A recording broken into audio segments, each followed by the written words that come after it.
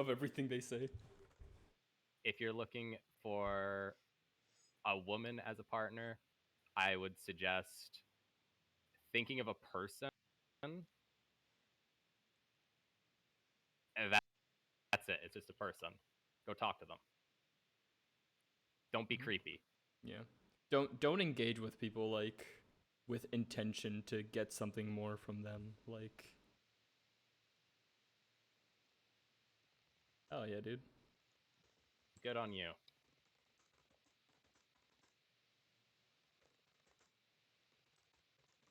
To be fair to Jordan Peterson, I think he does have some legitimate issues that he's working through. Yeah. I think him giving out all this advice is harmful in general. But I don't think I can legitimately hate him in that sense because I think he is unwell.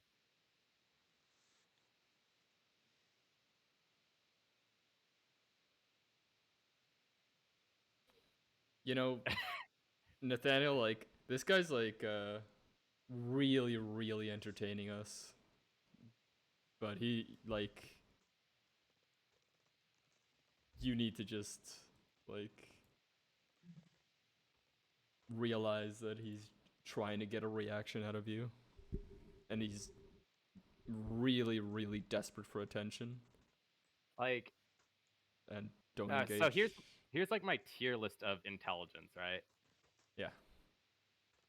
You have alt-right kind of think tank people somewhere near the bottom. And then you have like flat earthers below that. Fair. And then below that it's like homophobic people. I don't understand why it's an issue. Yeah. I mean, it's really sad because like people grow up in these environments and they're just completely brainwashed into like not seeing people as human beings and engaging with them.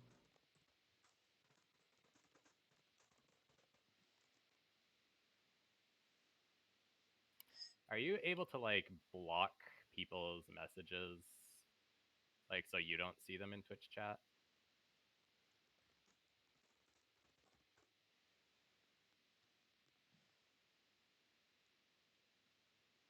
Yeah.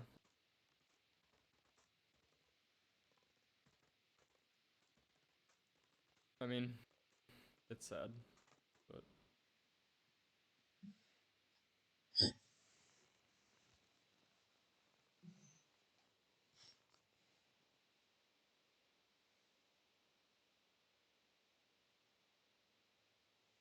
Yeah, there's bad people in any group of people.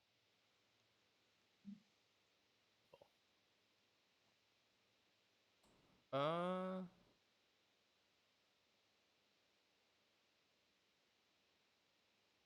now would you want to change Discord to the open Discord I have set up for Twitch? I'm just kind of here filling space. Yeah, I mean, this To be guy honest, wants to talk, but I'm fine either way.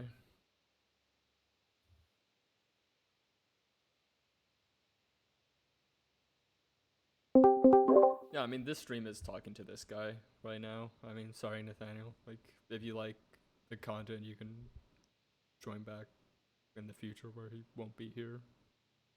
But, right now I have the Twitch title, Conversing with a Homophobic Muslim, and there's like 5 other people here.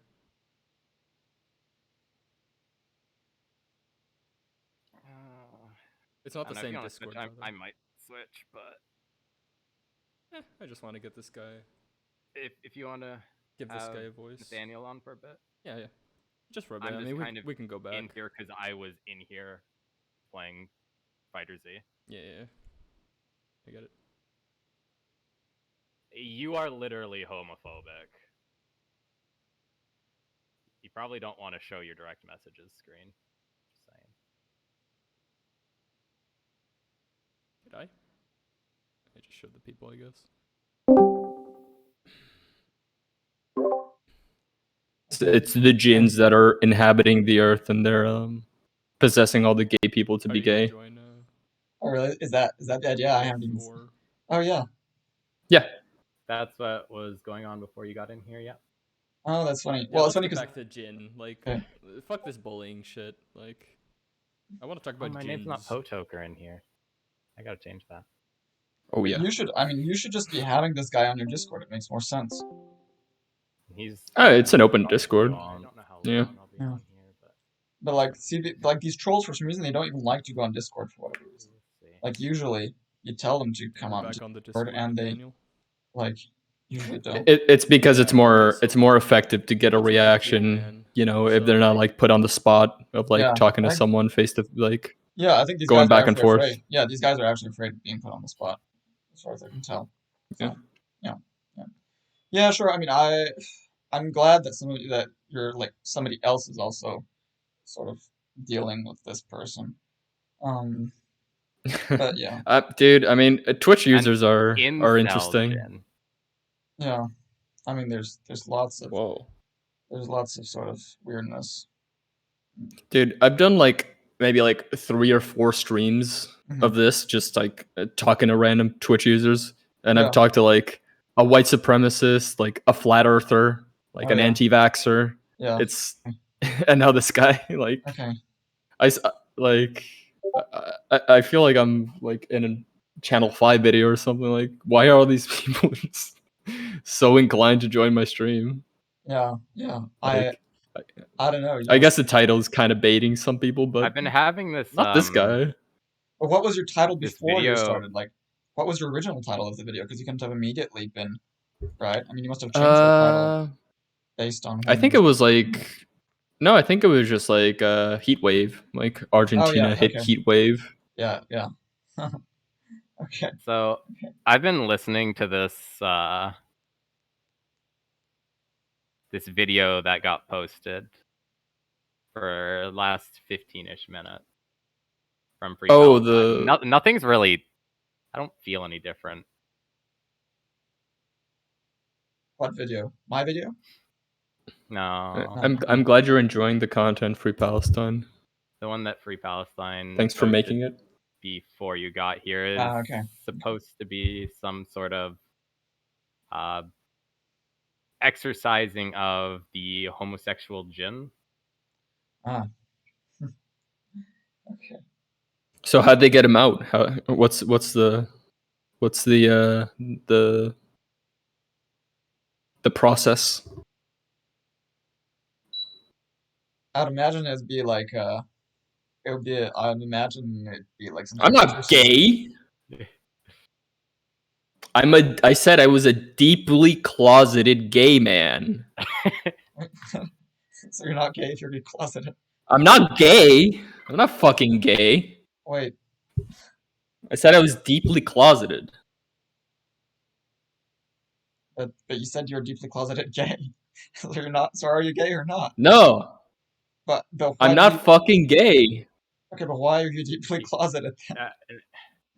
What does Daniel, that you're mean? kind of missing the joke here, my friend. Yeah, no, I'm just wondering if this is an actual joke or not. Like, yeah, I don't really know you, so like, Yeah, fair enough.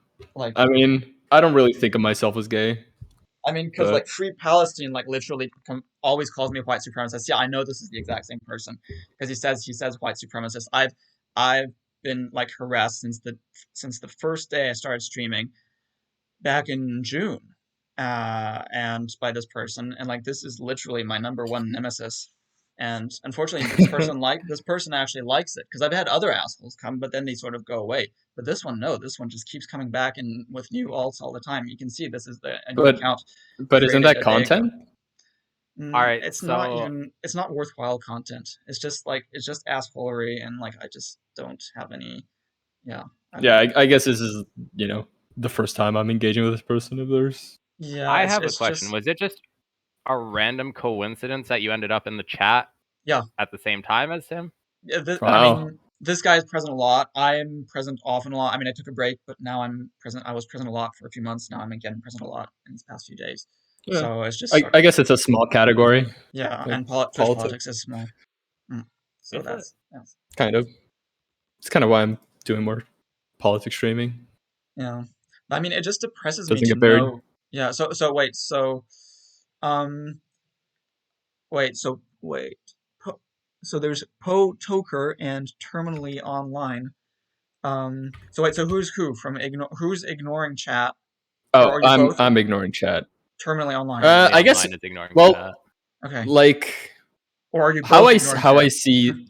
I mean, honestly, how I see the Twitch, like I don't really like think of ignoring chat as like my screen name. Like Mhm. ignoring chat is the channel, and everyone Okay. on the Discord is ignoring chat. For the Okay. record, I Generally, I 4 out think of the 5 whole people. idea is stupid, but you know, How's it? That's why you're out of the contract. I was never in the contract. Yeah, you are. Everyone's I in the contract. I did not sign anything. No, this is a future contract. There's I no got contract now. I got leveraged in here because you started streaming while I was playing Dragon Ball Fighter Z. Wait, Like so you both you actually just hijacked me. Hell yeah. you're like both Yeah, you at could this leave point anytime. you're both But sharing this channel, but the person we're seeing on screen is the person called Terminally Online on Discord. yes. Okay. I mean, yeah. These are my the people on the Discord are my friends. I own the Twitch channel, but Okay. they're generally streaming on the Discord, talking to these fellas. Okay. All right. What do you like normally stream about if you don't have like interactions with like some perhaps odd people that come on? I've been streaming generally either IRL, this like politics, this Mhm. kind of format. Mhm. I feel like this gets the most traction, but Yeah. also I've been playing Project Zomboid Yeah. and Yakuza lately. Hmm. Okay. All I right. I don't know if you care about my thoughts on that Free Palestine XXX, but um, I haven't covered those specific topics with Nathaniel, so they're not really relevant to me at the moment. Whereas this Jin anti-gay thing has been mentioned over and over. Yeah, you said you wanted to go back to it and you never talked about it again. Like I want to learn about the Jins. Like genuinely. I mean, you talked a little bit about them, but like you said you wanted to talk about them again and then you didn't say anything more on them. He said something about that Nathaniel's maybe possessed by an incel Jin, but Wow, something real about them. I'm trying to learn yeah. about your culture. Like, come on. Genuinely.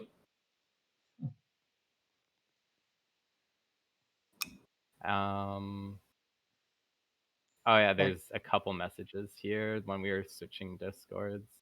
So the Jinn have certain powers that God gave them, such as possessing people, whispering thoughts they're responsible for all evil in the world. And from what I learned is that a man who is feminine or a woman who is manly, I assume he means is possessed by a Jinn.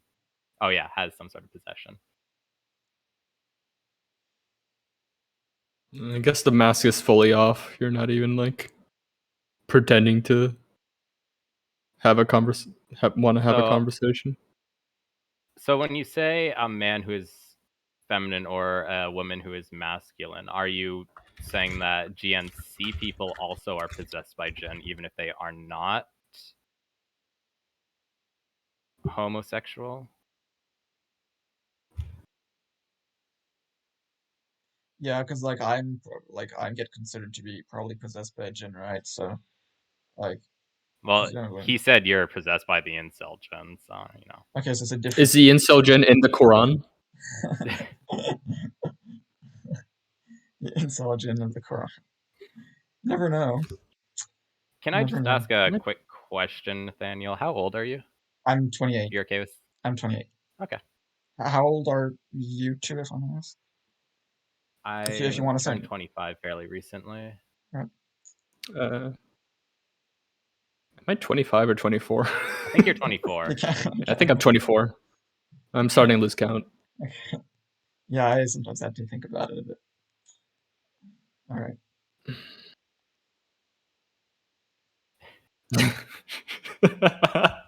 Come on, dude. But you're a virgin too. Why are you making fun of someone being a virgin when you're a virgin? Okay, but That's he's true. a younger virgin. No, and we don't know he's a virgin. Has he said he's a virgin? I think he. Well, Well, Yeah, no, he's not a isn't virgin. that extramarital then? Yeah, it's extramarital, but he's a Oh, man, so it's okay. In Islam, it's all about hypocrisy, and for men, you're supposed to have as much sex as you want, but then basically claim it to care about chastity, and then to like stone women to death if they have sex before marriage. So, is not it all. Yeah. is it allowed if you're engaged? it's not allowed, but the culture, that's what it's like. I mean, I'm that's it's, asking him. yeah. I'm just saying it. You know he can write stuff. We don't stone it. Yeah, but except that you do. Muslims stone people to death. Muslims basically just oppress women. They're just the whole culture is just monstrous. It's a complete abomination. And like you're somehow defending this, and it's just completely indefensible. And I just, how can you like this? How can you actually support being just so evil? No, you're the evil person. I'm filled with rage against evil. Yeah, like Jesus. And why do we get this CFC like incels afraid of Muslims because Muslim men are alpha? And he sounds like a raging incel Temple of Marduk. Who are these like No, they're friends. like alt accounts or something of Free Palestine? I don't think so. Or No, are they're these probably his friends. yeah. He's probably You in a know group what chat. alphas lose to though? Alphas lose to sigmas. They're afraid of That's true. sigmas. It's just science. Yeah, no, I didn't think these were alt accounts. I was just sort of like, why do all these people say this similar silly stuff? You know, like it just seems a bit Yeah. weird. Oh You're a man, I wonder Christian why who he agrees with posted my my Muslim brother. stream. I have You have agree 6 with my viewers Muslim all of a brother. sudden. So what? So that what? That I should be basically, I should be like shamed for not having women like me? Is that like what you're saying? Because I'm not like dominant and like pretty and like rich or whatever enough? Is that like literally what you're saying? Is that what Christianity and Islam is about?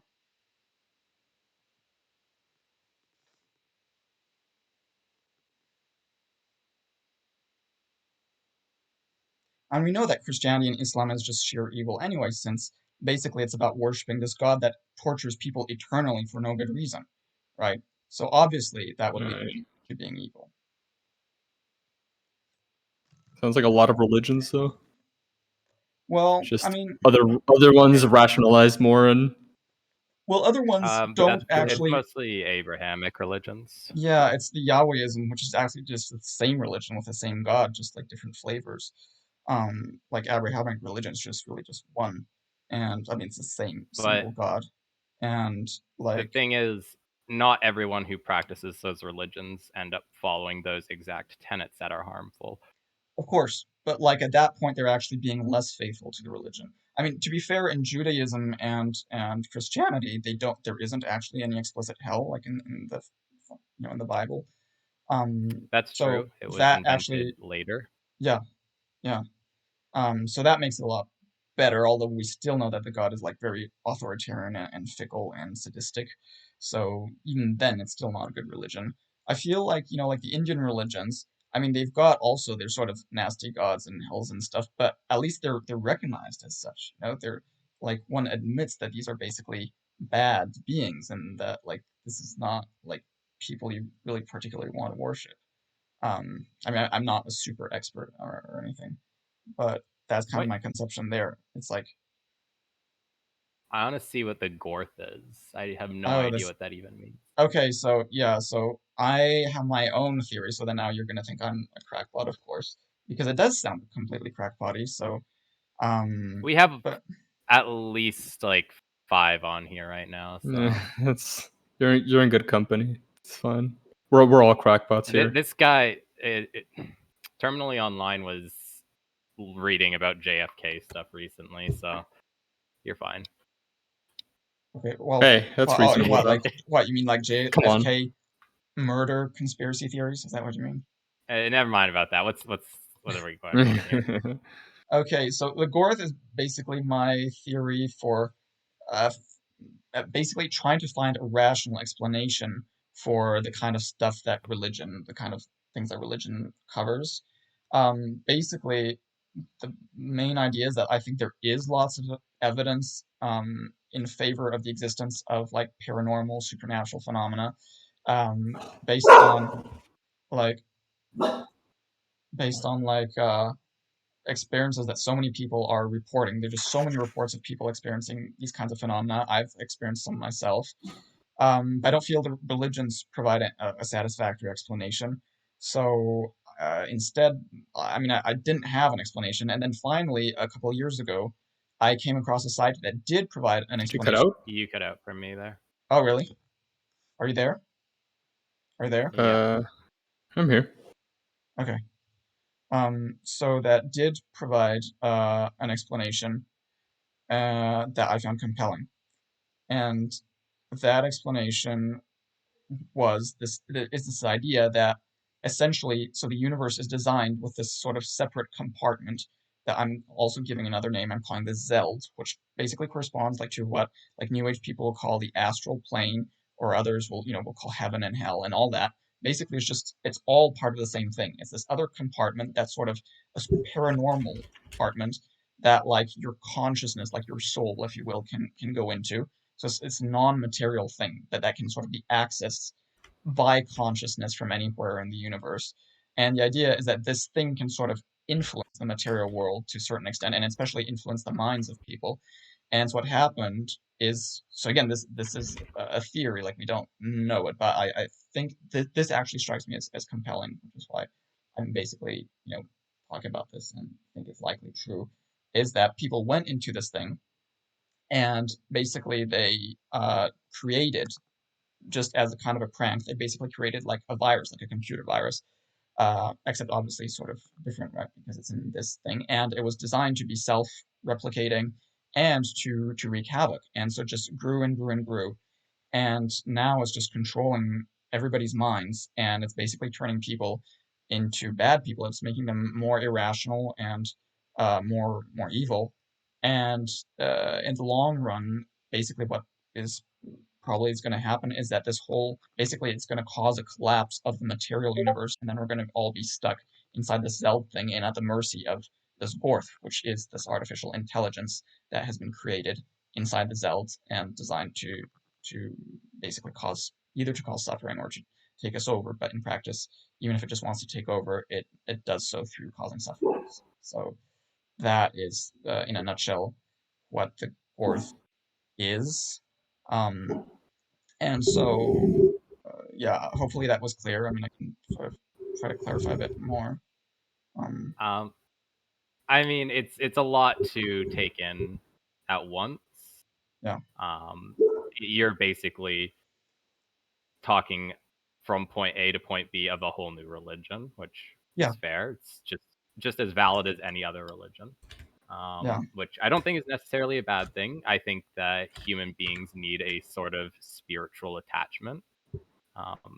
It just so happens that organized religions tend to be given some sort of spirituality at a mhm, younger age, so they don't really have to think about that for themselves. yeah, But yeah, but they are all, in my opinion, very interesting stories to take a look at. And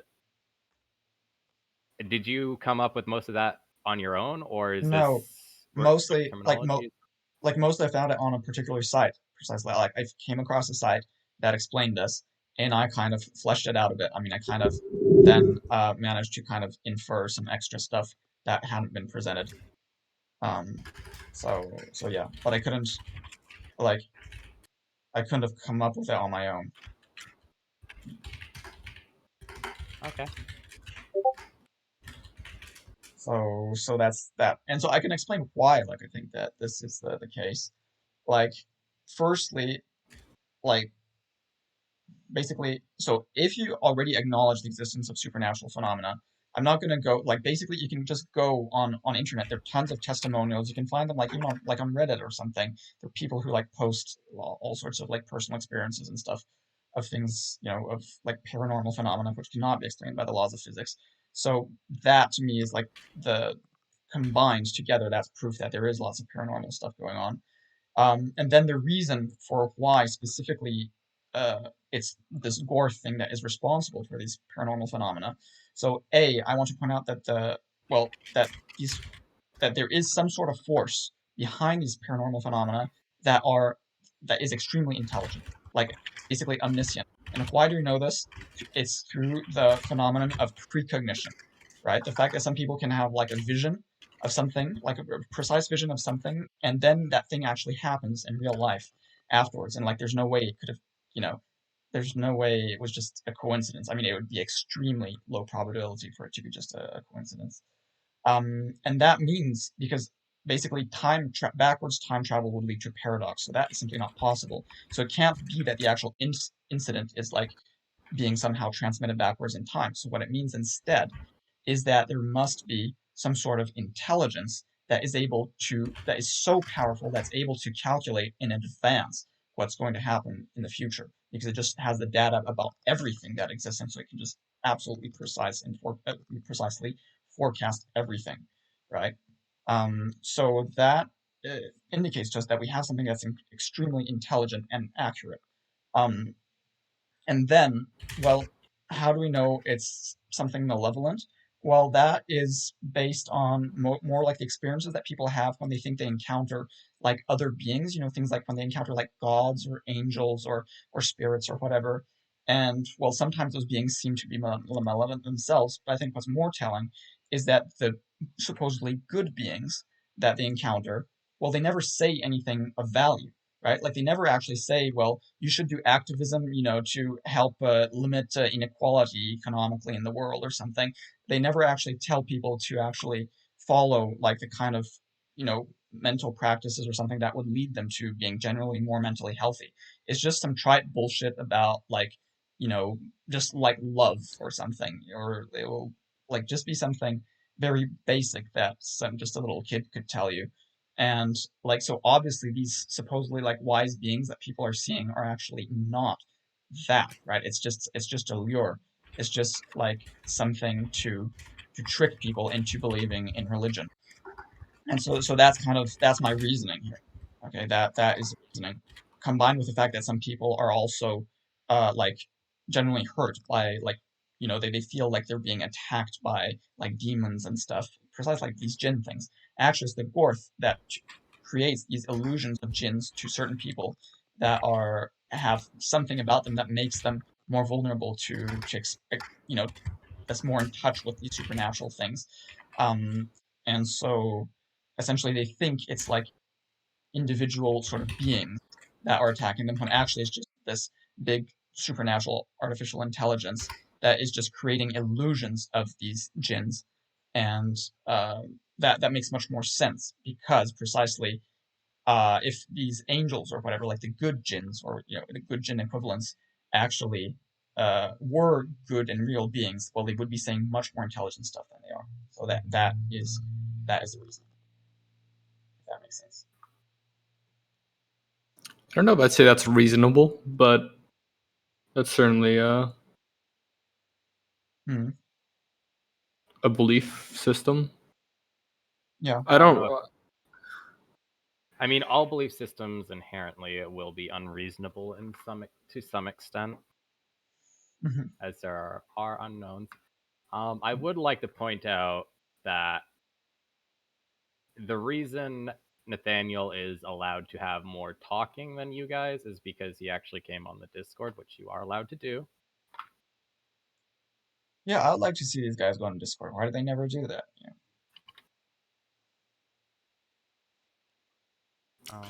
It's an open Discord. So anyway, like yeah, that is my explanation, and to me, it's really pretty robust. I know that other people basically fail to see this, but and this is why What I sort of feel specifically? Sorry to cut you off, but like, what specifically do you think is robust about well the this belief system? well precisely just what I explained essentially. I think that is really compelling to me. To me, it's really compelling. Um, like combined, plus I've had my own personal experiences. Well, I think the Gorth actually led me to the site that taught me about the Gorth and intentionally showed itself to me. And what I've been seeing is actually like tons of omens, which is like you see like synchronicities, and you're like happen to be at the same place as something else. Often it'll be a few times it's like you see a particular animal, and then you like look up, and that omen has a particular, like seeing, like a black cat crossing the road in front of you, that kind of thing. And so the way the Gorth does that is because it manipulates like your minds and the cat's mind to like be at the same place at the same time. See, because it can manipulate you so that you like walk a little bit faster or something like that. And as a result, you'll have this omen happening because the Gorth manipulated both of you. And so I've had also like one of the things is like clocks. So like sometimes I sort of got into this thing where I like read like the numbers as letters. Like 1 is an I, and like 2 is a Z, etc. And like 0 is an O. And then sometimes it, like if I read it like upside down, especially, like it can like, yeah, every number can be a letter, and so it can spell out messages. And so some, like short words, like 4-letter short words. And so Yeah, like but I've I feel like you're like looking for patterns and things. I Like know I humans are know like pattern seeking I know. And look, animals. I am like a very much a skeptic, rational person at heart. Like I thought, about like Santa Claus. I didn't believe in it. I actually thought that like basically stores would hire people to like walk up into people's chimneys and like put the presents like that. Like I thought they would go like rappelling down a chimney or something, because I basically didn't think it was plausible for like there to be a flying Santa Claus, like flying deer and stuff. This was when I was little. This was like when I was 5. I had come up with this idea. I was always very much into rationalism and like anti-religion, and so this is not at all like based on a sort of gullibility, and it's really based on many repeated experiences of this. I've had energy therapy where you go to this guy and he puts his hands just above you, never touches you, and I felt like super weird, like just physically really weird for like 3 days, and like not even immediately. And it obviously wasn't placebo, because placebo, like, or nocebo, because that kind of thing would be kind of a bit scary to me. Well, a nocebo would just make me feel a bit stressed for about an hour, whereas this, I didn't feel anything at first, and then over the next 3 days I just felt really weird. I couldn't sleep properly, and I just like, so like I don't think it was good for me. I don't think it was energy healing. It was energy badness, because I think it's actually the Gorth that is, it's like through the Gorth that this stuff happens. Um, so like I've experienced supernatural stuff, and lots of people have, and so like I can't tell you all the different testimonials and stuff. You just gotta go read. You read all the different stuff, and you just gotta ask yourself: are these people all lying? Am I lying? Are all these other people lying? Um, I just I don't think so. I mean, I know I'm not lying, and I just really much doubt the other people are lying. I mean, some of them, a few people are lying, presumably, but I doubt most of them are lying. Um, and so, just from a perspective of, epistemology, I think lots of scientists are actually misguided, because they think you can only know something if there's like some sort of formal study, and they'll completely like disregard any anecdotal evidence, even if there's tons of anecdotal evidence. I mean, if there's like one sort of primitive villager that tells you there's like some sort of animal or something roaming in the woods or something, like maybe you think there's some, like, not, I'm not thinking like a yeti, but like, imagine like there's some animal you think has maybe gone extinct or something, and you want to know if it still survives. Well, like that, it is a thing that people do. Like biologists will go ask like the villagers, have you seen this thing? And that is considered, a fairly important element of information. Like it's not just something to be completely disregarded. If they say, yeah, we've seen something like that, they'll be like, okay, this gives more credence to the idea that this animal still exists, right? Um, so obviously, just testimonials of people is an epistemologically valid source of information, and I think that's actually a mistake. I think scientists are actually being unscientific by discarding this, and so that's actually why I'm even doing this. I kind of want to tell the world. I mean, in any case, I like there's lots of stuff that we need to do better, I mean, politically.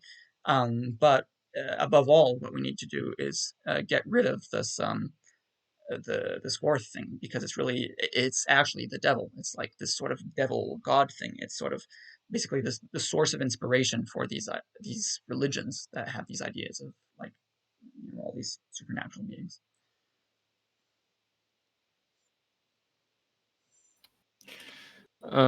I think policy would be better focused on improving outcomes Well, of course, for like in people, any like but maybe yeah, the Gorth should go be ahead. looked at. I mean, sorry, I I'm trying, like, dude, I'm like really trying, like, I can uh, tell. like like you know how this sounds, I like, know how it sounds. come I on. know how it sounds. I look, if I had to I'm word this just just really like that, confused because you say that you're like a very rational, skeptical person, I am. and that's I am. completely seems contradictory to everything you're saying. Well, I think No. you can be rational and skeptical, but still hold a belief that isn't necessarily, as long as you can kind of look past a single detail and logic your way out of that. It's not even that. I think it's that you've disregarded what I've just said. I've said there's tons of evidence for this, and you sort of act as if this evidence isn't evidence, and like that it's not rational to just Well, like open your it's eyes. not that there isn't evidence to I Yeah, I don't but you know. see what I mean? Like it's almost like you're just defining rationality to be basically denial of supernatural phenomena, a bit like these climate No, so-called skeptics. that's Climate skeptics. that They pretend to be skeptics, but actually they're just denialists, and actually they have this preconceived that's not position. at all what I said. No, it's not what you said, but I think it's kind of the spirit that it comes from. No.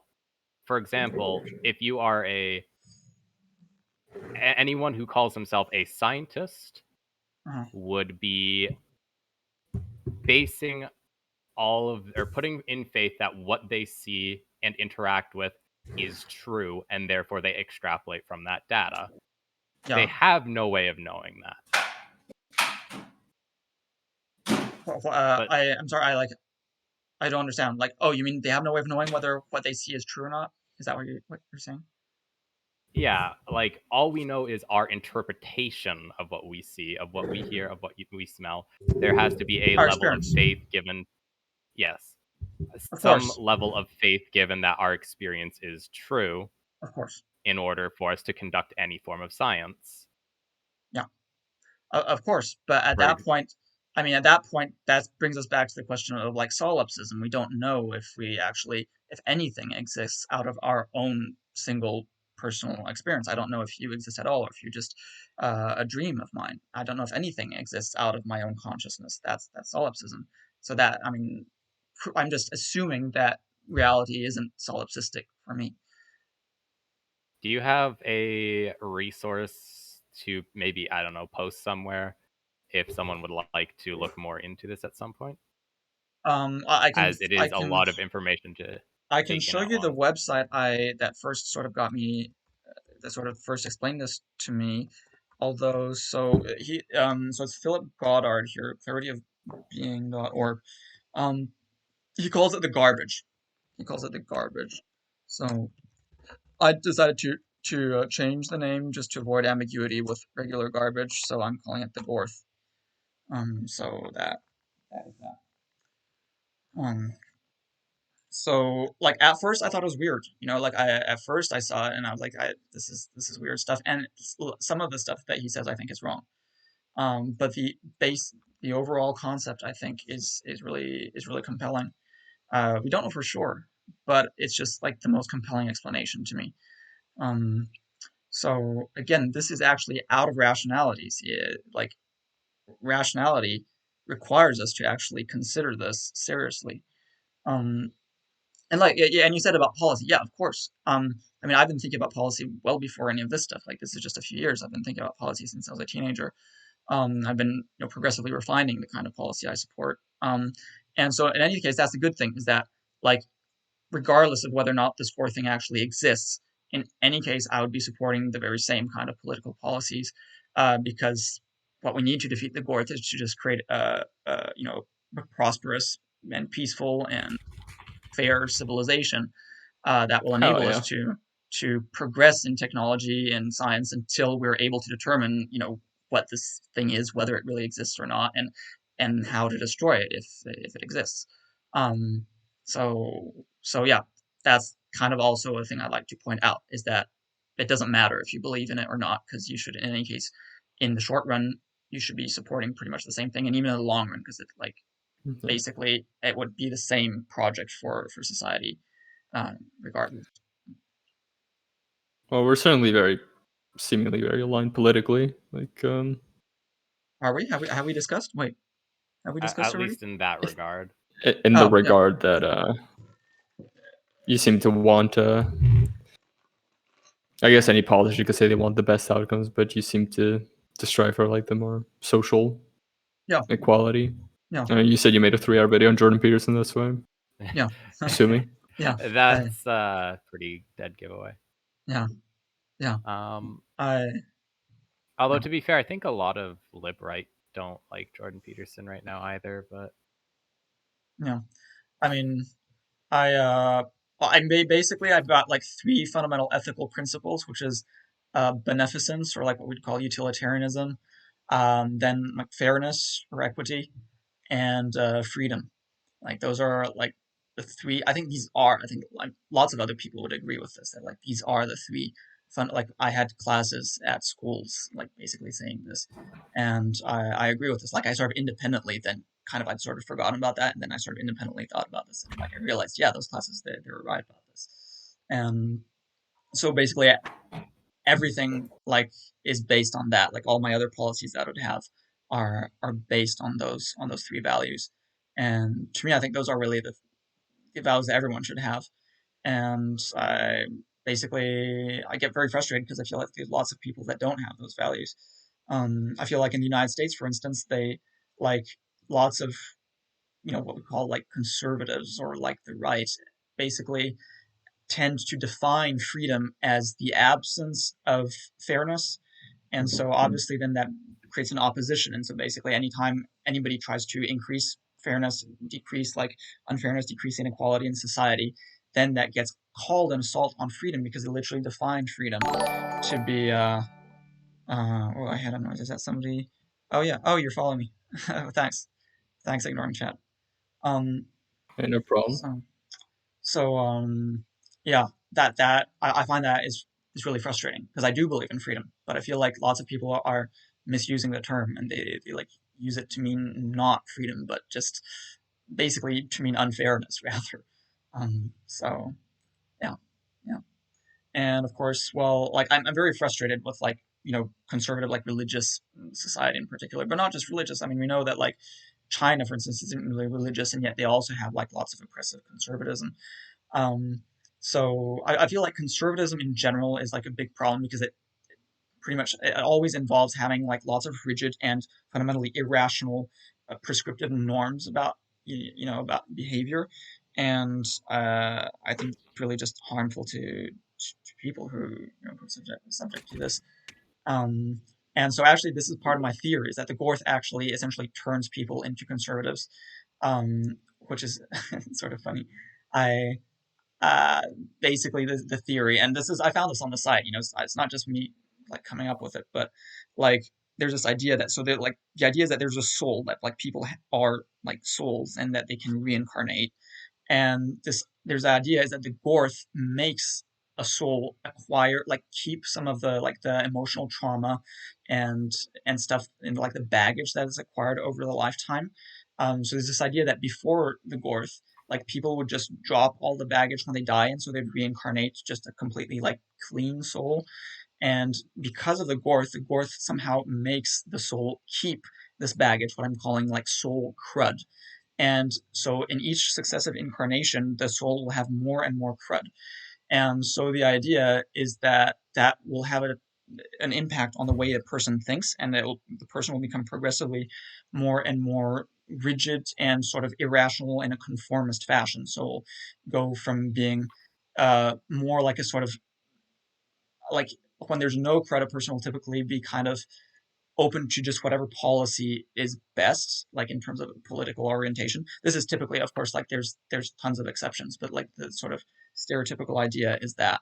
And then as a person acquires a bit of crud, that person will become a leftist, but sort of more out of tribal identification to leftism and not just about policy.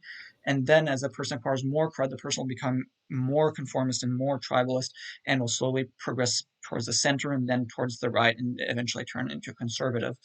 Um, this is just schematically, of course, like most people won't be following that exact progression. And then what happens is that once they've acquired too much cred, they cannot even incarnate anymore. And then they become basically unincarnable souls.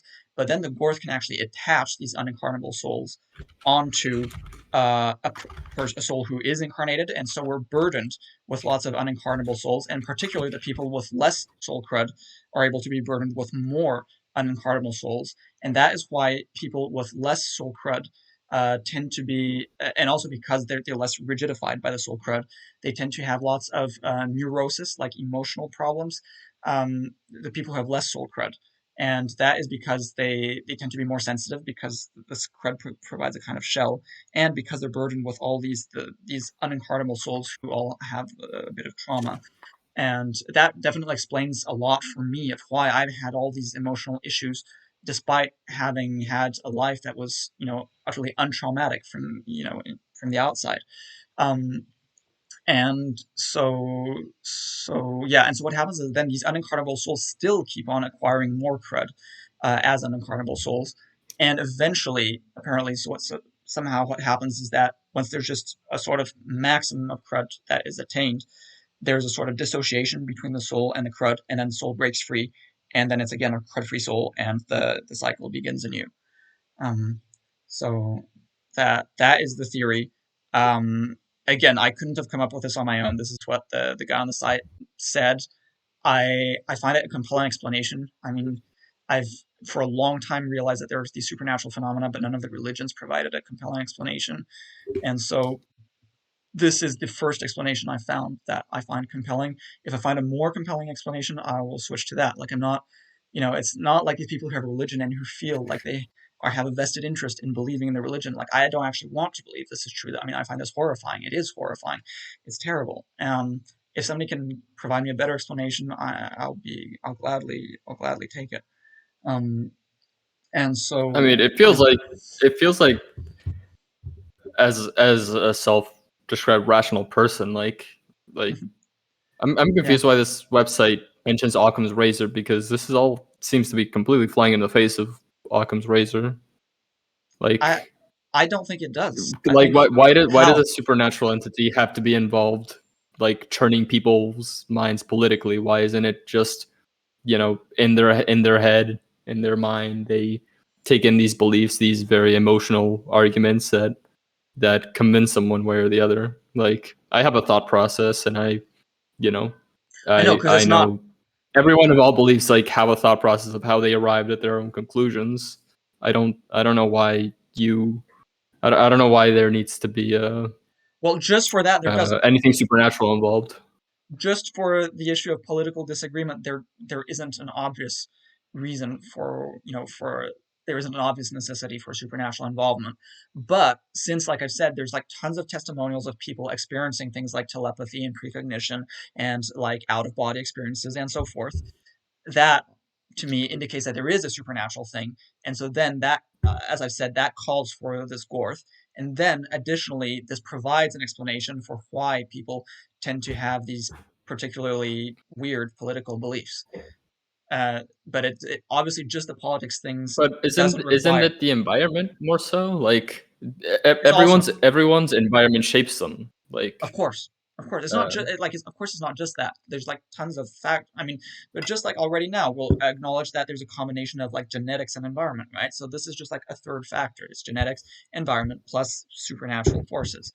Um, but again, like just when it just comes to like this kind of political alignment, it's true that it's not obvious that there needs to be some kind of supernatural force behind it. I completely agree with that.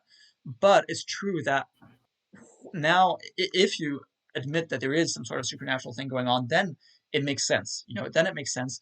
because it's not just about the political belief, right? It's how you think.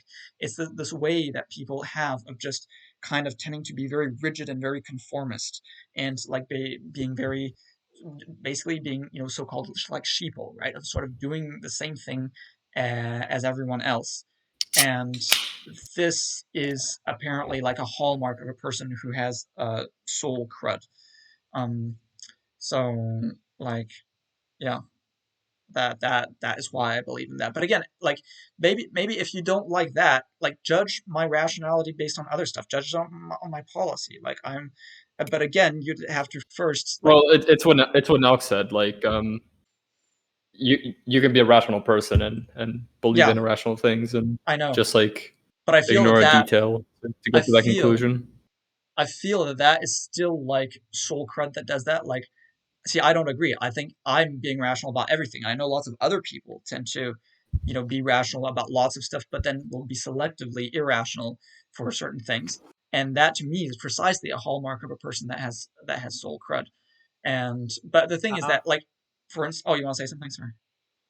yeah, I'd just like to interject. I was just looking at your socials here, and I see that you Yeah, have a YouTube page. yeah. Is this anything that you've like thought about making What? more detailed, more concise videos about? Because I see most of your videos are fairly long. Have you thought Yeah. maybe like a quick 10-minute edited video? Because Um. it is a lot of information to take in at Yeah. once. Um, I just wanted to explain it properly. Like, again, just a short video, I just wouldn't be able to properly. Like, I it could does, do it. Yeah, I see what you mean. Okay, I mean, I'll think about it. but like in a series, because that might help you Oh, more with getting people on board. If yeah, you have one 10-minute video that kind of shows an mhm, overview that isn't super long, rambly, yeah, and then you go into the smaller details, you might yeah, get more people to look at your way of thinking. yeah, Um, but I personally think that at some point, after listening to something for long enough, mm, people get like brain overload and it yeah, becomes harder and harder to really pay attention. of course, I Which is agree. kind of why I was thinking that we switch the discussion. You've talked about it for quite a while, Yeah, yeah, yeah, sure, um, sure, sure, sure. and I've noticed Free Palestine XXX is back. Um, that name, you, you really That got to has to be say intentional. that's Like a troll. that's a Uh, that's a troll. Like, come um, on. I'm wondering if it's like a black propaganda thing. Do you think? Like, I he seems really knowledgeable though. But I don't know. it seems like it could be, right? Like it's Um, free Palestine but triple X. It's I'd like to perfect. give you, Like, Nathaniel, a chance to defend yourself as he's accusing you of white supremacy Yeah. and oh yeah, misogyny. yes, Oh, yes. Um, there's so those are baseless accusations. I don't even feel the need to defend myself. Like, that's just flat out wrong. I don't even know what I can just say no, he's wrong. I don't really feel like uh, he there. he said something about taking back the N word, or Temple of Hmm. Marduk said you have interesting views on taking back the N word. Okay, so yeah, that was a video I did. It was to make a point. It's not about, actually, it wasn't about taking back the N word. It was, yeah, I did make a point that I think it's not actually beneficial for like race relations to have this divisiveness of identity politics. And I feel in general, for instance, that like having these sort of special status and like things like affirmative action for certain groups, and also this like these sort of special privileges that certain groups might have. I don't think it's good because it makes us see each other kind of as different and as aliens, and I think we should rather try to merge, to really assimilate with one another. And so my point that I was making in that video is that I said, well, allowing like African people of African origin to say the N word, whereas and getting considering to be totally fine, but then getting upset about other people saying it, I feel it's not actually good for anyone, and it probably mostly for people of African origin, because it will make us sort of see them as different. We can't just see ourselves as just equivalent people.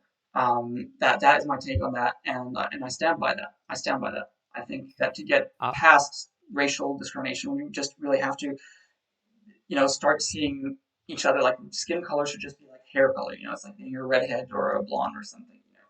And I think the way to go is to not have like special status, and also like for other stuff like, saying that like wearing dreadlocks as a non-African type person is somehow wrong. Well, I don't think that's a good thing to say that. Like I am pro cultural appropriation. I think people should just appropriate stuff from each other. So that's my take on that. Okay. Do you have anything you want to say right away, Juan, or should I start? You can start. Okay, so this is actually kind of a discussion that in our group of friends we've had before a couple times. I feel like people have even changed their mind, like going back to. I feel like there was more pushback before. I feel like there was more. Right? Yeah, I can understand the what you're saying, Free Palestine. And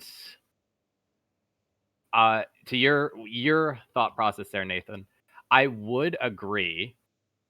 The problem is that I think that can only be done in a world where all of these minority groups are already in an equal playing field. Like if we get to some form of equality for everyone, regardless of race, sexual identity, or I guess just any LGBTQA status, religion even, then it's really difficult to say that certain words should be allowed to be said by anyone. Like Yeah. the N word specifically has a lot of cultural charge to it, a lot of historical charge. Yeah. I myself would not say it, even if I was allowed. But Yeah. it's also there's a video I was watching one time, and it was about the movie Django and having to say the N word on screen. People asked Samuel L. Jackson what he thought of that word being used in the movie. His response was interesting. He just asked the interviewer to say it because he knew that he wouldn't. And my interpretation of this is that Samuel L. Jackson is tired of it being an issue, in the sense of, you know what he's going to say on it. You are asking him because he is a black man. Yeah. And that basically anytime something to do with race or the N word comes up, it's going to be, oh, what do you think of this? It gets really, really annoying really fast. That's my interpretation of what he meant by that. But in relation to other cultures being able to use things that are deemed, taboo or offensive, again, it's just really difficult to see that you could use a slur against a non-privileged group in order to make any point, really, just because there's so much more cultural charge. I don't know if I really got point across there, because the whole Samuel L. Jackson thing. I think that makes No, sense. I fully understood you. I think that makes. Yeah, I understand. me and you talked about. Yeah. And with cultural appropriation, I think it's overly talked about. But for example, no, I don't think any person should be able to just wear a hijab, for example, because that has a cultural significance. If it doesn't have a cultural significance, then there's nothing to be appropriated. Yeah. Hmm. Yeah, see, But but that's for where I disagree. example, Like, I just, Yeah. I'm just anti-hijab wearing. But obviously, I mean, I think people just should spontaneously not wear it because I think it's not, it's symbolic of something that I consider very unhealthy. But and so I think people should be able, anybody should be able to wear it. And like that's my position. Again, we should be trying to merge, and we should be forgetting about like past status of like oppression and stuff. Remember that like Arabs were slavers, and this person, Free Palestine, has actually been proud of that. He said, "We enslaved you, whitey boys, before and stuff, and we will take over Europe and stuff like that." So, like again, we should stop seeing like who like this idea that Europeans are the oppressors and everybody else is the oppressed. No, people oppressed each other everywhere. Everybody is like part of a group that is obsessed, like oppressed and oppressor. Like some Africans, enslaved some other Africans and then sold them to Europeans, right? That was much of the slave trade. So, in fact, like, if you think about it like that, you'll realize that it's sort of, it doesn't make sense to just create these basic blocks of people. There's the European people, the African people, the Asian people, and you have these blocks, and it just completely, cancels out all the subtleties of everything else that has happened. And I just think it's silly, and we should just be focusing away from that. And I think I agree with Republican backlash against this at this point because it's not actually progressing. It's not helping us get past racial tensions. It's actually, fueling further racial animosity, and that's what we should be trying to strive to get away from. I would want to just see us getting rid of these separate cultures, these separate identities, because as long as you do this thing of like black pride, of like bolstering your identity, of seeing yourself to be proud to be, you know, proud to be black, proud to be Arab or something, then forever you're going to have these separate groups of people who kind of see each other as antagonists, really. And I don't think that that is a good thing. I think that's inherently untrue. Um, there's a very popular streamer, actually, Hassan, who recently did a video on this whole topic. And I agree with his opinion on it, which is my interpretation of it is that basically the reason that there is black pride is because it's a minority group that kind of relies on itself in this case. The Mhm. reason that white pride is considered a bad thing is because A, it's a reactionary thing. B, Yeah. the whole idea of whiteness is very arbitrary. Yeah, but isn't Um, blackness too at this point? Not really. Uh, Blackness in the sense of black pride is generally thought of a black person that is living in America and their ancestors lived in America. yeah, but what if it's like just 1/8, or something like that? What do you do with those people?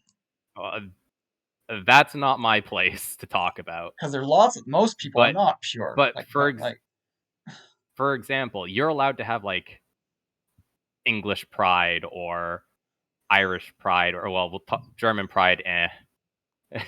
That generally goes pretty bad. But um, again, I'm from Canada where there are several groups of other European congregations, basically. A lot of Germans live there, and there are festivals like Oktoberfest that happen there. That's an example of German pride. The reason that there's no white pride stuff is because white isn't really a culture, whereas Black Americans kind of created a culture for themselves. well, I would also actually counter that that's not really true. That white isn't culture, and I mean, yeah, it's lots of different cultures that have kind of amalgamated into a culture. So that there is a certain sense to say that there is a sort of group of people called white. And I actually, I mean, I've seen people say this, and I agree, and I would have said this myself.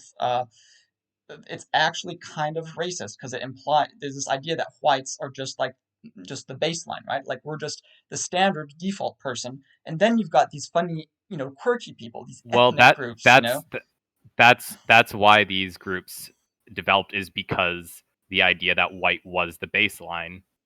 Yeah, but you That see, that like, is why white pride developed from black pride, is because they wanted to return to the white being the baseline. yeah, but you see, but that at the same time, Yeah. simultaneously, by making white an identity, actually makes it no longer the baseline, right? Because now it's just another group to be that's sort of at the same level as, that's white versus black. Because before, white was just a person, you just had a person who's white, and then if a person wasn't white, well, you'd like specify that it was a black person, right? Whereas now, like by going into white pride, it's almost paradoxically actually kind of puts it more on an even playing field. And it's just about different groups vying, basically advocating for their own particular group, but no longer considering themselves the bearers of universality. And I don't agree with any Wouldn't of it that. be Like, wouldn't it be more in line to identify with something more than being white then? For example, Juan, he could be white passing in America. mhm, I've seen pictures of his father. His father was, and Mhm. now it's starting to be more of a thing where Hispanics are considered white. Depends mhm. on who you ask, but in America, it is a thing. I think in the census they're actually separated. There's They like are white currently, Hispanic. Yeah. but it's specifically Caucasian, which is referring to an ethnicity, not a culture. Yeah, yeah. Hmm. Um, Again, like my stance on this, I basically at this point I mostly agree with the Republicans on this, even though like I overall disagree with their overall sort of stance on things. But I think we should try to be colorblind and just kind of forget about all this stuff. I know that you're saying this stuff, but I think that mostly there aren't. I mean, there isn't much what they call systemic racism. I don't think like there isn't institutional racism beyond like the specific you know like the penalties surrounding like the war on drugs and stuff. The fact that like people are getting much longer sentences based on like the type of drug they're using or that kind of thing, which had a sort of a clear racial bias. That would be definitely institutional racism. On the other hand, I don't actually think that the current disparities and outcome that we're seeing are mostly the result of institutional racism. There's lots of pervasive racism still, but pretty mild. There's mild, moderate, pervasive racism committed by individuals overall. So that is a problem. That is a problem, but I don't really agree with the kind of tactics that the sort of more quote lefts or whatever are engaging in to solve that. I think that there are better ways to do it, and I think we should first be focusing on fixing the institutional problems that are mostly not racially specific, and we should also be making fixes to those institutional problems in non-racially specific ways. And so I think we really should be just focusing on basic institutional things on a non-racial line. And what we'll see is that when we do that, we'll see that the differences between racial groups will probably subside to an important extent. Um, You say probably, and I have a little bit of an issue with what you're talking about. mhm, That somehow, if everything is fixed without a racial lens or a group lens, mhm, this is called optics, by the way. yeah, But without the correct optics, what you end up with is situations where, like in America, you have a disproportionately jailed amount of black people yeah, for things like smoking weed. yeah. For They don't do it any more than any other group. It's just there's a racial bias towards it. Well, there I there don't is understand. Yeah. like I would I just don't say, understand how you can possibly fix an inherently racially segregated kind of idea without a racial lens. well, because precisely consider that having a racial lens will actually lead you to perpetuating racism. And so my point, see, my like retort to what you brought up there is I don't think anybody should be jailed for smoking weed. So the problem there, the issue is not that there are proportionally more black people that are Okay, jailed. weed is just an example. I know, but like already all There- drugs, I think we should first, but that's an because example. black communities are policed more. There is Yes. Yeah, and the result that they're locked up at disproportionate rates.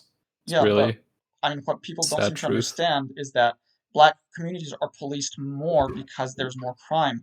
If the police actually didn't care about black communities, That's they would be actually policed not less. true. That is true. I mean, like, it's pretty hard. Like, you could say that because they're more policed, then the police can see that Listen, they can, like, catch more crime. Is that what you're going to say?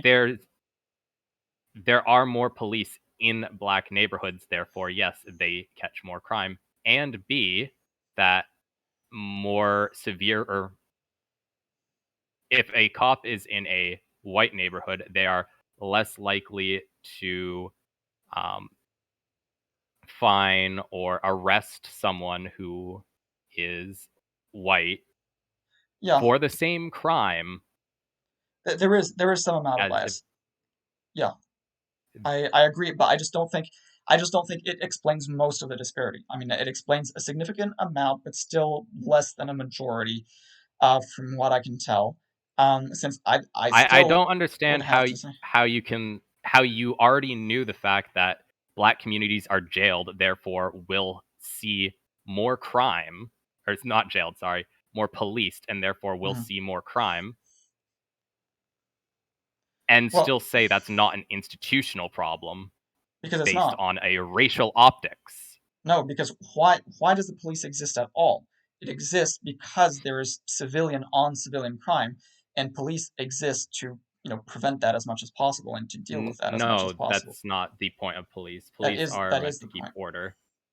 Yeah, but they're meant to keep and to keep order and sort of and thereby to keep order. But like obviously, like you can bring up sure the fact that back in the day the police were like meant to catch like ex-slaves and stuff, but and sure it would be nice to have more of a proper break once and for all so that there wouldn't be this kind of continuity within the police departments.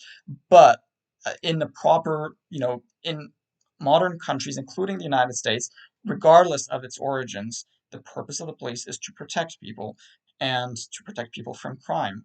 And that is what they do, and they have a useful role. And there is more crime in black communities. And how do we know? Precisely because there is a metric that is not dependent on the presence of police, because it's a kind of crime that is essentially almost always caught regardless of police presence, which is homicide, because it's a severe enough crime that we always pretty much always investigate them. And what we Yes. know is that there is much more homicides in black communities. There's four times more homicides committed by black people, mostly on other Now, black people. is that black communities or is that poor communities?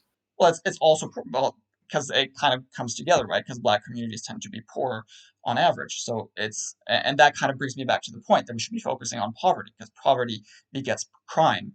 So obviously, what we should be focusing on is just to alleviate poverty in a non-racially specific way, because it's not like, white poor people are also struggling, and I don't think that we should be somehow favoring black people who are richer than white poor, like the middle class black people. Why should they be advantaged at the expense, maybe, or like not necessarily the expense, but without advantaging poor white people? I think we should just focus on poor people. Well, And yeah. I don't think you could implement policy like on a national level that's like we will help all the black people specifically. Like if there's gonna be something, some programs to kind of remediate like historical wrongs or historical inequality where black people weren't able to like build up this generational wealth, then I think it would be because that's what's going to get brought up by right wingers. That's what's always going to be the talking point. Like, oh, Yeah. you wanna put black people ahead of white people. This is actually reverse racism. Now you're discriminating against white people. That's the talking point. So I think a way you could really fix that talking point and help majority Black communities would be to have this affirmative, or have all these programs, but by zip code. Like you have these communities of which were targeted and ghettoized, and Yeah, that I would just demolish that talking point, wouldn't it? I, I I mean, it's wouldn't. still gonna get brought up, but you can't Well, demolish something like that. But like, no. I Well, feel like that would go a long way to kind of it's still helping those problematic communities. in as much as you're going to then maybe like target zip codes that have a certain racial makeup or something. What I would favor is simply to stop any kind of. I favor federalized public funding. So basically, I would just have a single federal tax, and then that would part of the tax would go to the federal government, and part of it would be redistributed to the lower level governments in proportion just to the population. So then there wouldn't be any of these issues that you have now, where there's underfunding because the populations are themselves poor, and so there just can't be much government funding. That is my solution to that. So that's one of my other big solutions to this. So like one of them is legalizing drugs, and another is precisely having this federal funding so that everybody, no matter where you live, you get the same quality of infrastructure and schooling and all these other things that the government provides. Uh, and that would really help people. And I think focusing on that could actually it would be much more easy to get broad bipartisan support, A, and B, it would be probably better anyway. I mean, obviously, people for now have been quite attached to this idea of war on drugs, but I think that over time you definitely can get them to see the other side of the coin, I guess. So yeah, that's my position on that. A third major policy, and actually the number one major policy that I'm very much in favor of, is the universal basic income, so that literally everyone would earn above a certain amount. Everyone would earn an amount necessary to just lead a decent, if modest, life. Um, so I think something, yeah, along the lines of $1,000 a month is really, it is feasible to live on that, although it's difficult. You'd have to move to a cheap place. Although of course I also advocate to get rid of excessive zoning laws that limit the amount of housing being built, which is the main driver of high housing prices. In which case then housing prices would go down everywhere, and you wouldn't have to move, and you could very much live modestly off of $1,000 a month per person. So that, yeah, I like policy. I like actual concrete policies to advocate for instead of this sort of vagary that we're seeing on both sides, where people, it feels like they just get kind of wound up against each other, and it's not even clear what they actually want to do. And the actual big obvious policies like those ones that definitely would benefit pretty much everyone. We're not even talking about them because people are just sort of screaming at each other. And so yeah, Well, that's by design. yeah, it is by design. I agree, and that's a problem. That is a problem. I mean, it's obviously the media is being owned by rich people who actually kind of want to divert attention away from that, because if people actually cared about the real issues, they would probably also wouldn't be so happy about some people having so much undue wealth and influence. So yeah.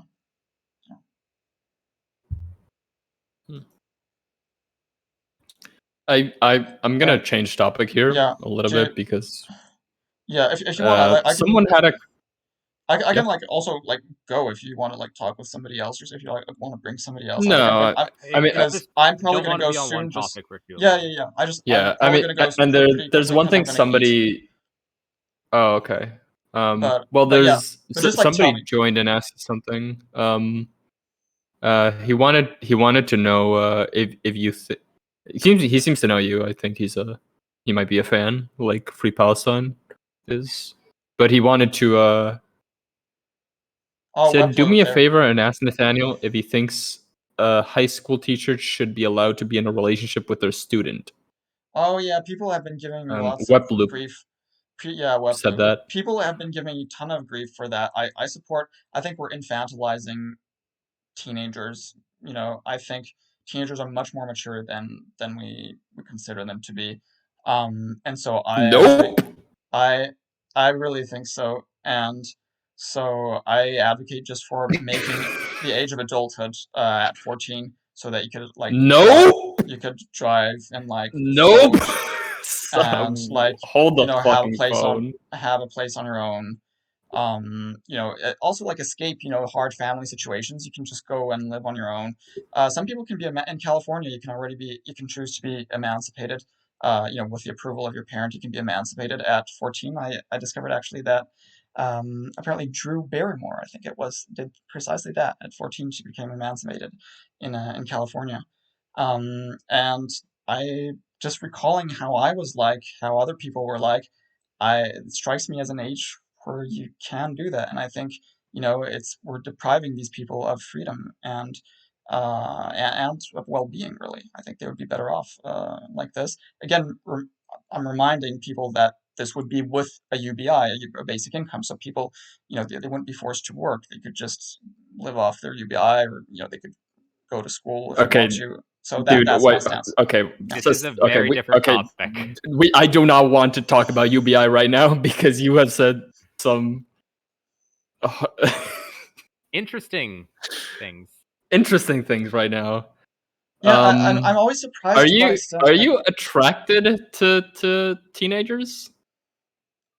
Yeah, for some reason people always bring up the sex thing. I don't know why there's such a hysteria around sex. And people don't realize because you're that talking about being these leftists, underage people. These leftists don't realize that it actually stems from the sort of neo-Christian puritanical movement, and that is actually like the real impetus behind this sort of sexual hysteria. Well, no, it stems from mental development. Mental development. Yeah, but that's just an excuse. The real fundamental reason. No, that's not an excuse. That's not an excuse. It is an excuse. If a girl, no, it's not. If a girl is underage, she's literally like learning about the world. Like do you remember how naive you were at that age? I wasn't that naive. I was less naive than most people, than most adults. Okay, congratulations on you. Congratulations on you. But do you know how naive some people are? Like, yeah, but how naive? Like, talk to your average 14-year-old. Yeah, I talk okay, that doesn't matter. Like, it's not naivety. It's mental development. Like, they don't have the life experience to really understand why an adult person is engaging with them is trying to not just an adult, but also an adult that holds a position of power over them. Yeah, exactly. Well, like the power dynamic is you said that a teacher with their student is acceptable. That's a power dynamic. Power dynamics are those are also bad. Power dynamics in a relationship like that, work, they're legal. Schooling, are all coercion tactics. But they're legal. They're legal. I mean, and with my situation, it would be, again, you'd be an adult at 14. You could just change schools. You could move. You live off your UBI. You could just decide to get another place somewhere else. You can still live off your UBI. Just go to another school. If you have somebody that has this position of power and is sort of coercing you. Obviously, if somebody's actually like coercing you and blackmailing you, that is wrong. And if you could somehow try to bring up evidence. Well, it's not like direct blackmail or coercion. It's just like the general, like an older person trying to be in a relationship with somebody who's underage. Yeah, that in and of itself is a different power dynamic. But it wouldn't be underage in this case, right? So just because how old would some arbitrary sort of ruling of when someone's an adult doesn't change the fact that they're still the same age. Like they're still the same 14. Age. Yes, but they have much more independence, so they're no longer so vulnerable because, like I said, they can leave, they can go to another school. It does because they're 14. They're 14. They're 14 and they can leave. They can't just leave and go to another school. They're adults. In my thing, they're adults. That's what I'm saying. I want to make the age of adulthood at 14. And yes, it would include sex stuff, but also include just anything else that comes with adulthood. Lip right moment. Okay, I'm sorry. I had to say. But this is the weird thing is that leftism is not progressivism anymore. See, it's doing this sort of racialism, this sexual prudery. What I like to say is that the modern American left is the true alt-right, like the alternative right. It's basically an alternative Antifa form. Is alt-right. It's an alternative form of conservatism because what we call the alt-right now is just the right. Like they're not even that different. Like pretty much all conservatism isn't just who you disagree with. Can I ask can I ask where you live in America, right? No, I am American of nationality, but I actually never lived there. I've just been there, just like on vacation and stuff. Where do I Where do you you live live? right now? I currently am living in New Zealand, though I've mostly been living in Europe. Okay, interesting. If that's so, um, Then you are aware that American politics, like the right-wing Americans are very far right, and the Democrats are also still right.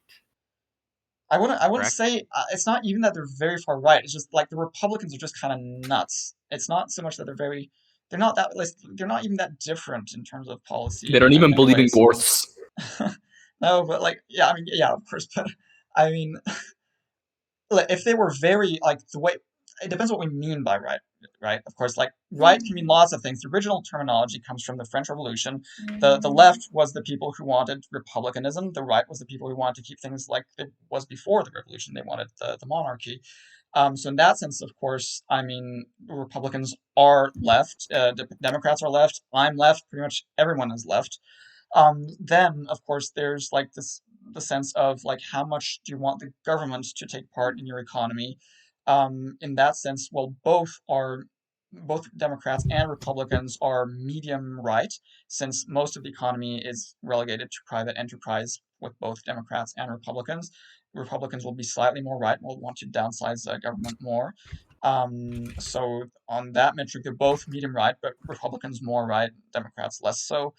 Um, and of course, I mean, we know that Republicans still they like their police, right? So in that sense, that's government, right? So, and they want, of course, lots of military spending. They like their spending on like roads and other infrastructure. There's that. And then there's like you I could say a I third. Okay, go ahead. I still can't really get past the whole 14-year-old with their teacher thing. Like Again, it's that is still because this is what I'm saying. This is an aspect of conformism. I think there is really in the same way that like maybe in a traditional Muslim country, people will not be able to get past the idea of like a woman having sex out of wedlock or a woman not wearing a veil or something. Here, I mean not here, but like in the United States in particular, but also worldwide now, there has been this movement of extreme prudery regarding sexuality with teenagers, and I think it's hurting teenagers. I honestly I don't care that okay, adults but can't this isn't like about yeah teenagers with teenagers. This is about teenagers with yeah I older know person. I know but even so like I feel it's just infantilizing to them. I remember as a teenager I felt bad from being infantilized in many But ways, you're including projecting like your own yeah experience onto like what should be like of course society at large. of Just because course you felt more mature at that age, it doesn't mean that everyone does, and it doesn't mean that that we should treat people that age as more adults because you felt more adult as a teenager. I I felt know more adult as a teenager. I was naive as fuck, but like, I know and but were you you're propagating this idea that underage teenagers can be considered adults when these people are they don't have the life experience to really understand the world. They but don't why have can't you they also they maybe have see 14 that years of life experience. How about that? Let me say that. They have 14 okay years of life experience. Well, say They 12 because you don't remember your first two. yeah, okay sure. fair Yeah. enough They have 12 years of life experience. yeah They are in the age where they're rebelling. They consider themselves more mature than they really are, and they're trying to, to some extent sure you know, to they're trying to an extent be perceived as more mature than they actually are generally. yeah And you're trying to say that yes, we should treat these people as adults, and yes, look people over the age of 18 should be allowed to be in relationships with these people or pursue these people, and that's insane. That's genuinely see like I don't see why it's insane. Like, why is this that's cutoff? abusive. No, it's That's not. I mean, abusive. think about this. It is. There's this 18-year-old cutoff. Why is that somehow an objective moral That's not a truth? hard cutoff. The um, there are examples of people dating perpetually, specifically older men dating younger women. one that comes to mind is Leonardo DiCaprio. Yeah. He does Who a is lot. a rich and famous actor who I don't think has ever been dating someone over the age of 30. Or even 25, I think. Yeah. That might be true. Yeah. He himself is much older than that. I know. Yeah, I He's- know. So would you say that's also a problem? Like, should there be an age I think limit? that's pretty immoral. Yeah. See, I I don't know if illegal is the right word, I'm but I think fine with that. Like, that's pretty immoral on Leonardo DiCaprio's part. I just don't see how that's immoral. I mean, these people are benefiting Jerry from it. They're like, Seinfeld is another issue. I mean, they're Yeah, happy. he's worse. These are young women. Those groomed are his teenagers. That was These a are- teenager. I'm actually not aware was Seinfeld with a teenager. Well, DiCaprio's been with teenagers, but like above 18. Yeah. But I believe Jerry Seinfeld's current wife, he started grooming her while she was a teenager to be his wife. Oh, really? Really? Jesus. I I don't didn't know. know that. I knew he Okay. dated a high schooler in the 90s. I didn't know that. Let me go I didn't check know this that. up to make sure it's not some kind of propaganda, but Yeah. Well, Still, what I would fuck Jerry report Seinfeld. is that there's so many people who are naive, so many adult, like 30 and 40-year-olds who are still falling prey to manipulative people. Like at that point, we should just ban everyone from having any kind of relationship with each other because there are lots of people at any age that fall victim to that kind of thing. And I just don't Yeah. feel that there's enough difference between like, the 14 to 18 bracket versus the above 25 bracket or whatever to justify restricting the freedom of the 14 to 18 bracket so severely as we do now. What if the child Yeah. consents? What? I'm trying to. What if the child? I'm just joking. No, I mean like, dude, like another thing I like to bring. Oh, go ahead. Jerry Seinfeld dated a woman who was 18 when he was 39 for 4 years. Yeah. Is what Wikipedia says. Okay. Who was in high school? He Yeah. picked her up from high school. Yes. Okay. Just make it. That's so fucking funny. Like, I'm sorry. He's a disgusting like groomer, but like, that's so funny. Like, can you imagine like you're like an 18-year-old girl like hanging out with your friends, and fucking Jerry Seinfeld picks up your friend. Fucking 40-year-old Jerry Seinfeld comes in with a fucking rad fucking I don't know, like a rare vintage car to pick her up from high school. She met him when she was 17, though. Yeah.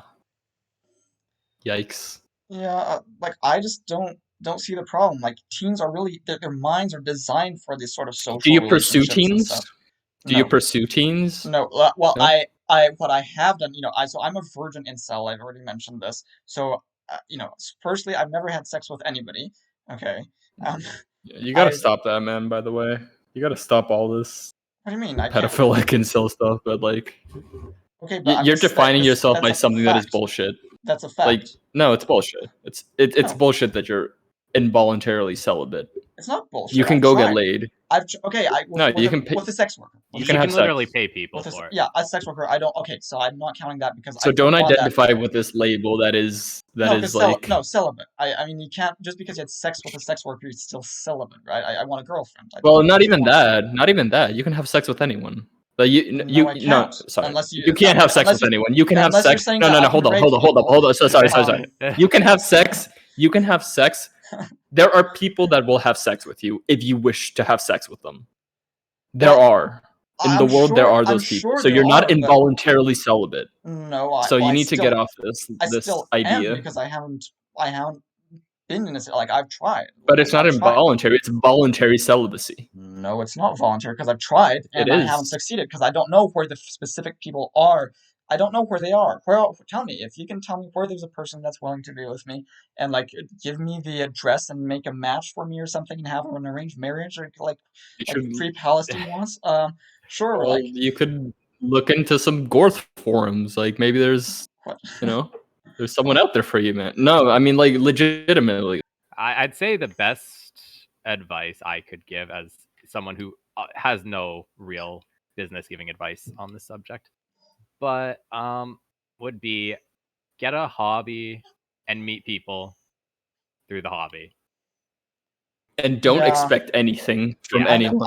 I know that advice, but I know kind of what that thing is like. I've tried that stuff in the past, and it's pretty similar to just being at school. And what I know is I tend to just get marginalized, and that people basically just kind of aren't very much Do you into tell me. them that you're an incel right away? No, I don't. I very much do not. I do not talk to them about the Gorth. I do not talk to them much about like politics or anything. So like, no, that's not that. So Well, what you have the some sharp political beliefs. I mean, like, you can like, you're a well-spoken person. Like, you can. There are people out there that are genuinely like attracted to that. like, you don't look that bad. I looked at your Twitch. You look fine. Yeah, I mean, Yeah. I don't look terrible, but like there are also lots of people that look better than me, and so like there's just like Yeah. certainly so as a Who gives a result, shit? well, Like, because the thing is that everybody wants like to be with the more attractive people, and so it's just much harder to get anyone to be so do you? into So you. do you want? Would you be okay being with a less attractive person, I would be okay with it, but like or do obviously you all want to be things with the most attractive person? well, obviously if all things being equal, I'd want to be with a more attractive person. All other things being equal, right? That's fair, but that requires work on your part because they are obviously going to put in a lot of work to be the most attractive person. Well, mostly it's just genetics, but I mean, yeah. No. Um, come on, it's more genetics than anything. But I mean, I'm look. In any case, Like, I'm look. I'm okay. Like I'm not complaining. Why was I bringing this up? I don't know. Why we're even we're talking about the well, 14 thing. I if just you're want majority at 14, if you describe but it's not for yourself me. It's not for as me. Okay, like it's not. if you don't self-describe as an incel. Well, I do because I think it would help because like I think it would be nice to give, lots of people, like not lots of people are incels now. Lots of young males are incels, and for now, all they're being given as an explanation is this silly sort of right-wing stuff. And if I could actually reach out to some of these other incels and provide like a better sort of narrative for why they're experiencing the things they are and what they could be pushing for to make things better for themselves and for everyone, I think that would be really useful. And I think Okay. So, yeah. Sorry to cut you off, but go. somebody typed in something important. Like, can you define incel? What I'm is an just incel? to me, it's really just the etymological definition.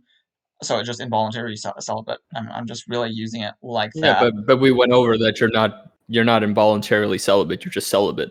No, I am involuntarily. I mean, come on, it's But you're like, not. but no, but you're saying that I'm not. But just because there's some random people that I've never met that would be willing to be with me, that doesn't mean that it's not involuntary. Like again, how do you want me? Like I can't.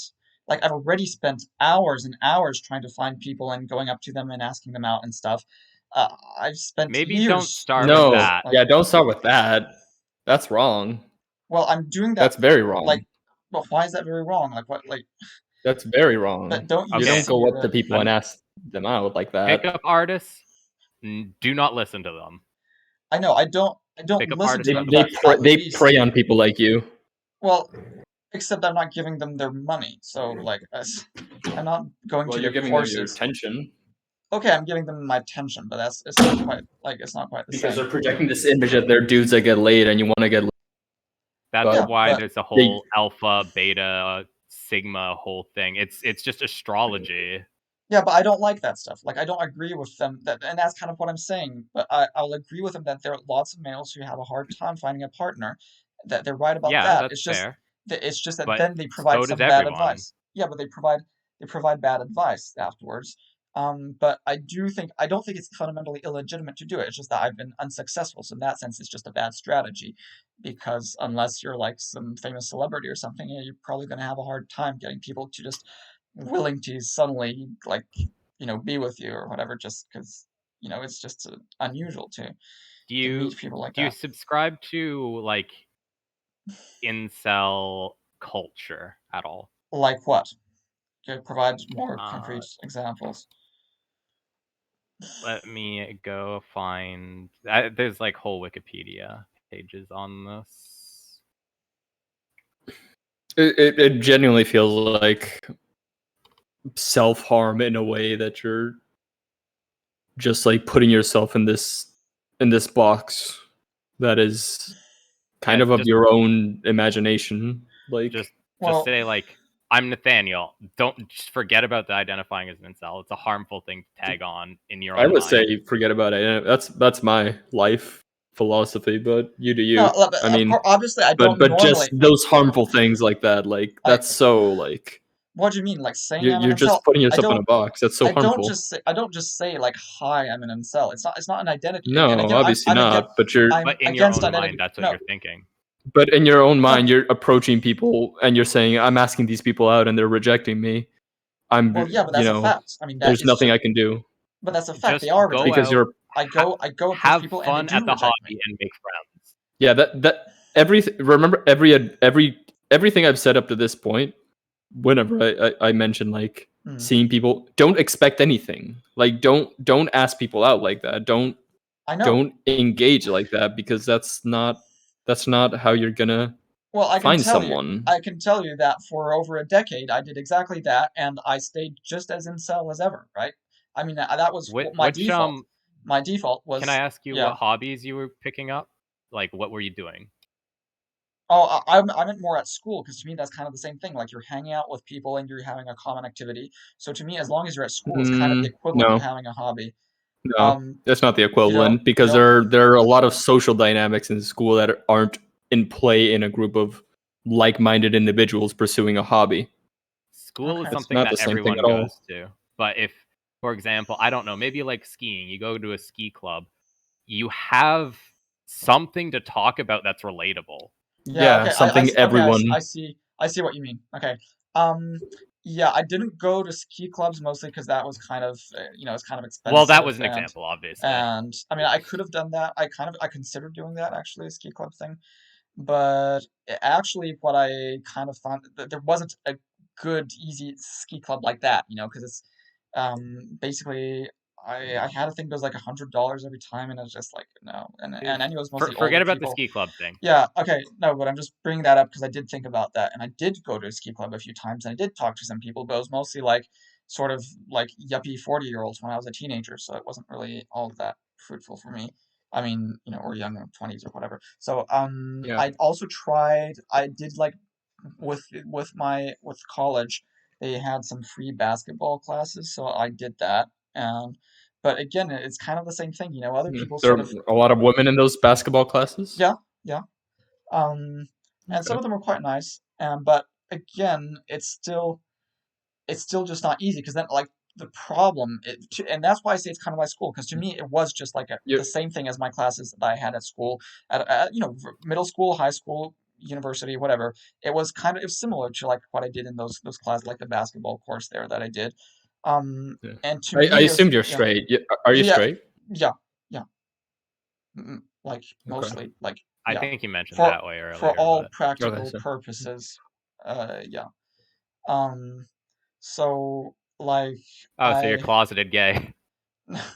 You're also a deeply closeted gay man. Okay, also deeply closeted gay. Sorry, it's an inside joke. Yeah, no, I'm fine with that. I'm fine. I probably am. Like, no, like, I'm a little bit gay, but not really. Like, I'm sort of, So you've never pursued someone of the same same gender as you? No, no, I've never. Yeah, no, I haven't. Because I'm gonna tell you, like, I've never had sex with a man. I've never pursued that. Okay. But my friends who are bisexual will say it is much easier to have sex with a man than with a woman. Yeah, no, that's their words. I know. I've had to refuse it with men, and I kind of regret it now. But I was a bit. Well, you can get on Grindr, dude. Like, this is what I'm saying. Like, this whole involuntary celibate thing is completely made up in your head. I guess it doesn't matter if you're looking for like a hookup or. Yeah, Grindr people will just be looking for hookups if you want something more. Yeah, no, would be hard to find on Grindr, I imagine. Yeah, I know, but it's true that I'm difficult. Like, I'm picky when it comes to like gayness, well, that's because I'm not all problem. that gay. I'm a bit gay, but that I can't really choose. Like, I know, I have to sort of force myself to be more gay. I know, because I Well, definitely, You don't have to force yourself to be anything. You just be you. yeah, if no, but I probably if you should. don't want to be on Grinder, don't go to Yeah, Grinder. if you don't, if you're not interested in, this is just something I'm talking I know, about. But but if you're, it's not what you're interested in, then don't pursue it. I Obviously. would say if you are curious about it, it's something to explore, but yeah, don't pursue it because you think it's going to be easier. I know, but it just kind of it feels weird to me because I mostly want to be with women, and I just feel weird to just be like gay, like just because I don't have the opportunity to be otherwise. Like I just kind of Yeah, you perceive it as. Do you perceive it as giving up? yeah, Like it would because it feel would be like a easier to failure. have sex with a man. Yeah, it would be just kind of Well, like that's settling. That's how the way I would see it. I mean, it's not like a total. I'm not totally against it, but it's just I don't know. well. The thing I is, you're just bisexual. Like you're what you're saying is you're bisexual. but With a not You fully. know, preference. No, but not fully. with a preference, with a strong preference to Yeah, women. What you're yeah, saying is you're yeah. bisexual with a strong Exactly. preference to women. Yeah, yeah. Basically. My friend is bi. So let me speak Yeah, to my friend. He's yeah, bisexual.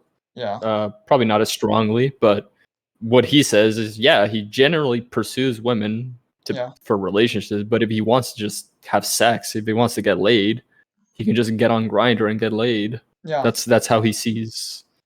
That's how he sees it. yeah, It's not like he's like, shit, I'm giving up on women because I haven't been able to get laid with a woman for yeah, months. yeah, yeah. But it's still kind of Like, different. these are things in your head. I mean, yeah, except that there it's like there it was like for months versus for me it's like for life, so it's not it's still kind of Well, for life, different. you're not. But I didn't hear you, sorry.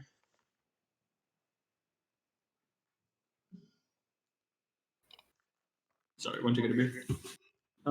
Important business. Yeah, very important. You said you say it's for life, but like what I'm seeing is you're not really putting in the work to be with someone. It's also a case of Well, like, let's say you do find someone and you have a thing go on, yeah, and then you break up. Are you yeah. just back to the same mentality? Like what changes? Well, it would be Oh, slightly different because at least I've been with someone, so obviously I'd feel a bit better about myself. But I mean, in any case, now but I'm not. It's not my identity. It's not like again, I'm against identity politics. I'm against making this a thing. Like it's not my identity. I'm just saying it as a fact. Just like I measure a certain height in a Well, we certain went weight, over it. and yeah. Not a So fact. yeah, no, but you're and saying that, also but it is a fact that I'm not like I'm not able to be in a relationship with a female person without having to pay for it, or certainly it's very difficult for me and I haven't succeeded so far. and you think this is the case because like what's the Well, it's a thing stopping combination. you? So it's a combination of factors, both on my side and on, the other people's side. I mean, one of the factors, like I said, is that, people are obviously attracted to, certain physical traits that I don't fully possess, and to certain behavioral traits that I also don't fully possess. And and so that basically is it. Like it's me not possessing them and those people having those tastes. And so combined, that sort of leads to that predicament. So you believe that your current behavior and physicality is not desirable. Well, it's that plus the fact that just generally, I find that women are just, I mean, they are generally, especially towards men, but also towards other women, like among lesbians, they tend to be just much more picky. They tend to be much more picky, whereas like males will tend to be just much less picky and just much more open to doing it with anyone. And I've seen that obviously with like gay people, and they're like obviously it's much easier. So it is, and in that sense, I very much agree with these sort of often people that I mostly don't like, these sort of weird kind of conservative types like also are like women haters and stuff. But I agree with them that women are picky and they're sort of difficult, and it pisses me off, and so I do harbor resentment because of that. And so in that sense, it's kind of, but I don't know how to say. Is it my fault? Is it their fault? It's nobody's fault. It's just that we are both like that, and it just leads to that outcome. If you're interested, my solution to that, because nobody seems to have a sort of long-term genuine solution to this. My solution is to, when we have the technology within quite a few decades from now, use biological engineering to basically get rid of separate sexes, make everybody a hermaphrodite, like what they call a futanari in like the Japanese like anime porn. Apparently, I've discovered this. Um, so that would be my solution. You just have one sex. Well, it's like both sexes, like some animals who have like both sexes and in the same You organism. say make everyone this, like, what do you mean? Like Like, turn everyone into hermaphrodite. You're both male and female in but the same organism, the same yeah, but person. like, what do you mean? Like, do you mean like mandate this? No, Like, like it'd be how do you mean it would turn be everyone into this? well, at That's first the pipeline, dude. it would be That's a Discord pipeline. it would be like like embryos, like you genetically manipulate the embryos, and that would be mandated. Like every new embryo is mandated to be a hermaphrodite. You wouldn't do it in existing people unless they wanted to. They could, I mean, voluntarily, anybody could do it voluntarily. But then all new embryos would be made to be like that, and then so all new people This would would have be to be like that. voted in, Yeah, like, or yeah. do you want I this? I want there to be I popular also support so that it gets voted. It gets voted as a policy. I also have a question of like what's to prevent people, these hermaphrodite people, of being choosy. Well, they're Yeah, gonna be what if somebody is born a hermaphrodite and they don't want to be a hermaphrodite? They want to be a woman or they want to be a man. No, because you're not gonna do that. You're gonna like make their Why biology, not?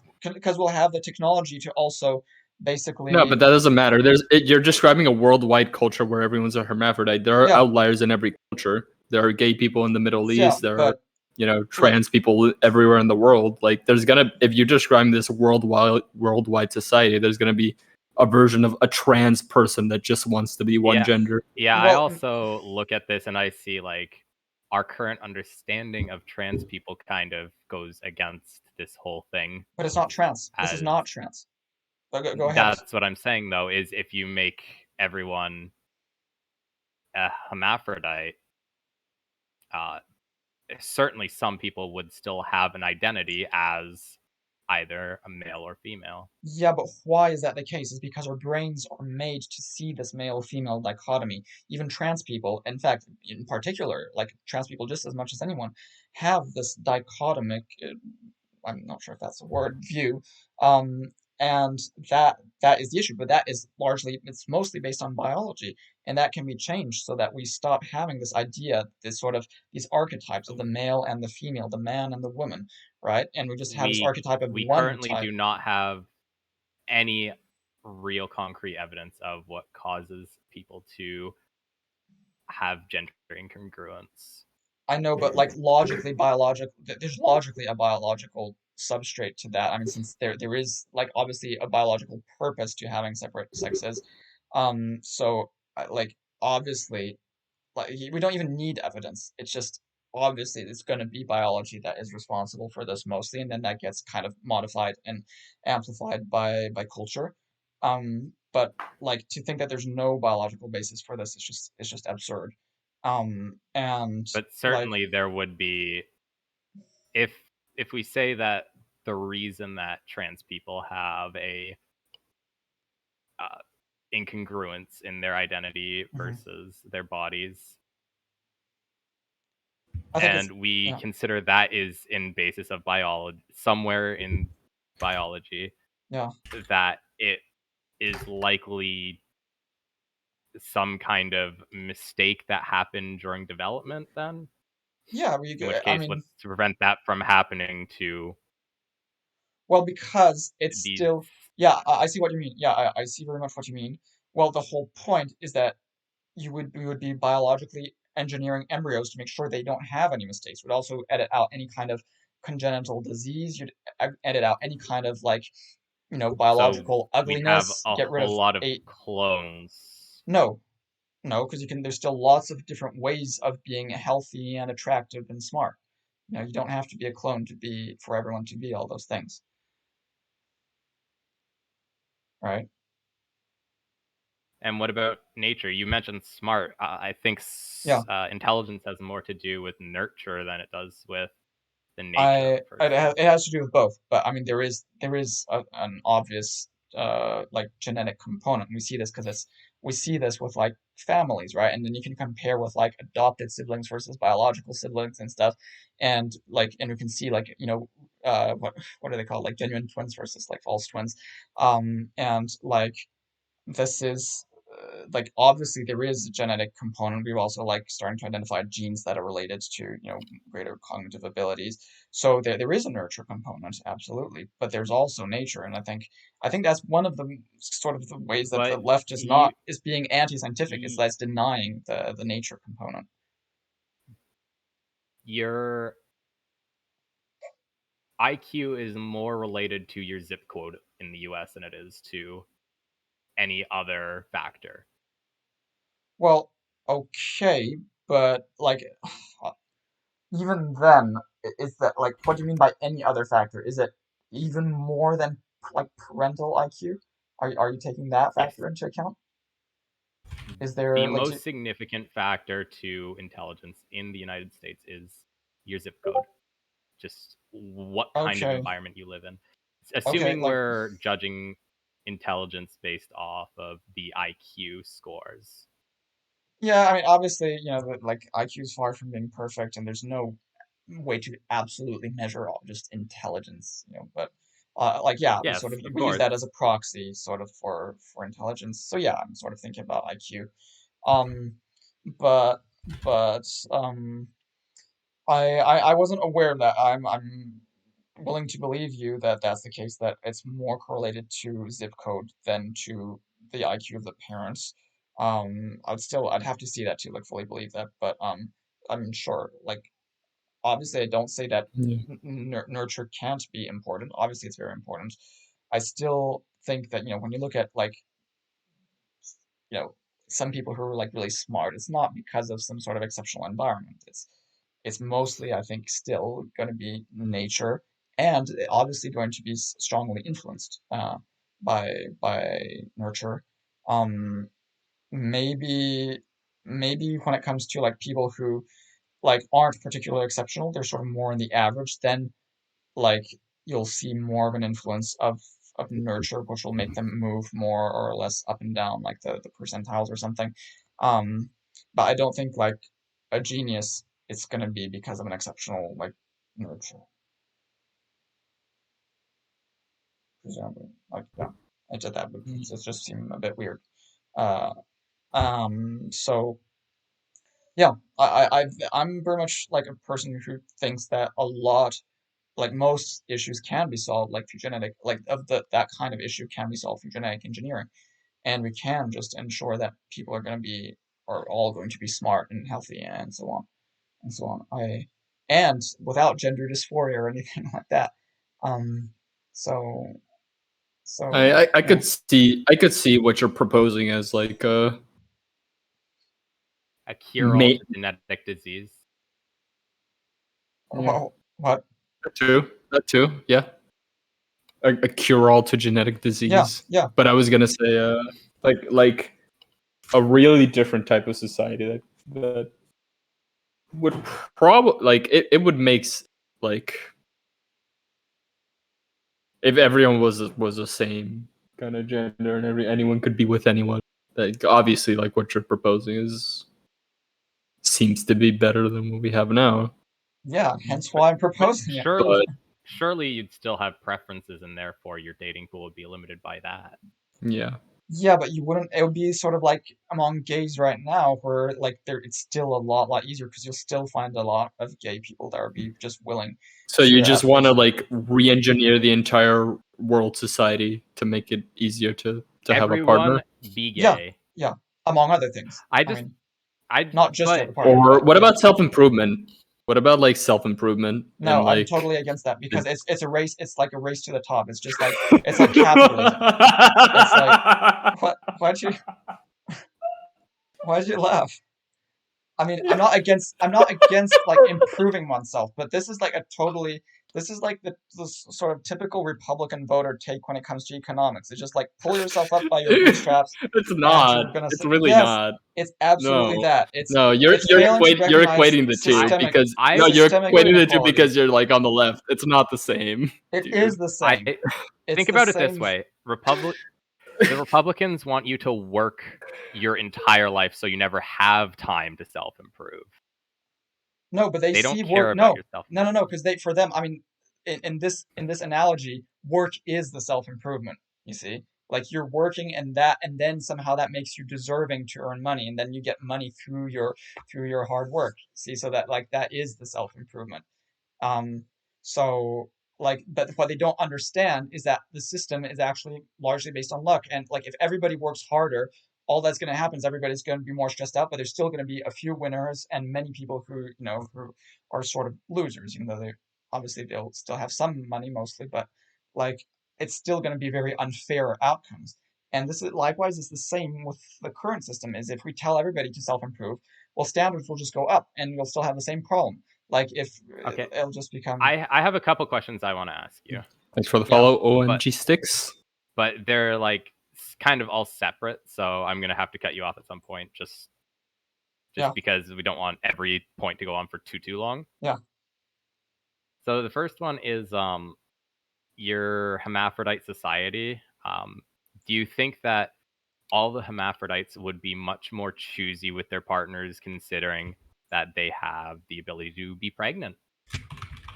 Oh, so okay, so that's a good point. I would kind of there's sort of two things I'd like to say about that. So one regarding the ability to be pregnant is that like if we have the technology to do what I'm suggesting, we'd presumably also have the technology to be able to voluntarily, you know, not be pregnant, if you see what I mean. Like voluntarily choose to not be fertile at any point, and so you wouldn't have this risk of becoming pregnant. You'd only become pregnant if you want to be. You know, there's probably some way we can do that with technology.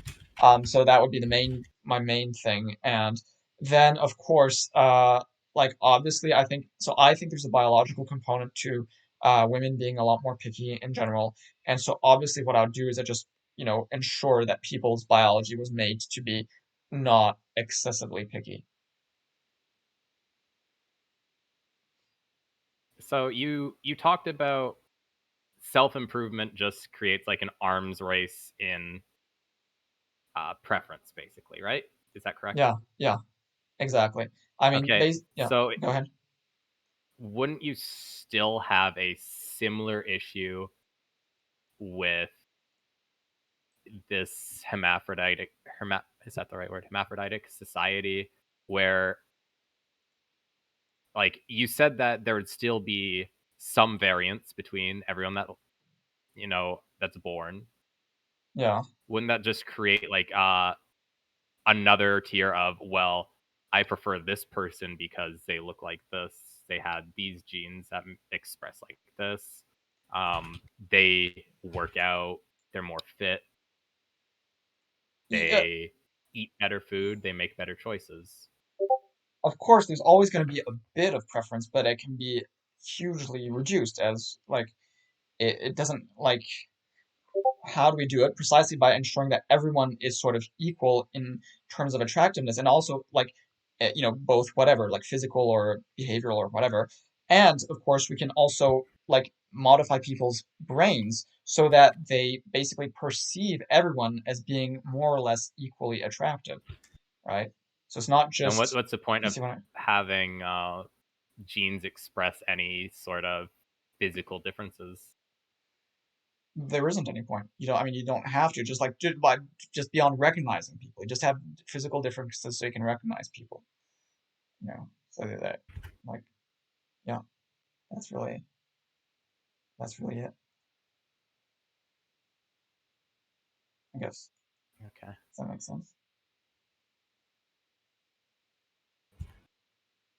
interesting. I mean, Do you think? I feel like your entire philosophy is kind of either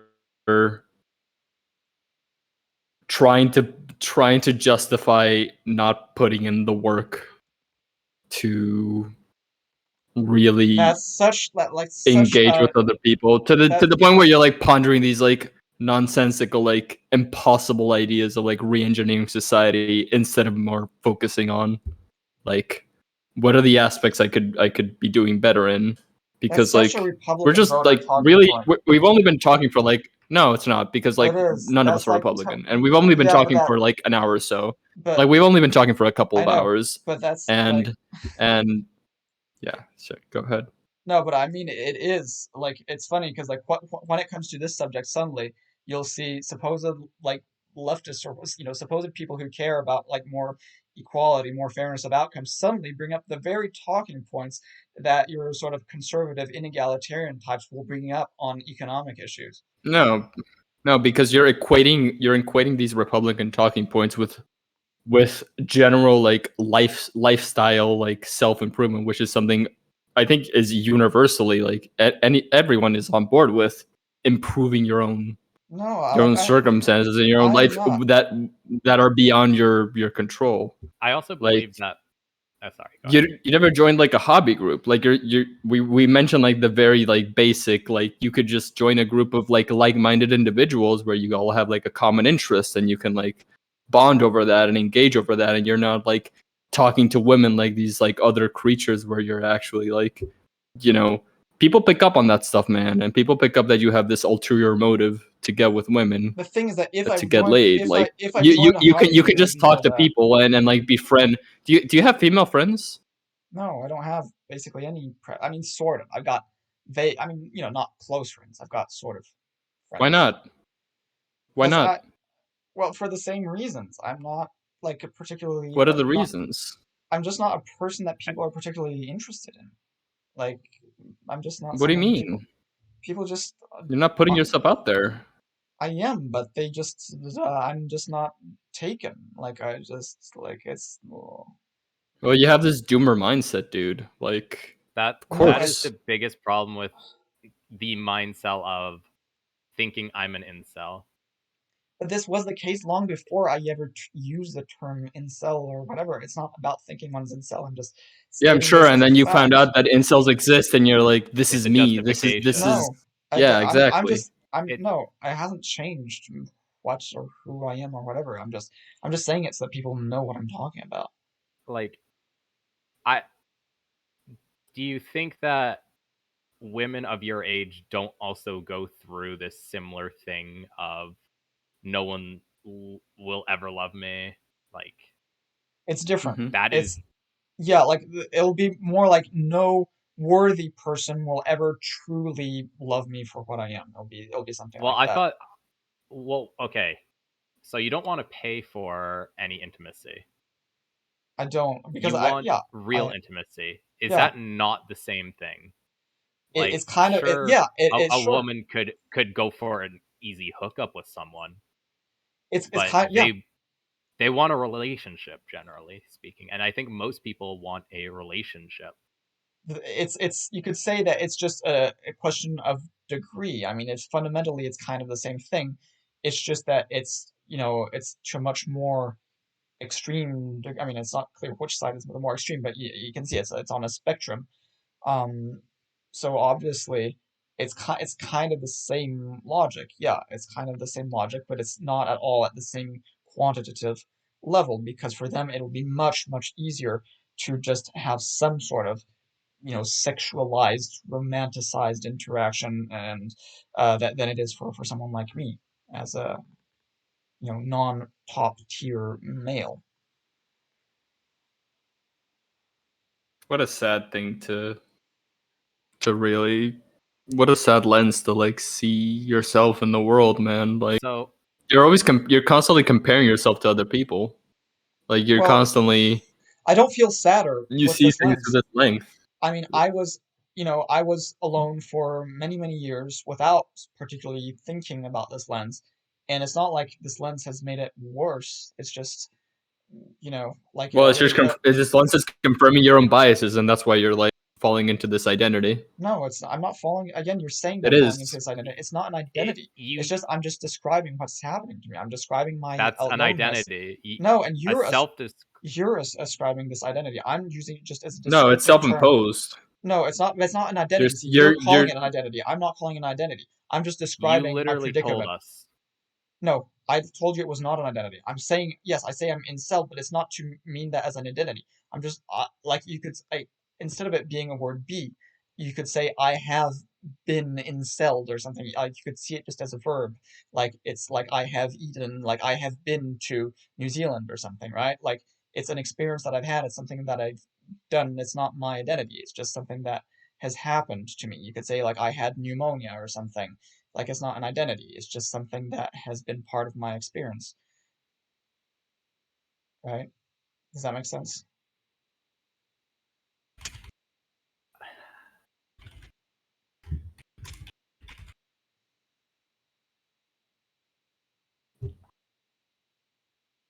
Okay. So if this is not affecting you in any way, Mm. then do you feel any need to pursue, like, why would you spend time thinking about a utopian society where everyone's a hermaphrodite? Like, you spent mental energy Yeah. creating this fictional realm to exist in. Yeah. Why wouldn't So I? Like, I obviously it want to. matters to you. Why does anyone think about any kind of political idea? Like, it's always something that's imaginary that we want to implement, right? Generally to solve a problem that we feel exists Yeah. because it And has affected us or it is someone we it is a know or problem. someone we care about. It is a problem. I never said it wasn't a problem. I'm just saying I'm not making it part of my identity. Like, I've had problems. Like, I don't know. I've had a flat tire. That's a problem. But I'm not a flat tire E. It's not. It's not my identity. I don't identify as a person who is somehow really is highly invested Okay. in this identity Do, of having do, had a flat tire. so you're not highly invested in like the incel kind of ecosphere of I'm like not online highly. content. No, not particularly. I've been on there. I've sort of looked at it. But obviously, Mm, I don't like these people. I don't like these people. I basically disagree with their entire like their whole interpretation and in particular their prescriptions. So I very much don't identify with that. And in general, like I'm saying, it's not so much an issue of identity. It is a problem. It's something that very much does affect me a lot, but I don't make it an identity. You see, it's not an issue of identity. It's a problem, like having a flat tire, or like any problem that you might have, or like being sick, or I've had COVID, but I'm not a COVID-E. It's not an identity. It's just a problem I've Okay. had. So this problem of feeling, would you say it's like feeling unlovable? Is that fair? Yeah, and more than unlovable, unloved, I would say. Um, Okay. yeah, So this feeling of being unloved, yeah, and this has been for, I'm gonna guess, since at least high school. yeah. Since before, like since to some extent, even just since I started, kindergarten when I was 4. I'd But really hope not. no, man, no. well, Like, yes. I mean, yes. what do you Um, mean? I mean, in the sense that I always felt, a bit sort of marginalized to some extent. I mean, it wasn't, consciously formulated, but if I think back on it, I mean, that's kind of how I felt. So I mean, if you ask me when did that kind of feeling first start, it would be then. Obviously, it's not. I would have said the things I'm saying now, but I Would mean, you would you mind would you mind saying what your parental situation was back in the time? no, it was fine. I was just had Or, two, caring parents living together. They still live together. There's no okay, issue. this is where the whole the gore thing comes in with the why you felt that way. You think it's because you had these Yeah. I forget what they're called, but Attached souls, yeah. and you So feel their trauma. that's where that kind of comes into it. Yeah, you feel their sort of retained emotional trauma. Yeah.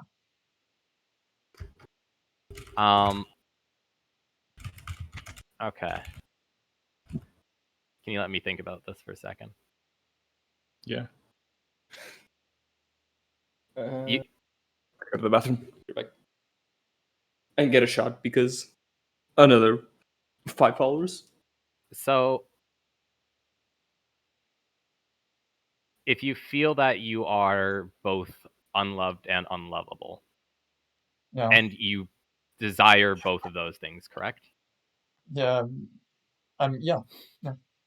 Then why do you feel that you, like, based on your genetics, your appearance, your personality, that you should be unlovable? Like Or do you sort feel of not, that well, not standards as are too high? well, both, I guess. It's sort of like it's a kind of a feeling of both. It's like I feel like obviously I'm not perfect, and I would want to be, to be higher, like in terms of like higher value or whatever. But at the same time, I feel like I should be appreciated more than I am. So it's kind of a bit of both.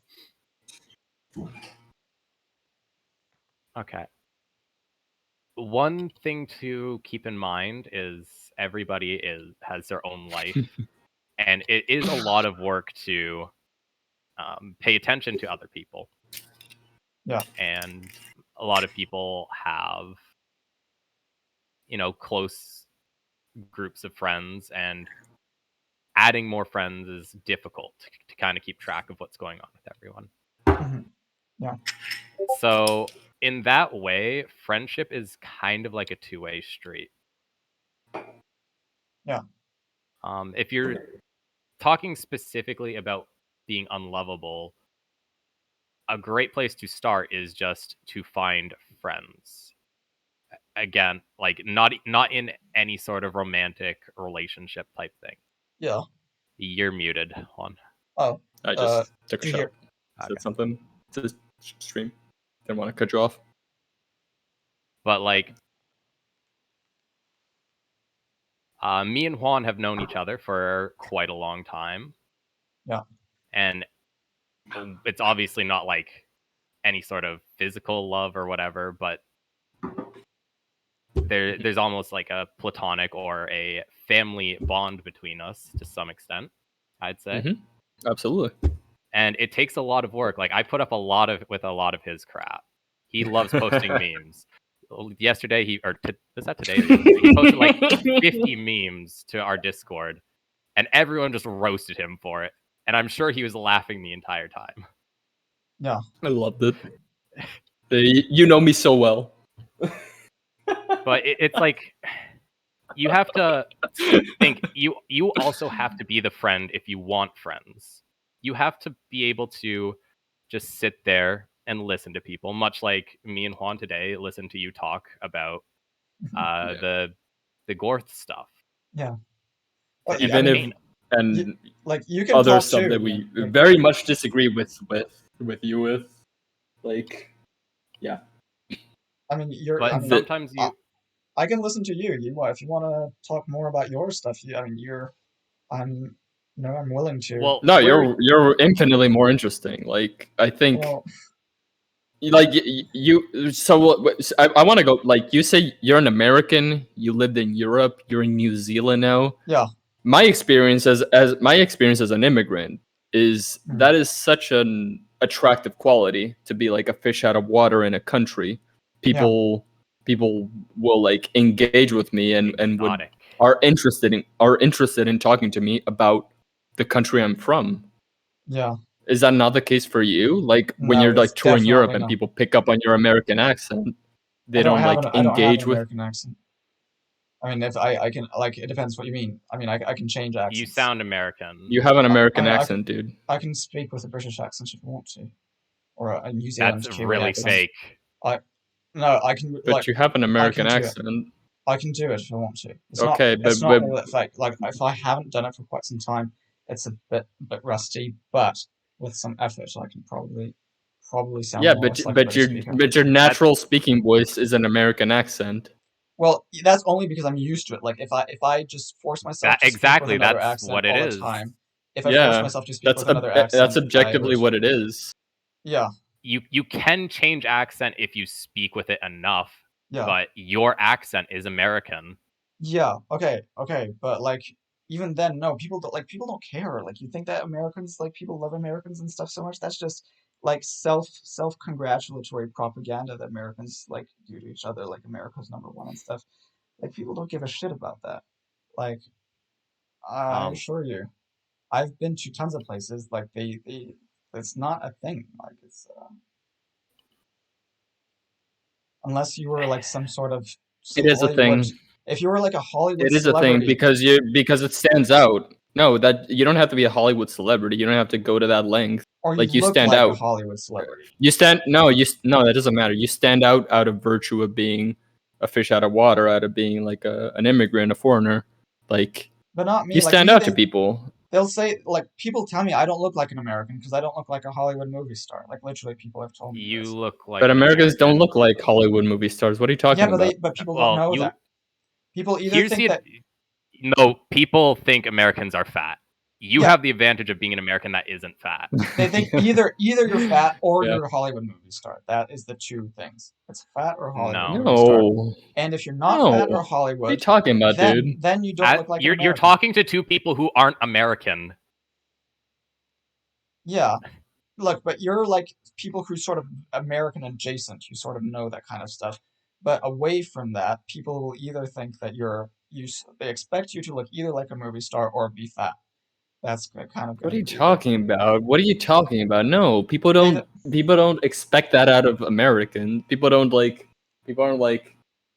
they oh, there's kind a of do. French. He's either I don't know.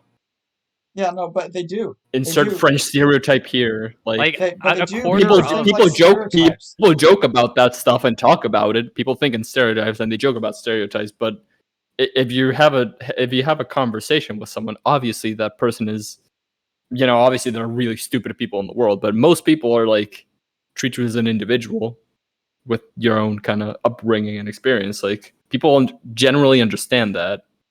No, like of if course, I of was in a course. situation. Yeah. Oh, go ahead. Yeah, no, I mean, of course, but at the same time, there still is like subconsciously there is kind of that kind of a stereotype going on. And the thing is that even of course people aren't like that stupid. Of course they know that they're people of different sort of physiques and stuff that live in the United States or that are from like I don't even live there, but whatever. Of course people know that people are quite varied and stuff. But that being said, it doesn't participate in the sort of you know potential appeal and aura that being American count. Like basically being the fact of being an American being an asset would only be an asset if you conform to the sort of stereotype of the sort of Hollywood or sort of other sort of attractive sort of stereotype of American. Not the fat one, obviously, but like like a American athlete or something, or something along those lines. American like music star or something. But There like are a lot of not very attractive American music stars. yeah, but people just will kind of ignore that aspect, I think. And so, like, if you're Well, but not a no, it's not star, that they ignore that aspect. It's because they're attracted more to their personality or their like what they're putting into their music because looks yeah, aren't everything. yeah, but they're attracted to Like their personality because first they're famous, so they're high status, and then they'll suddenly be well, like, oh yeah, sometimes yeah, sometimes that yeah, but like they're like micro like yeah, like of like course, amateur musicians that don't really have like a big celebrity status, but they're just like dudes that know how to play a guitar and that's De- like attractive to people. Deadmau5 is to a the few peak people. of great looks. Okay, okay, but what's okay? But what's your point? Like my point is No, that you like still, he wears a mouse helmet. yeah, but so what is your point? Like That people aren't looking at. like When I think American, I think it's probably a very diverse group of people. Yeah, because you're sort of more you've been more like confronted to this kind of thing. And so you know it. I mean, you're American adjacent, right? So you're practically American, so you sort of know what it's like more. No, I'm Canadian. Yeah, which is American adjacent. You're like practically the same thing. So, like, it's it's not like it's not really comparable. And I just and in any case, I don't think Canadians either. Canadians aren't going to be like, wow, precisely because for Canadians it's just so, it's not exotic to be American. So for Canadians, they're just going to To be be like, oh, you're honest, American, if so what, to be honest, the first thing, if I were meeting an American, I would Hmm. see. I try and scope out like, are they Republican or not? That's number one. Okay. After that, it's like, okay, they're not. Maybe I'll ask other things about them, not so much about the American identity, but Hmm. Yeah, yeah. But I mean, again, I mean, I don't think I should be, like liked for being American. Like, obviously, that's not the way. Like, obviously, that's not the no, way it's that not should about be. being Mm, liked for being an mm, American. It's about just mm, having something to talk about. People like having stuff to talk about. mm, That isn't super profound. mm, mm.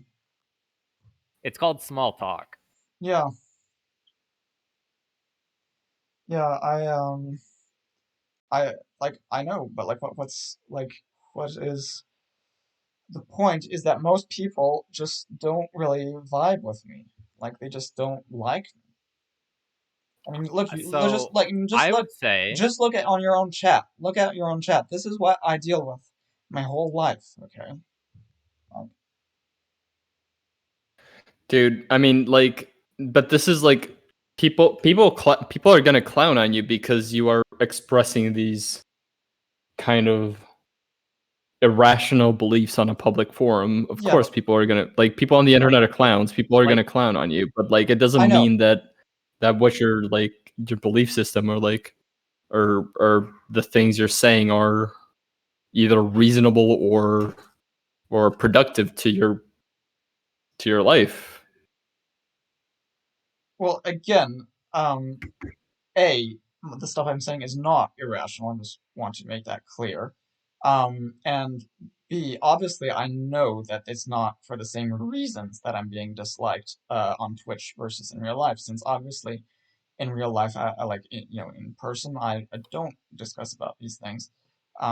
So it's not because of that I struggle. It's not because of that, obviously. I would just sort of saying that to point out. I was saying that to be a bit petulant, really. To be honest. Since obviously it's not actually for the same reason. Um, but obviously, like, people still dislike me for other reasons. And so anyway, that the whole point is we I I think the most relevant So point to wait, take from sorry, this I point need to interrupt. go. Sorry, I need to interrupt because like you remember what I said about how people pick up on like how you interact with them? Like they're Yeah. if like you having an ulterior motive Yeah, no, but I don't to like it. They wouldn't pick up on that. I don't give out those vibes of ulterior motive. no. Like, I either like I've tried just directly like saying like, hey, I'm single, I'm looking for someone. I've done that. Thanks for the follow, Valkyrie. I've done Sorry, that, go on. or otherwise I really don't give out any kind of vibes of ulterior motive. Really, like, if it's with people that I already just sort of know, like through other like circumstances or whatever, I am No, really but there are more subtle things to like how you express yourself and how maybe the things you talk about that people can pick up on, and maybe you don't realize those things, but like women do. Yeah, okay, but so what do you mean? Like, my problem is that I just haven't shown any interest. Like, is precisely not the fact that it looks like I have like ulterior motives, but the fact that precisely it seems like I don't have ulterior motives. And as a result, people just are content to think that I don't have ulterior motives, when actually I do. That is my problem, is that I just act completely uninterested. But yeah, I think like people should get on board with my thing. Like obviously that is the solution. Hermaphroditism, like I've explained, plus the other genetic engineering stuff, that is obviously the solution. It's a big problem. It's getting to be more and more of a problem. There are more and more young But males that are experiencing this issue. but this is like unattainable, and like this is like a pipe dream for like long after you're dead. Such a society could even exist. Of course, Like this isn't like but who actionable cares? to like So what you can do in your life for self improvement. You're like Who cares? pondering this idea. So All the focus. subsequent lives. It's like my life is meaningless compared to all the huge amount of time that there is in the future that No, people could benefit your from life this. is the most important life to you, or it No, it's should not. be. It's not. I like from it. Yeah, for me, obviously subjectively it is, but from an abstract Then perspective, you should focus on that. no, I disagree. From an abstract perspective, obviously we should just focus on everyone over all time. And in any case, even from my own perspective, since I believe in reincarnation, it's going to benefit me too in my subsequent incarnations. So, like, obviously, You can it is going you to can affect me. focus on improving your current incarnation while potentially helping your next incarnations too, though. No, Of course, but I'm not saying I'm not. Like, I've are you obviously tried. unhappy? Well, yeah, of course, but like, how do you? I can't just say to be happy. I would if I could just click my fingers and snap my fingers and say I'm happy. I'm happy. Like obviously. Happiness does take work. Yeah. So, but yeah, yeah. I don't know. Like, I feel like I'm once again being gaslit by, I mean, because everybody there's this very frustrating sort of conformism on all sides.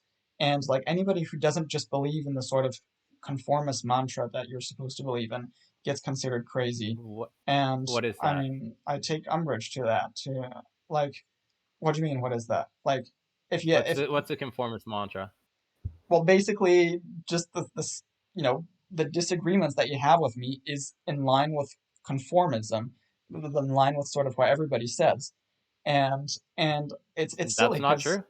well, it actually is true because like you'll see that I've in argued with Free Palestine XXX for a bit today.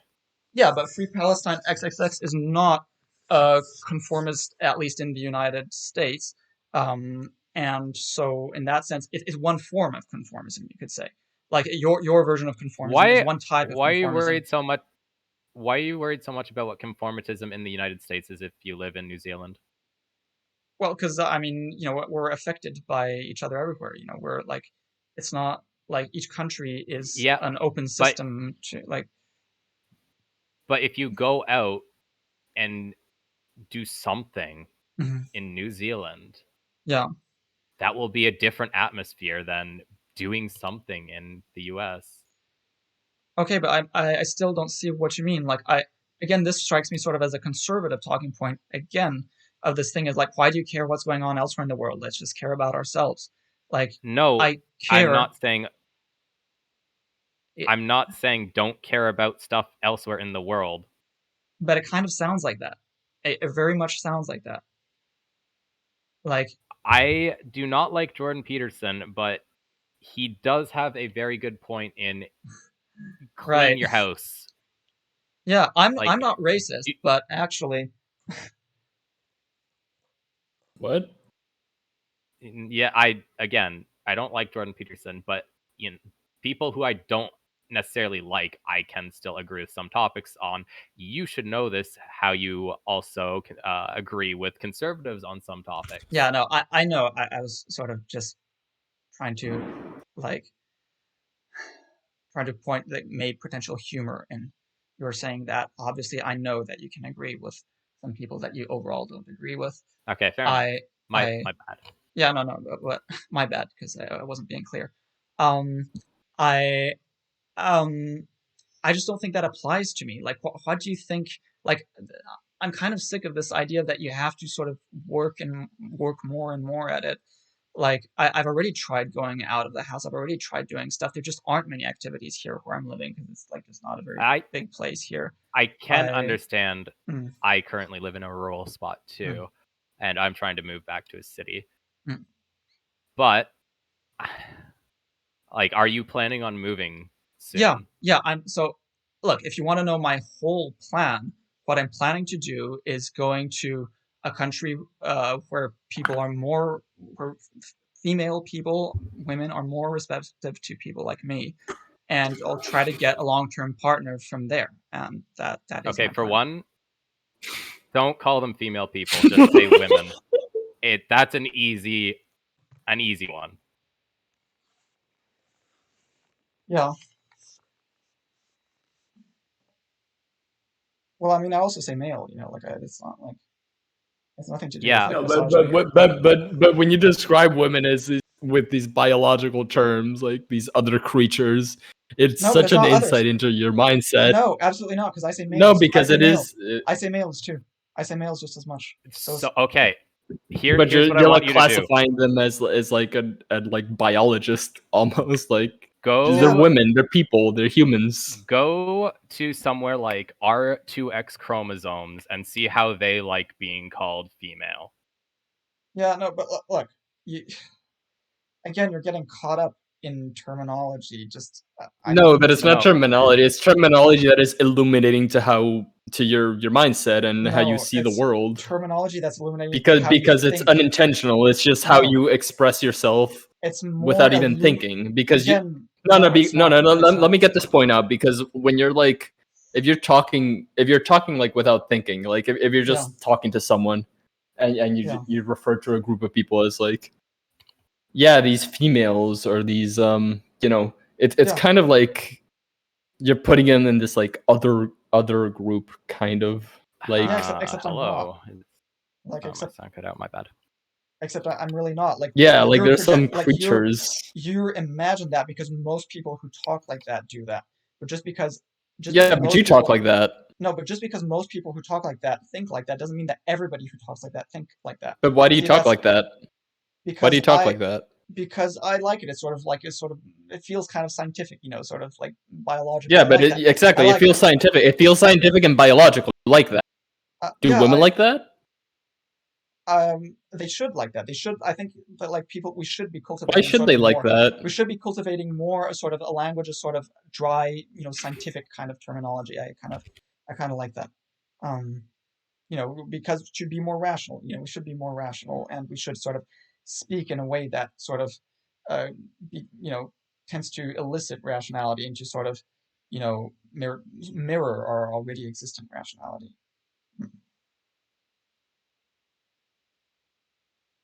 Okay, but what you're suggesting is everyone who's currently alive, not a future thing, but everyone's currently Mm, alive yeah. should be more receptive to that sort of language, which requires unlearning a lot of basically their whole lives. No, it does. Like Like all you I'm saying is just don't think I'm some sort of nasty person for using the word female. That's literally all I'm saying. no, That's all I'm saying. that's fair. Using that term isn't inherently misogynist. However, a lot of misogynists do use that term, and therefore it has a poor connotation. Yeah, it's just that really. I know it has a poor connotation. I know, but it's just that's okay. But like, That I don't so think that's very. I don't think it's very interesting. Like, okay, if you want me to not say it because it has poor connotation, okay, whatever. But like, I just don't. it Uh, also saying female being more scientific is a lot less friendly. I don't see it that way. Like Holy shit, Nelk, thanks. Right on. I got subscribed. Thanks, Sam. There, I can buy your parents a dinner. Thank you. They'll appreciate it. I'll order a pizza for them.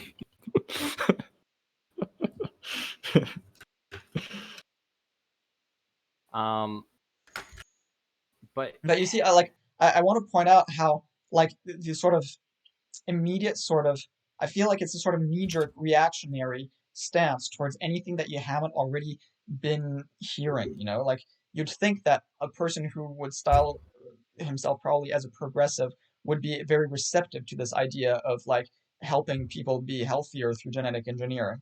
And instead, because it's not something that we're hearing in the mainstream discourse, you just automatically reject it. And then, see, I'm very dismayed by that, and I'm seeing it everywhere. I'm all like, no matter where I go, this is the perception I always get, and I find it baffling and very, yeah, disheartening.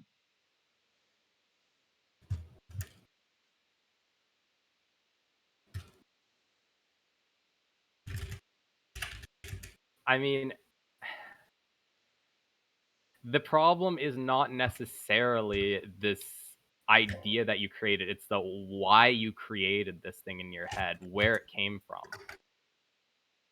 Yeah, but it came What does from it the imply about fact. you? I mean, it doesn't imply anything about me. Like I just try to make it more personal because people often like the fact that there's a sort of personal connection. But obviously, I mean, I'm coming up with all sorts of stuff regarding stuff that doesn't affect me. Like I'm caring about like economic policies for, on things that basically don't affect me. Like why should I care about that? Why should I care that, why should I care about personally the economic well-being of people in some poor, poor country somewhere, like, but I do because I care about everyone and not just me. So why, who cares why, like, how that sort of relates to my situation? My politics are not based on my situation. Okay, my politics are based on reasoning from an abstract perspective in a way that includes everybody. So I would be saying exactly the same things that I would be otherwise. Like, why do I care about legalizing drugs? I don't believe in drugs. I don't like consuming drugs. I'm not affected in any way by making drugs illegal, but I want to legalize it for people who do consume drugs, and who suffer from the consequences, and also the people who don't consume drugs but who consider suffer from like the criminality related to like drug cartels in what that doesn't affect me because I don't live in those places. But again, I still care about this because it's just obviously right for everyone. And again, these policies have nothing to do with me being an incel. They have everything to do with them just being the right policies for everyone overall in the long term. And I there is mean, also, yeah, yeah, go ahead. it's just basic empathy, but again, it comes back to like working on yourself to a point where you're happy is more important than trying to make wide sweeping changes, because you can't do it if Mm-hmm. you yourself are Hmm. not happy. You Hmm. don't have the motivation. All you can do is brood, basically. That's really his best rule, isn't it? But again, this I hate Clean this your though. house. This is this fucking Jordan, like, here, just go be a sex slave to Donald Trump at Mar-a-Lago or something, if that's what you're gonna be saying. Like, this is No, what the like, fuck are you What? talking like about? Like, no, no, this no, no, no, no, no. Hold up, hold up, hold like up, hold I'm up. We are as far from right wing as you could possibly be, yeah, but and you're trying to like you're bringing up that no, those kinds of because silly because talking points. horrible. No, because that is because you can genuinely be like because it is more important to sort yourself out, to sort your life out, than to engage in these, you know, Well, vast kind of but politics like that. I Like disagree. it Like, is more. It is to you personally, yeah, to your day to day. It is more, far more, um, not profitable. It is far more productive, um, for you personally to work on yourself than to well, kind of no, because, well, yeah, propagate obviously this. at this point, yeah, because I'm not known. But if I was known, of course, that would be different, right? If I was actually successful, then it would be more productive to do this. And in any case, that's kind of what I'm planning, right? Like, so I mean, that's kind of the point. I want to be useful. I want to have an impact on the world, and obviously, I feel I could just overall create more benefit in the world by advocating for policies that would really have, a far-reaching benefit for everyone. I mean, if those policies could actually be implemented as a result of my activism, it would be worthwhile. Um, and so, in any case, it doesn't preclude the possibility of also, um, forming bonds with people. But like, in any case, it's much harder. Like in a way, in politics, I know what needs to be done. I know what to say, and like on the other hand, when it comes to like personal relationships, it's sort of much more vague, and so in a way, it's almost like I feel like it's much easier for me to know what to do exactly with I will politics. say, before you talk politics, there is some self-improvement you need to do in terms of being more concise in your speech. I'm just not You good need to at sell ideas better. I'm not good at talking. Look, I've been struggling. This is one of the reasons I don't have friends. I'm not a good talker. Okay, I'm Yes, not a smooth talker. my brother has a lot of problems when it comes to talking. He stutters a lot, kind of like what I'm doing right now. Yeah, that's fair. But like, You don't stutter that much, Milk. Yeah, oh, I don't think I you stutter was much. there. I did stutter there. Okay. Yeah, but Not for like comedic effect though. overall, I don't really think you stutter much. But like, getting past that is a very difficult thing to do, and like it's just a huge barrier to doing anything, and that is a very good thing to work on with self-improvement. I was in fact thinking about suggesting to you to possibly visit a speech therapist if you can afford it, just to Wow. not necessarily um like talk for any specific stuttering or lisps or any sort of physical thing, but just in a way of making the word vomit a little bit easier, like a word cup of alphabet soup, I guess. I don't know. Um, It's hard to actually present your opinions in a concise fashion. I've already yeah, think I'm it doing a is. much better. I think I'm doing a better job than I was, and I'm getting practice precisely by talking on Twitch Politics. Because otherwise, I do not have the That's chance awesome. to That's talk self to people. improvement that you're working. That's really good self improvement that you're doing. Yeah, and in fact, Like genuinely. indeed, I'm getting better at speaking. But like overall, I'm not even doing it so much for myself. I'm doing it because in the future, I would like to be able to reach a wide audience, and then I would want to be able to be proficient at speaking. Do That's you good. ever find yourself trapped in a sort of depression cycle where it becomes more difficult to do things? Not really. I just No? No, that's not. It's not that it's more difficult. It's just that I'm tired. So it's just I find it difficult to do things just because I am just constantly sort of tired. I am exhausted, and it's really a physical thing. That And so that um is a symptom of depression. I'm not saying yeah, that you have clinical depression, but it is like, have you ever been to a legitimate therapist before? I've been there a long time ago. It helped not one bit. I've been there a lot. It did not help at all. I've been to several therapists. It did not help. It does not. I'm not a therapist responsive person, and I didn't really think it would help much. Well, initially I was sort of hoping, but it was sort of naively hoping. But no, there's So a long time ago, when was the last time you were to a therapist? like I probably just been like once or twice, just like maybe like a year or two ago. But like I went regularly for a while, like about 10 years ago. That did not do anything. But like I really don't think. Again, it's just I don't know. It just feels like this sort of same old kind of bland advice. And like uh, I'm sorry to say it. Like I don't want to be mean or anything. It's just like I Do you perceive yourself as a very intelligent person? know as a very Like not intelligent. I'm when you're in that therapy, do you like find yourself like rolling your eyes kind of? not so much rolling my eyes, but just not feeling that I'm gaining any benefit from it. Like I don't feel like I'm smarter than that person. I just don't feel like they're actually doing much. But I no, I don't think I'm particular. I'm not particularly smart. I'm not.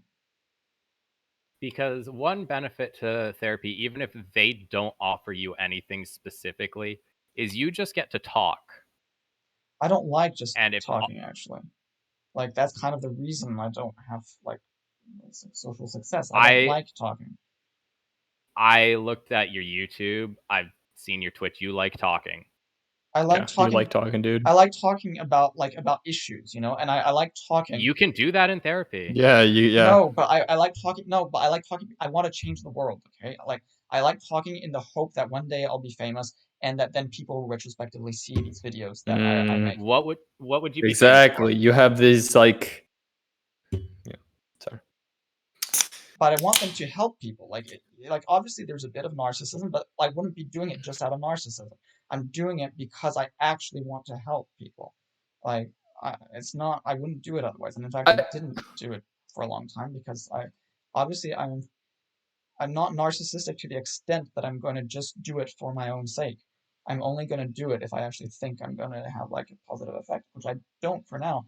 And I actually didn't expect so. And basically, I just wanted to try seeing what it was like before. Like my plan had always been before I started streaming. My plan had always been to first get a girlfriend that I would use as clickbait, and then that would enable me to become famous.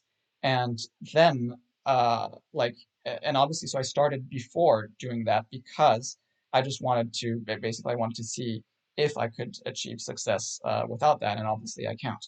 So yeah, if you must know, that is actually sort of my plan.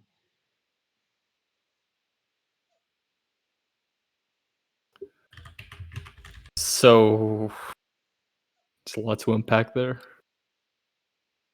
You say you plan to get a girlfriend for the ulterior motive that you denied having for clickbait. Well, no, I never denied having it. I say I just don't show that I have like ulterior motive typically. Like, Exactly. So people pick up on that. No, they don't, precisely because I'm not showing it. So They don't pick up do. on it. How would you know? How would you know? You're not in their head. You're not in No, their 'cause mind. I can How would you know if they pick up on it or not? because I can see that they're just totally like treating me just No, but completely you're not seeing inside their thought process. Okay, but then I can't know anything. You can't do So that. Of course I can't know. Of course there's no way to know. But the thing is that So like why are you usually saying they don't? Okay, so I can't know. I can't know. Of course, in the absolute sense, I can't know. I can presume. I can presume based on So the way they're why are you acting. presuming that? Based on the way they act, right? Like I don't get the impression that they. But that's what you're perceiving. Like That's what I'm perceiving. Yeah. how many times have you had a conversation with someone where you like had a thought or like, what the fuck?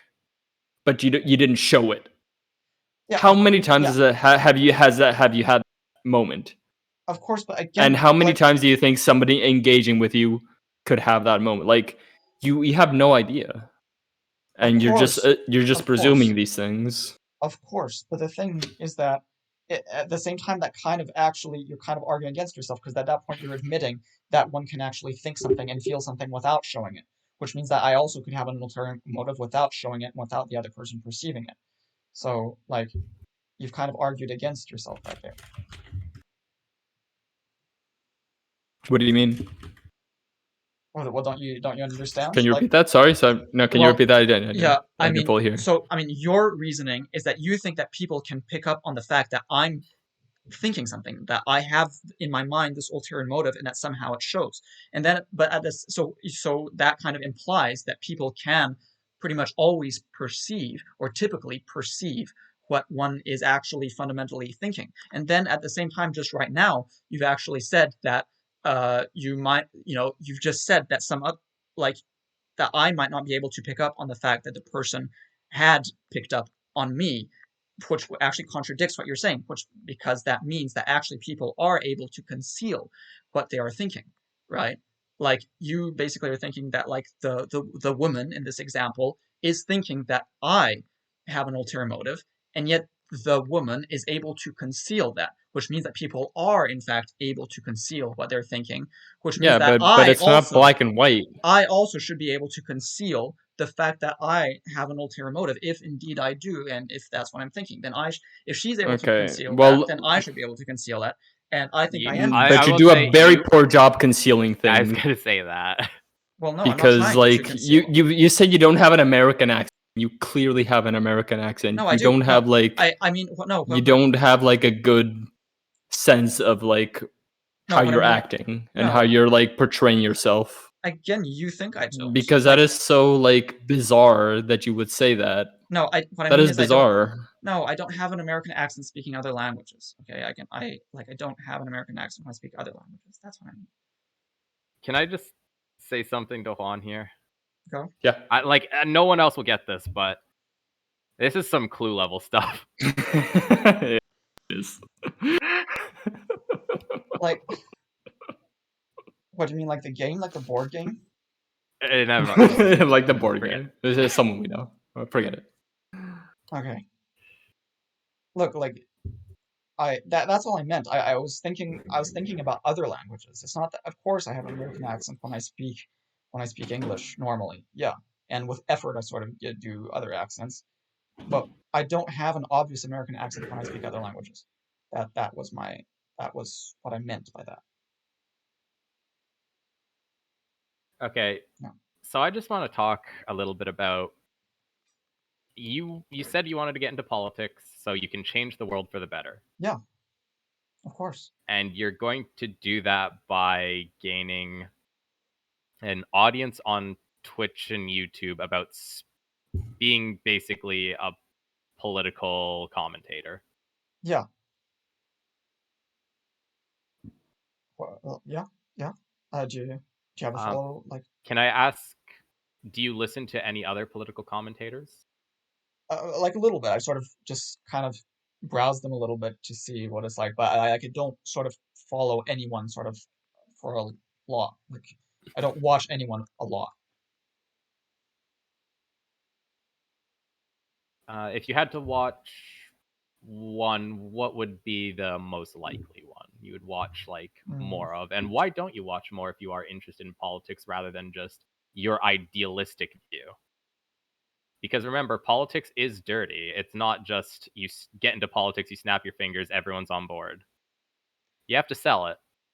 I can't say who I would watch more. I'd watch anyone that I would sort of tend to agree with more if I did. Just these kind of streamers that get called sort of lefty, but who aren't really like all that lefty, I guess. Sort of like me. So, like, I can't say any particular one that I would absolutely prefer.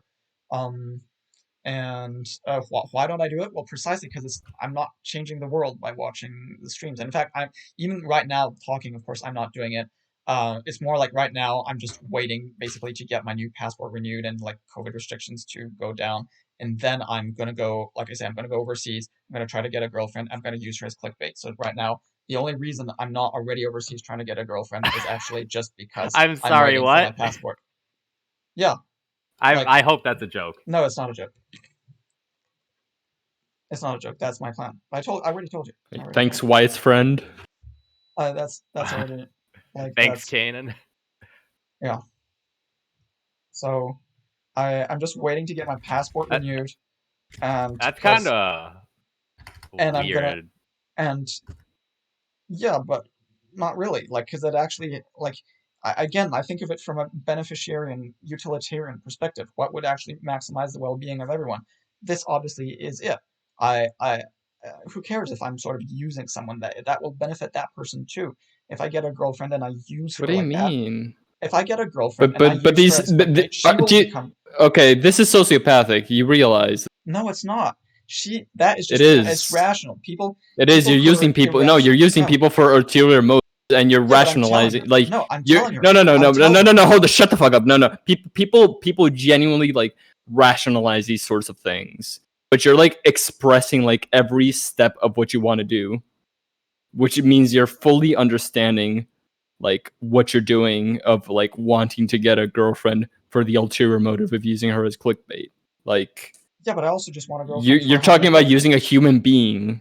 No, but you're talking. No, you said you want to get a girlfriend to use her as clickbait. But I you're also talking just about want a girlfriend. literally like. But you want a girlfriend to use her as clickbait. This is where. This is what you said. Of course, is where that is the whole idea of like seeing your intention is very obvious in your speech. If you said something along the lines of, "I want to get a girlfriend, and then we can do streaming together." Yeah. That is an extremely different thing to say. But that wouldn't be accurate. That wouldn't be accurate because it doesn't actually convey what I'm thinking. Well, maybe that's why you can't get a girlfriend. No, it's not, because it's not like I was It thinking that. is. No, because I wasn't, like, for over a decade, I wasn't thinking that, okay? I just wanted a girlfriend. I didn't care about any of this shit. And I still didn't have a girlfriend. So you're victim blaming. You're again more conservative No, shit you're than not a you need victim. not. You're You're not a not a victim. victim Oh, You're by as not far having from a a victim Again, you're as denying because no. I'm not part of these You're not a groups, victim. right? Because I'm not black, because I'm not a woman, suddenly I'm not a victim, despite the fact that I am No, also a there are victim things of that you are a societal victim of. issues.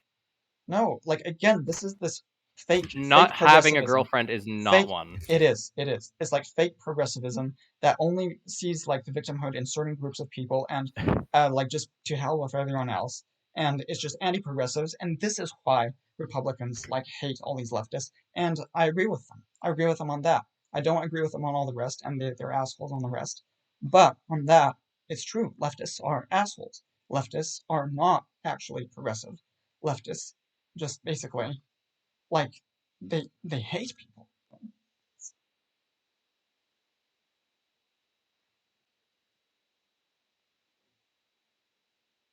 Do you feel like you're kind of getting like cornered when No. we're talking to you? By the way. No, I feel like I'm just being like, as always, just Okay. Good. hated and not understood and just gaslight. And We're not gaslighting you, dude. you are. Then you just deny it, and that's gaslight. You know, I can hear in your voice like how like kind of perturbed you are that we're confronting you about these things.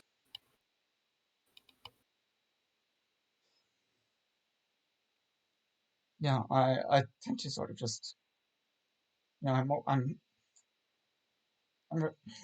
sorry. Just If you need a minute, that's fine. Yeah. I'm No sorry. worries. I don't want it to be like that. It's just that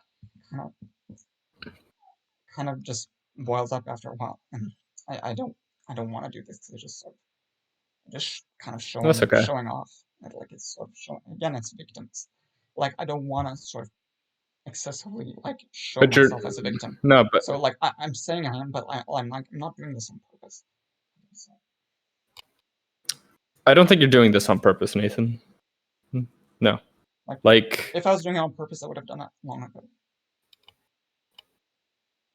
no, I'm saying you're doing what everyone does, and that's like rationalizing your like circumstances in life and kind of externalizing the blame about these things. But again, that is the ultra sort of egalitarian sort of Republican voter take, which you of all people should be No, opposed it's to. not. It is, and then No, because we're you just not deny it. Republicans.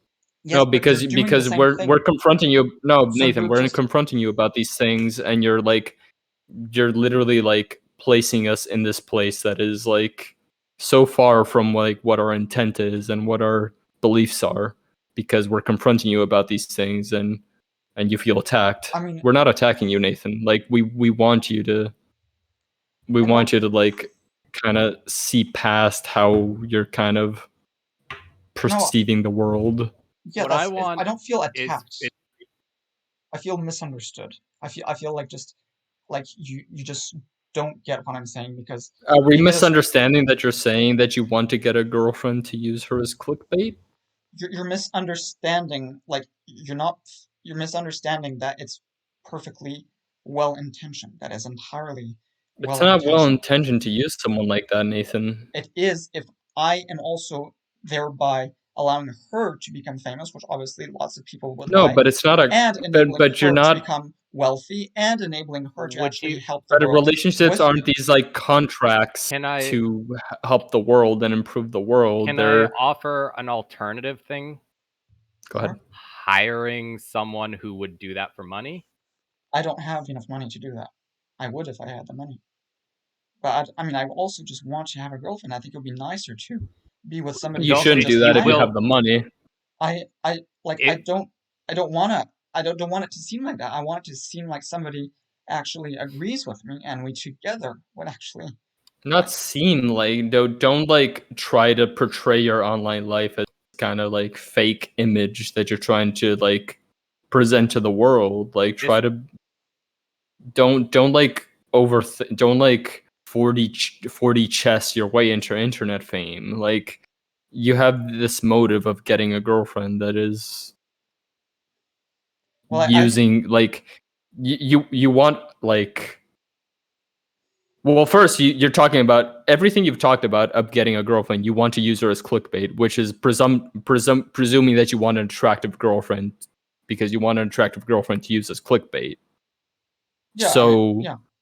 how about like not focusing on that? How about focusing on meeting someone that you really like and like talking to and like being with, and not thinking through this ulterior motive of like this internet fame Well, that because this is like internet fame genuinely is like because this internet fame is super important. Like there are big it's not issues in the super. world. There are big issues in the world, and there are big issues in the world that need to be addressed. And again, it's just mesmerizing. You again, you're here on like Twitch politics. You should, of all people, be But I'm having sympathetic to this. fun. Like, but No, that no, no, no, I no, think no. that's the thing. Nathan, Okay, let me so tell you my go life ahead. circumstances. Let me Okay. tell you my life circumstances. Over here in Argentina, like the situation is very difficult right now. Yeah. In the sense that, you know, wages are stagnating. There's inflation. You know, every year I make less than I make the year before. Getting a job where I can really like be myself and talk to people and engage with people and earn in US dollars is very vital to me, in the sense that I could really propel this into a more comfortable lifestyle. I'm not pursuing internet fame with the intent of like I'm not like 4D chessing it in the way that you are, in the sense of like trying to manipulate people into. It's not even manipulating. Like I would tell her outright, out front at the beginning. I But would just say like I'll just but say, think hey, I need someone. Would you want to help me? so. Do you watch a lot of female personalities on Twitch? No. Like they're not so many. Like no, there are some, but like just I don't watch all. Like I just don't watch all that many people in general. Like I've just sort of skimmed. So I've seen a few female like political like people on Twitch. I Okay, watch them a bit. but I but like you them. have this understanding that like a female streamer would get more attention Like than you yeah, yourself. probably. Like obviously some of them are struggling too, but I think like I it would increase the Yeah, odds. Obviously, that's not what I'm saying. No, yeah, that's not what I'm saying. A yeah, female streamer will get more attention than you do. So that's what. So you're probably, pursuing that. yeah. You're pursuing that to benefit yourself, and you're No, saying that. to benefit everyone, including me Yeah, and her female and everybody people. else. Sorry, I've been talking to. Sorry.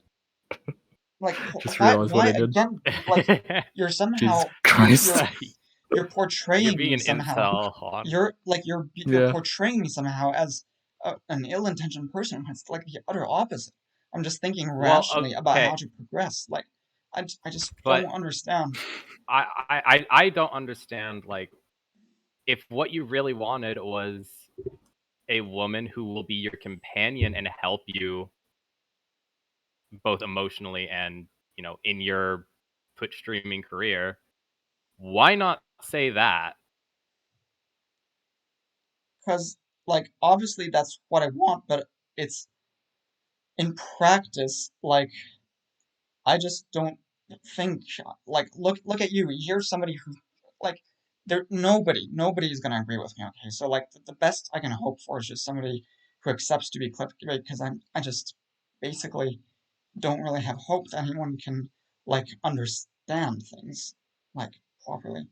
And so I wish. I mean, Why is your understanding of things like the definite, like you need someone who can fully understand you? Why isn't it like you can talk to somebody who is a different person than you and engage with them and find like points of commonality and interest that you can bond over and form a relationship around? Why is it this like everyone has to come to you? well, I mean, because this is obviously better. Like, I'm more rational, my policies are more rational, and I can see it, and nobody else can because, and people are gaslighting me thinking I'm not rational, but that's just because they are not rational enough to see it. And there's no way to get around this because people simply cannot see the fact that my policies are actually better than other policies, and people just keep on saying that my policies are wrong and keep on just being mean to me as a result. And so, like, the way I see it is instead I just need to find a person, a woman, Do you, who do you just think if you're basically, in a relationship with somebody, they have to agree with 100% of what you say or what you think? yeah, practically, even if they That's not the disagree, case. it would have to be it would have to be just like sort of okay, I don't quite agree, but overall I sort of agree with what you mean, even though like I don't fully 100% support that policy, like something like that. I don't think there would have to be full Mm. agreement overall. That there has to be because like again, and especially because I mean because to me this is very important. To me this is just a result of rational thinking. I need people to agree with me just so that I know that they're actually able to understand things rationally. And like to me, that's a super important quality. Like that's the important quality in a person. And if I don't have that, I'm not really going to be able to properly, bond with that person in the long term. And so, like the next best thing I can hope for is just that a person, instead of just rationally coming up independently with the same ideas, the next best thing I can hope is that the person just ends up kind of like falling for me or something, and then sort of as a result of that, just kind of buying into my whole set of ideas as a result of that instead. And so that's kind of what I'm hoping for. And so that's sort of why I've presented it in this fashion. Why I'm saying that I need someone that I'm just going to use as clickbait. Obviously, I want it to be much more than that. I of course, what I want is to meet somebody who just agrees with all the stuff that I'm saying, and then we together would be doing something. But because I don't think that for a while I thought that I was sort of naively hoping that that would happen, and now I'm just being more pragmatic and thinking, no, that's not going to happen. But I can just maybe hopefully get someone to at least, sort of be emotionally attached to me, so that that person will then support me, um, like in my endeavors.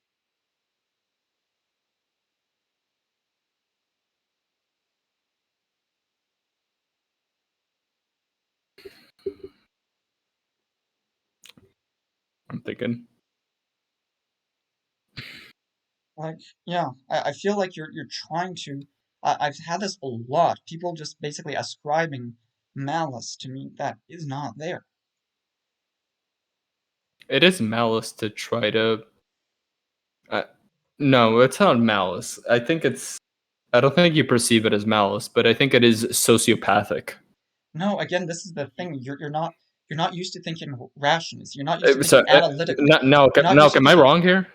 you're not used to thinking analytically, so It, you're not used to people being goal oriented. So you're used to people just sort of doing their thing and sort of just bumbling along like everybody does. And if somebody is actually goal oriented and has a sort of specific strategy, that is considered sociopathic. But you know why that's considered sociopathic is because sociopaths in general tend to be more rational, albeit in a way that's actually bad. But like they tend to be more rational, and most people, since they're not particularly rational, they tend to associate rationality with sociopathy for that reason, even though it actually has nothing to do with it. Like Buddhist monks tend to think also more rationally, and like there's an interesting thing, like there's a trolley problem, which is an ethical question. Like, if there's like five people are attached to a track, and one person attached onto another track, and that a train is headed towards the five people, do you switch the train to make it go to one person instead?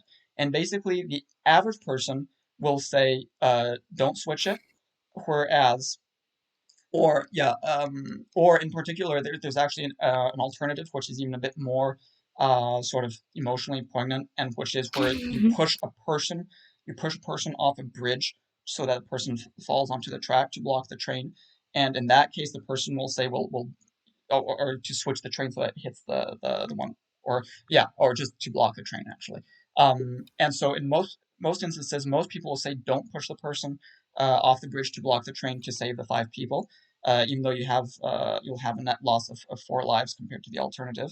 But there's three categories of people that do say push the person because they actually just think from an absolute perspective of maximizing well-being, right? And the three categories of people that tended to say do push the person off is sociopaths, economists and Buddhist monks. And I am also that kind of a person who would think like that. Okay, it's a person who thinks just purely, much more analytically, and it tends to shock people. But actually, it's much more beneficial, and that's why I'm calling my thing real good. That's why I'm saying real good, like because most people don't understand what good actually is, what morality actually is about. Morality fundamentally is about respecting these fundamental moral principles of utilitarianism or beneficiarism and equity and liberty. And lots of people simply they just follow their feelings, and when they see a person following respecting these three ethical principles, but in a way that superficially seems somewhat shocking, then they think that that person is actually a bad person, and you get called a bad person for that despite actually being the opposite of a bad person. You're actually a rare good person. So first off, on our Discord, basically the first philosophical thing we ever talked about was trolley problem. So much so that it's a meme. Okay. So we are quite familiar with it and all of its variations. Sure. That said, I think it's to what Juan was saying, sociopathic is the way to describe a lack of empathy and to be entirely calculating. Yeah, but that's not in and of Now, itself a bad thing. See, in fact, empathy is usually not a good thing because nobody has empathy for everyone. So usually, what empathy leads to is people having then the opposite, like antipathy towards other people, and usually empathy will lead to like in-group sort of cohesion and tribalism and sort of hatred towards the other group. Whereas what you actually want is not empathy but goodwill, which is just an abstract intellectual thing, which is basically just the way it was what you'd call a sociopath would think, but when a sociopath actually decides to do good. And that is the way that we should be thinking. We should have goodwill. We should be rationally wanting to do the best for everyone and not focusing on our feelings. but what if, so you say that no one has empathy for everyone. Yeah. Me and Juan here are sitting here talking to you. We're talking to Free Palestine XXX, a great name still. And we obviously disagree on a lot of stuff. Mm-hmm. I can still feel empathy for Free Palestine and his family.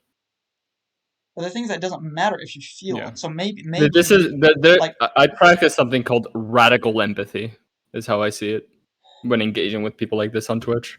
Like, obviously, like there are people that I disagree with extremely.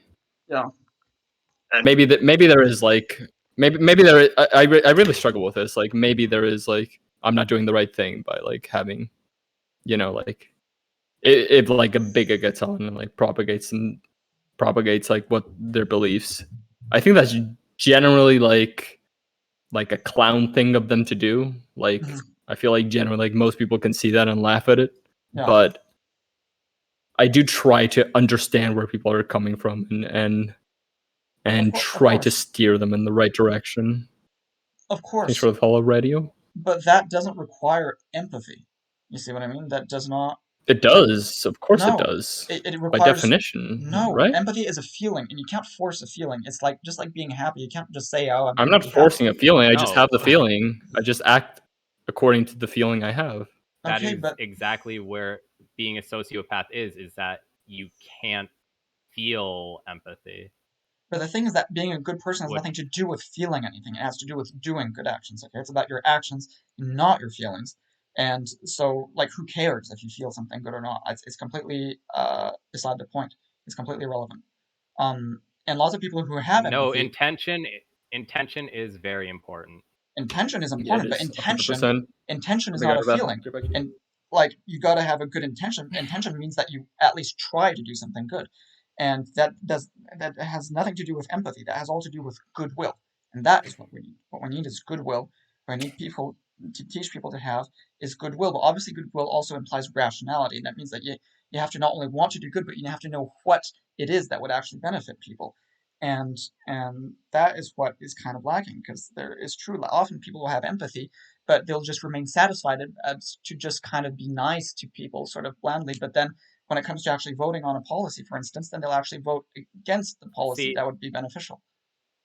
this is kind of circles around back to the whole thing where you struggle to make friends is you just being there for people is often all they need. Yeah, and it's not like anybody has asked me to be there for them. I would be there for them if they wanted me to be there for them, okay? But, like, You have to put yourself out there to do that. and how do you want me to do that when I'm, like, I could just say, hey, I'm there for you, but they would just call me a creep if I did that, because we don't already have a bond, which I haven't established because I'm not a smooth talker.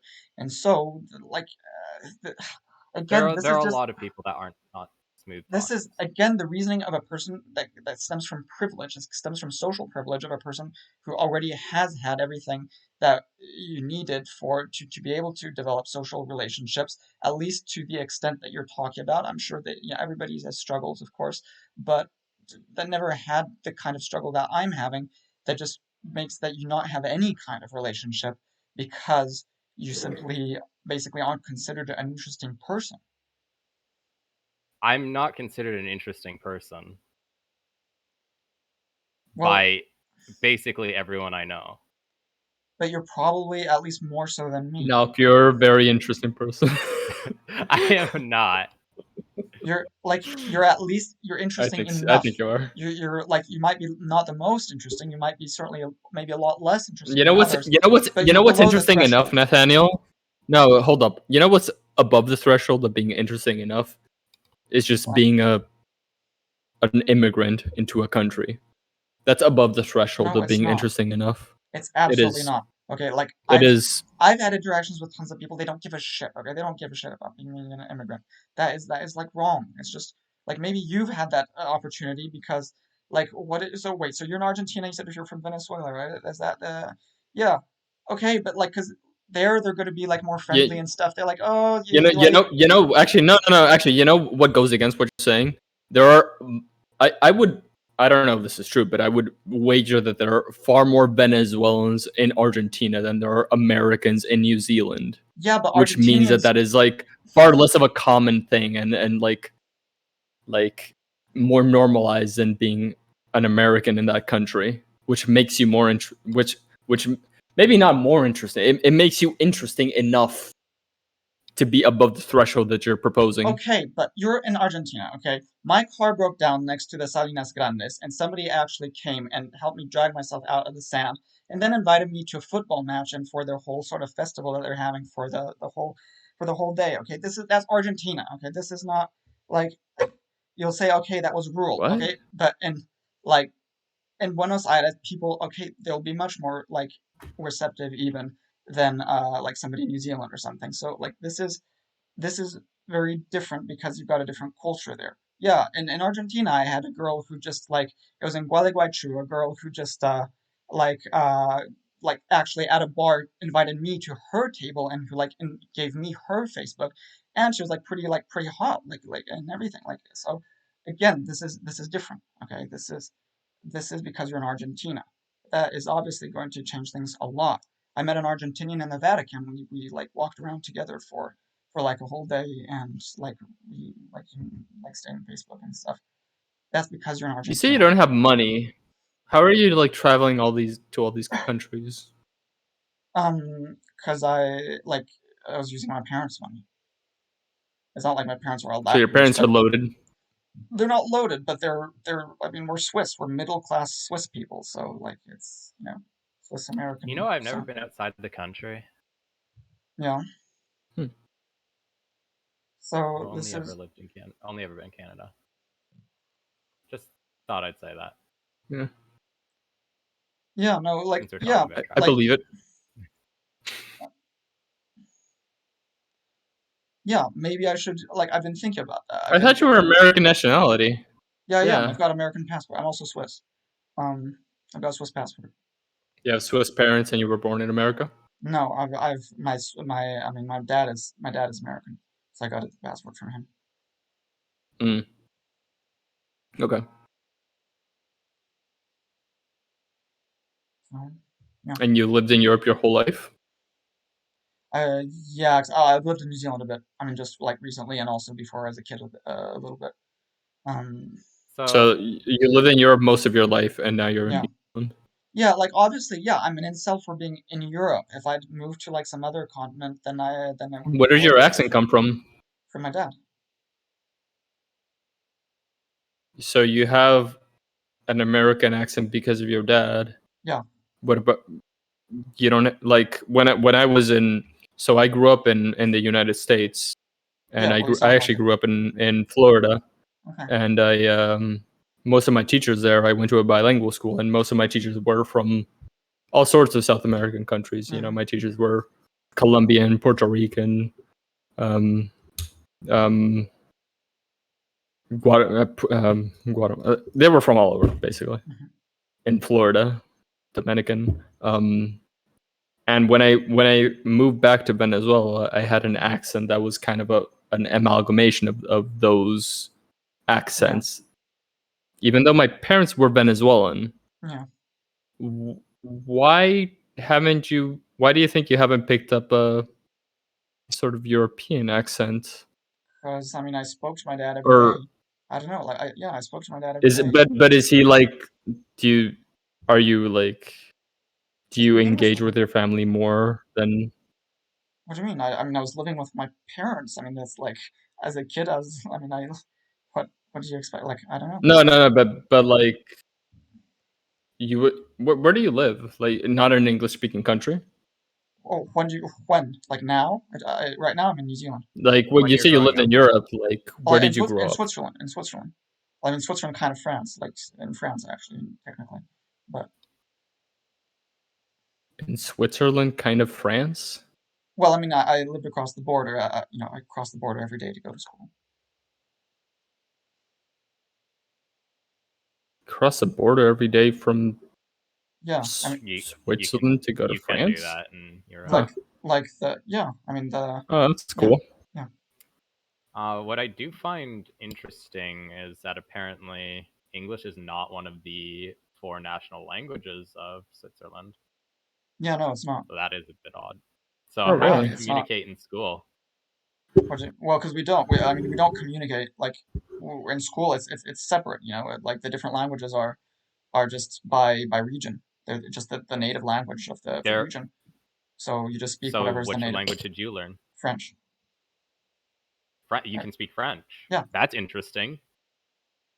I'd say that's very interesting. Actually, Well, French is the language of love.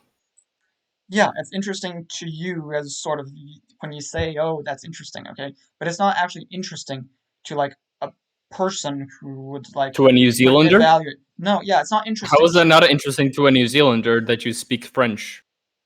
because they don't give a shit. Like it's not like you're thinking in terms of like more people who are interested in stuff. Also in North America, in the Americas in general, people are No, more I'm welcoming. speaking in terms of a human being that would No, engage with someone that isn't generally like the other people in the like environment I grew up. you That's like interesting to anybody.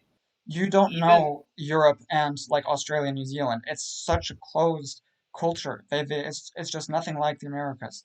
It's I've been to the Americas. I know what it's like. It's very different. Okay, in the Americas it's very different. I'm largely an incel just by virtue of geography. so everyone in New Zealand and Switzerland are either Giga Chads or incels.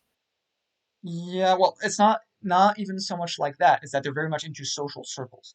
They're very much into social circles, and they're very much into their sort of shenanigans, sort of yeah. You have to be sort of have the spirit of being sort of very kind of savvy and sort of manipulative and stuff. And I'm just not, and so I just can't. You sound pretty manipulative. No, I'm not. You're I'm the very op. manipulative. No, I'm not. No, you I want to get a speak. girlfriend to use for Twitch Cloud, That is not and also to manipulative. be happy with her. But that no, That is it not is manipulative. manipulative No, because that's saying the it. first thing you said. No, because No, I'm because it's the saying it. first thing you said. It's not manipulative as Okay, if you here. pretend otherwise. I'm not pretending otherwise. So you I'm would. completely honest and So upfront. so you would say, "Hey, I really like you. Would you mind being my girlfriend and be clickbait for my Twitch stream?" in not exactly those words, but I would say that, like, the content of the, I would say it in a bit sort of more long-winded fashion, probably, but basically, I would say that the first time I meet, yeah, I would, First time you meet. yeah, So your intention right away is to tell them that you want to date them yeah, absolutely. and use them. Look, I'm not good at beating around the bush. Precisely, I'm not good at being manipulative. I'm not good at sort of pretending to just sort of not want something more, but actually, I do. No, I'm just going to be honest and just say what I want, and you can just take it See, or leave it. I think this all pretty much stems from, like, from my perspective, all of this stems from this thing where you have to be this grandiose history defining person and you cannot just be happy. But I wouldn't be happy if I didn't, like, help the world like that. I need to You do can that. help the You can't do that by yourself. But No maybe, one person can cause all the, like, even if you're a politician, yeah. you need scientists to do the science stuff. You need healthcare experts to do the healthcare Yeah, no, of expert course, stuff. of course, of course. But I mean, to guide policy. We have To politicians that guide have, to be the grand kind of czar of I mean, that there have been. that points to all the inferiors of what to do.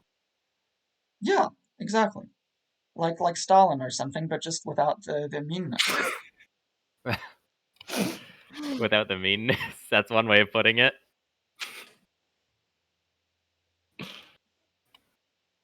Yeah, but you see, like, Yeah, it's happened. Other that is people have one done way. that. Yeah, Other people have done that. This is sort of what I mean. This is what you I should mean, say. you want even to be a Stalin. dictator. You want to be a dictator. Well, I want to dictate stuff. I want people to do what I say because they recognize I'm right, not by forcing them and throwing them You into want to camps. be right. That No, is no, I am a right. statement. No, I am right, and I want people to recognize that I'm right, and I want people to do what I tell them to because they recognize that I'm right. Have you ever been wrong before? Oh, sure. It's not that I'm right all the time. It's just I'm more right than other people on average. That's all. So you do think you're more intelligent than most people. No, more rational, not more intelligent. I'm not that intelligent, but more rational. Yes. So you think that the perfect politician would then, in that case, be a psychopath. That is the person who would best be a dictator. Well, if you call a rational person a psychopath, then yeah. If that's what. No, psychopaths are rational.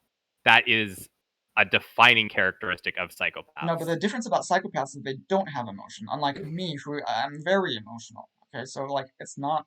I'm not a psychopath. Okay, but I I think with that same kind of rationality, but that's a good thing. That's a quality. I'm lucky to have that kind of psychopathic rationality, but without the sort of self-serving aspect. And I also have emotions, so it's not. It's again, like in the trolley problem. It's not just psychopaths. It's also economists and Buddhist monks. I'm more like an economist Buddhist monk. That's more like what I am.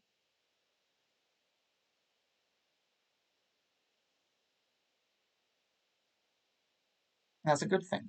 Uh, who's that directed at? Free Palestine. I mean, that's a rare quality. Lots of, like, they're not. So hold on. Can I just sideline this for a second? I'm currently watching my one friend play through Yakuza, Yeah, and Juan's currently playing Yakuza. I think he brought that up because he saw that I recently streamed Yakuza. I'm watching my friend play through Yakuza Kiwami 2 right now. Caught in 4K. Good game. Yakuza games are fantastic, by the way. They are wild. Ah, alright. Alright, back to what we were talking about. Yeah. Nathaniel, have you ever played Yakuza? No, I have not. No, okay. You're not a gamer. No, I'm not. So, okay. what do you do all day actually? Like, Well, right now I'm do just you just taking a break. I'm sick. You know, I've been I've been studying my whole life and working, and I got sick of it, and I now just take a break. what did you I'm doing some streaming. I I'm learning some languages, although with difficulty. Um, and yeah, so that's kind of the gist of what I'm doing. You're focusing on further developing my political sort of ideas. Um, um, yeah, so that's kind what of what I do. did you go to school for? What did I study, you mean? Or why did I go to school? Or Yeah, what did you study? well, I studied medicine in Switzerland. I got a medical degree from the University of Geneva. I worked 1 year in radiology residency, and and now I'm just taking a break. And now I will ask, why did you go for that specific degree? Mostly because I was thinking that that would enable me to earn a lot of money, which could enable me then to like start like founding business stuff, and then to have like more influence worldwide in that fashion.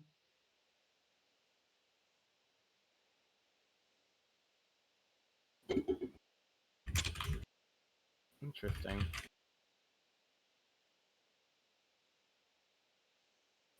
What do you enjoy about radiology the most, if you enjoy anything at all? Um, But by the way, that is a pretty good talking point as well.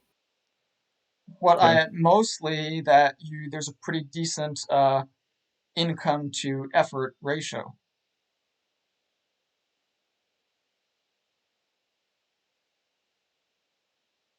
But yeah, I'm talking about a lot of my Okay. stuff. Would you guys like to talk about yourselves more? Like, I mean, obviously, I know a little bit about you. I mean, you can ask. Yeah. Yeah, I mean, sure. You're free to ask anything. Yeah. yeah. Sure. So, well, so okay, wait. Let me get the name. Well, I don't know what you want me to call you. So, terminally online slash ignoring chat. So you My say you're name is gonna. Juan. Okay, Juan. Okay, so Juan. Um, so you grew up, like you said, in Florida. Now you're in Argentina. Did you ever live in Venezuela or not? I did. Yeah. Okay. I Like when you're small. During um no, You lived I through kind of my teenage hyperinflation. years. Yeah. I lived through hyperinflation. Okay. How My was that? teenage Like, years. okay. Was that like did that It's like I pretty don't know. rough. I Yeah, it was mean, pretty rough. pretty rough situation over Like there. you felt affected by it, like personally. Hmm. Okay. Do I mean, you? when there are things going on in your country that are like so far outside of what you can control, Mhm, um, that leads you to being a more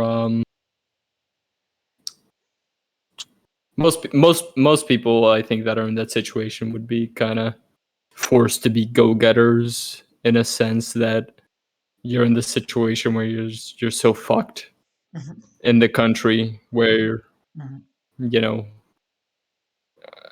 I mean I speak to like everyone I know my age is basically like in Venezuela is like a hustler is trying to really just get by however they can mhm. um Yeah. And because they're only gone to Argentina to stream so they can buy them pizzas.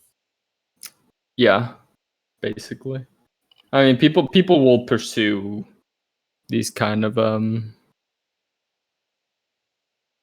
you're saying people pursue dollars but so did because that is lots of people lose like their previous jobs and sort of had to go to a more sort of basic kind of trade or something.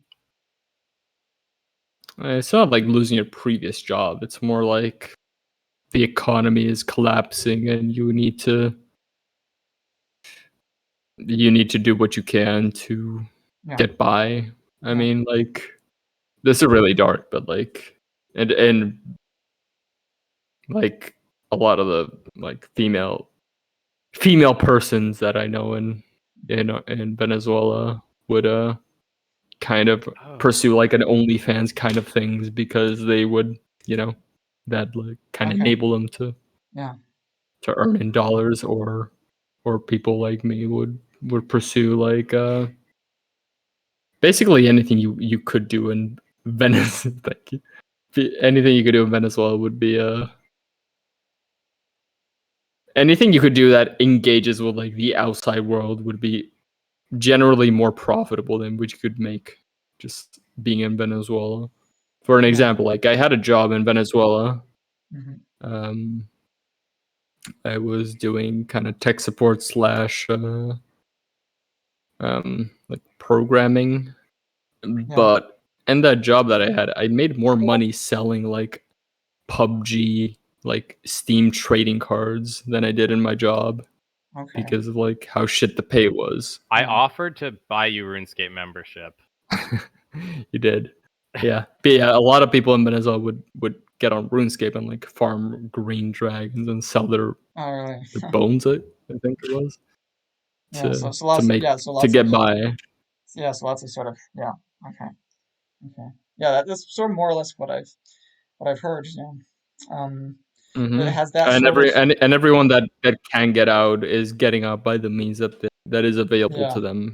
Do you do most people the poor people flee to the poorest people flee to Colombia or Brazil, the landlocked countries that they can walk to.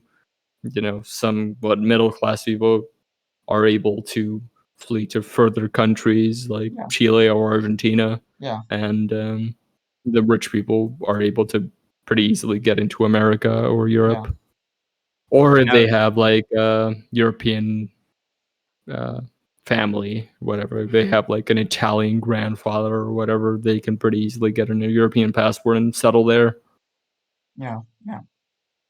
Now, do keep in mind, even in this whole affair for Juan, he was somewhat privileged in the fact that he could go to Argentina.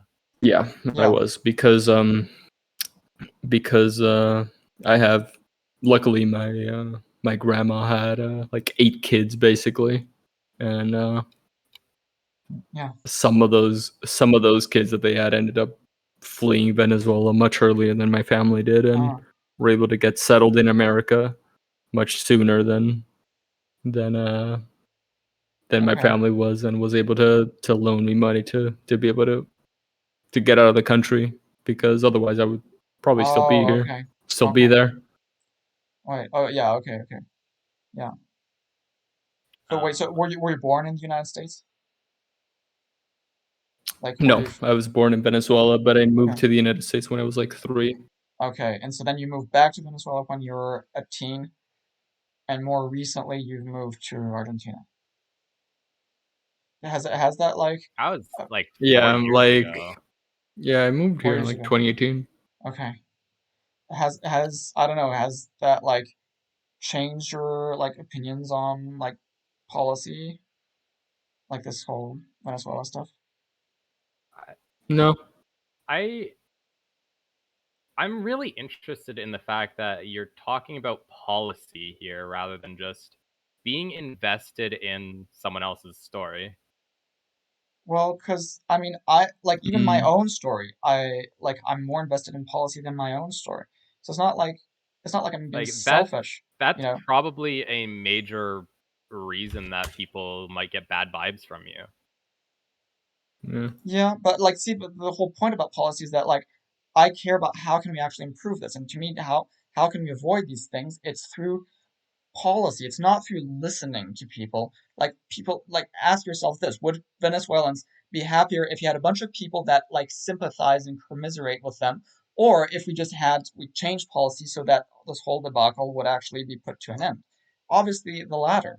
So this is again what I want people to understand is that actually what matters more is having good policy and not just sort of being this comprehensive person who has a sort of kind ear but doesn't actually really do anything. See, what I am seeing right now is like the opposite case of someone who has all these ideas for policy but was completely starved of the emotional side of life. Well, yeah, I'm starved of it, but it's not like it's still like by and You large, need I focus on policy. Like for me, humans need talking. affection. I know I need affection, but I don't like do affection just through like talking. Especially like not in person. Like I'm into affection like cuddling and shit like that maybe, but like affection through talking, no. Like that's not my thing. I talk to actually get stuff done. I talk to get stuff done. Again, like I'm streaming on Twitch, so with the hope of actually changing people's minds so that then they'll actually get stuff done, that they'll do activism, that they'll vote for stuff. Talking is for doing. Like that is kind of, and that is again why I struggle socially, is because when there is no goal, I don't feel like talking. I just like to sit and like, or like just be.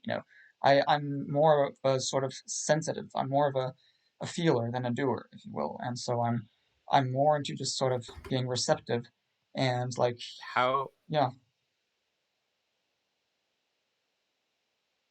that's more my thing. And not even necessarily receptive, like not necessarily even about like stories and stuff. It's more about just I'm very much like into like enjoying like sort of experiences. It's more about feelings. I really like sort of especially feelings from like nature, from like the outdoors and stuff. I really that I'm really sort of attuned to that kind of stuff. And so to me, it's just that more seems yeah. very polar opposite to your seemingly super rational idea you have of yourself. I think you created this kind of No, need to always be the most rational person. it's not a need. It's I am. It's like we're multifaceted people. We're not like I'm not a one-dimensional character. Okay, so it's perfectly possible to be both rational and sensitive. It doesn't have to be opposed. Just like fairness and freedom don't have to be opposed. It's like you can be both. It doesn't. There's different aspects of a person. It doesn't have to. It doesn't. It's not contradictory. I think we have this tendency to sort of expect people to be more one-dimensional than they are. We have a tendency to not just expect them, but to actually kind of see them. And I know I do it myself. I know I do that.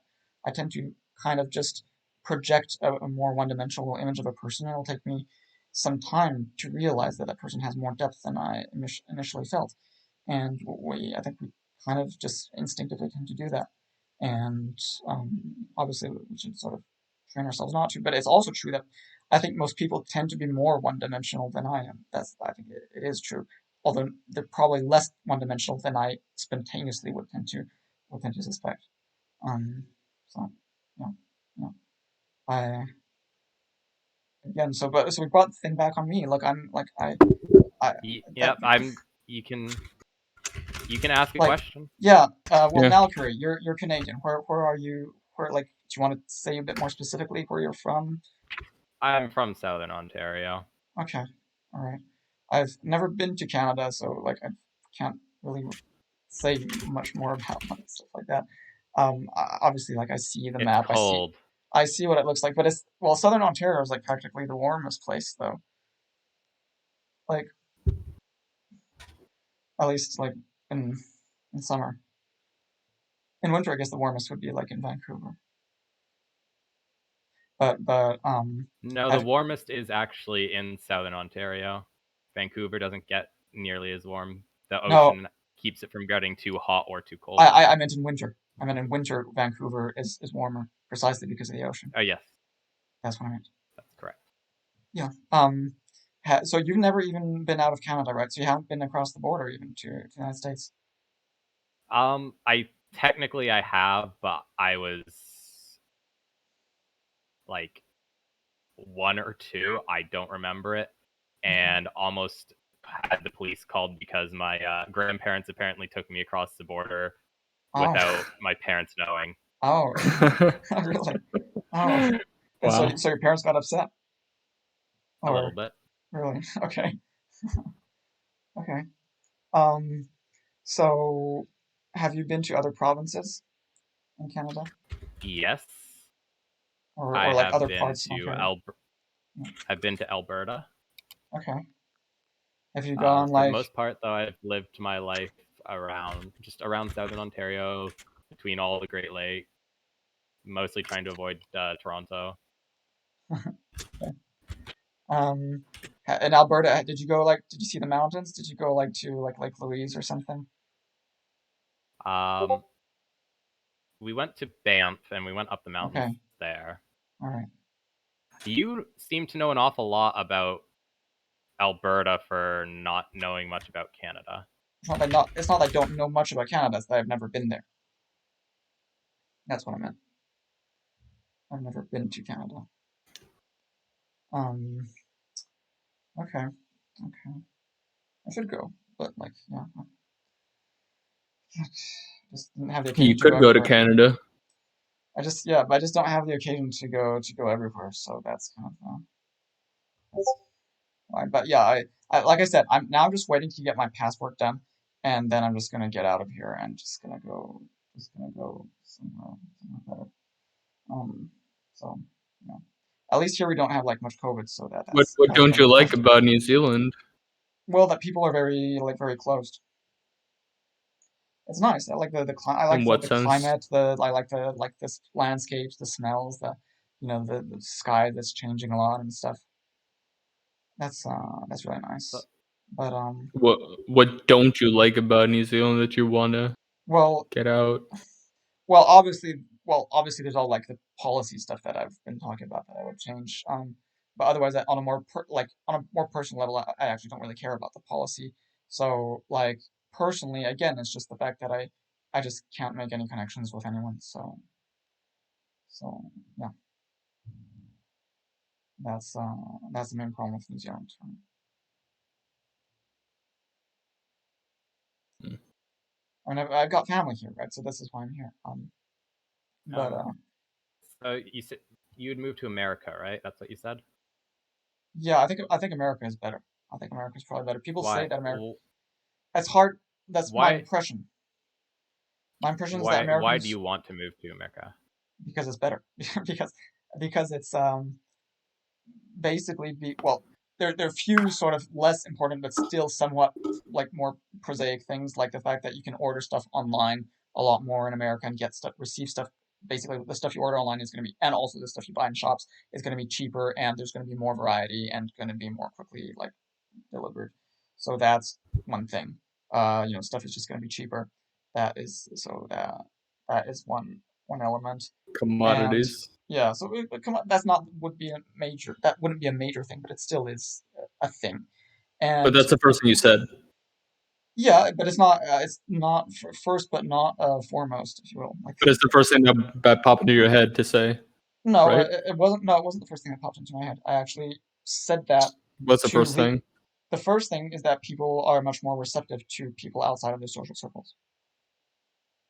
That is the first thing. Whereas in Europe and Australia, New Zealand, it's really all about social circle, and it's all about like being really socially savvy in a sort of kind of Machiavellian way. And so I'm really not into that. I mean, I just can't do it. It's not just that I'm not into it. I don't like it, and I can't do it. I feel like Americans are a lot more like just sort of open and earnest, and so that they're just I do much better with that. And Canadians too. Canadians sort of like again, Canadians are pretty similar to Americans. So You I keep think saying that. yeah, but they are. I've seen that like I've met Americans, Canadians, and stuff. I can really see the similarity in the sort of behavior. I don't know. It's kind of hard to put into words, but yeah, that Where'd you same meet kind of friendliness. Canadians? Mm, a few in America when I was an American, and in Europe when I was from time to time you'll meet a Canadian in Europe. So I've So met you met tourists yeah I've who met who are are Canadians. intrinsically going to be more curious and more open. Okay, fair point. Fair point. Um, yeah, fair enough. Um, it's true that like probably like like New Zealanders, Australians, Europeans that I've met elsewhere also tend to be more open. That's a very good point, and that's also why I don't really know. Like I'm sort of waiting to actually see what it's like. Since yeah, I don't really know for sure. Again, this is speculation for now, and also I like to go just to be able to see what it's actually like. Um, because obviously I wasn't really thinking about these things when I actually was in the United States. So I like, yeah, I am.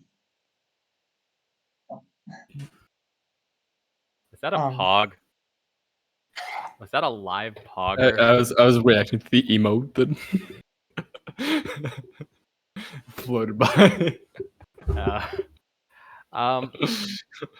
So you talked to us about not knowing how people act in, New Zealand and Europe, but you're basing assumptions off of a very select group of people that you met from, for example, Canada.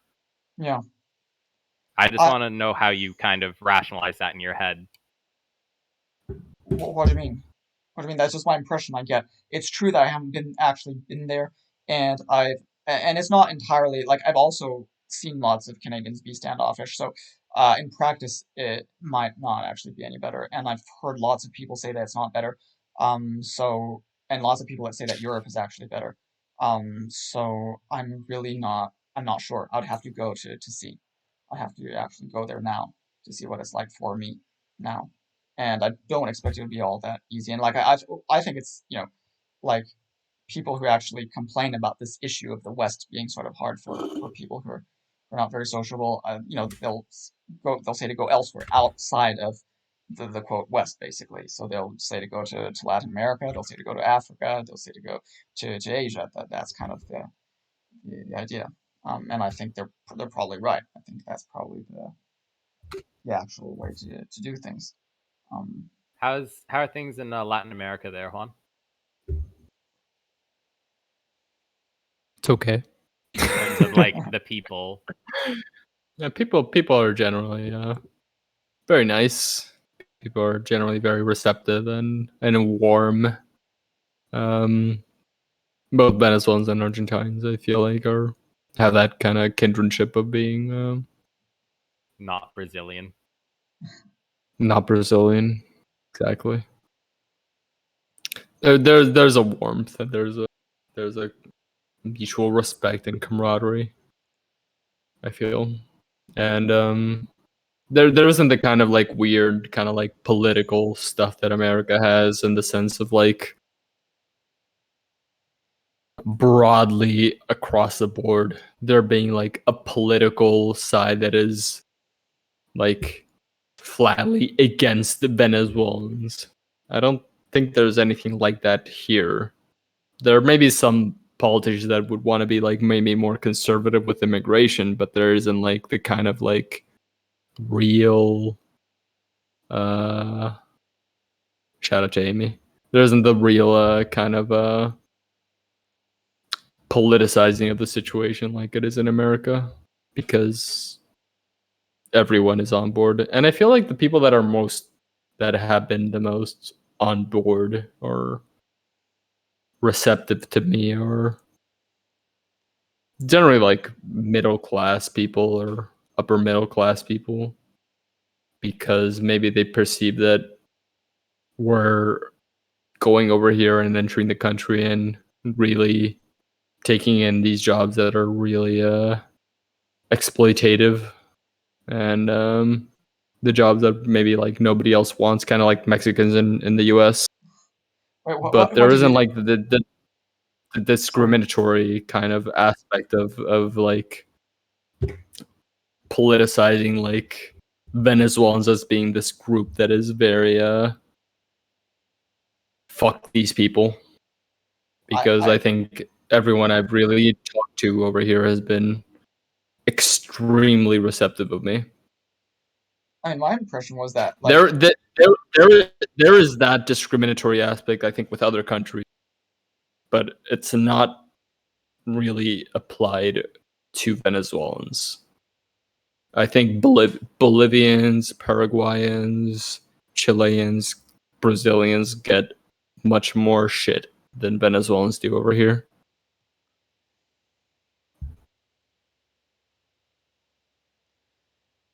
my impression was that like from what I can see, people have sympathy for Venezuelans pretty much everywhere. Like they're just seeing that Yeah. there's a big problem and that yeah, people are pretty much are sympathetic towards what's happening.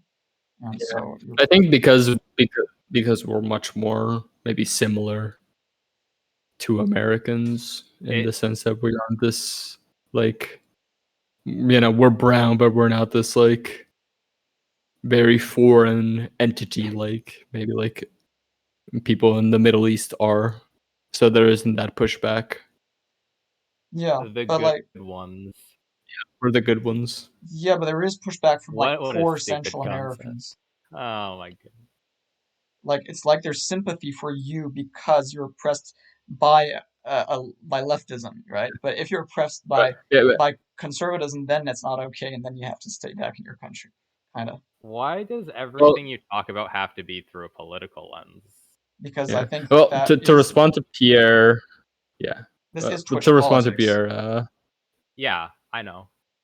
if you, I think there's a kindredship and there's a commonality between most South American countries that we've all been through a really rough political situation.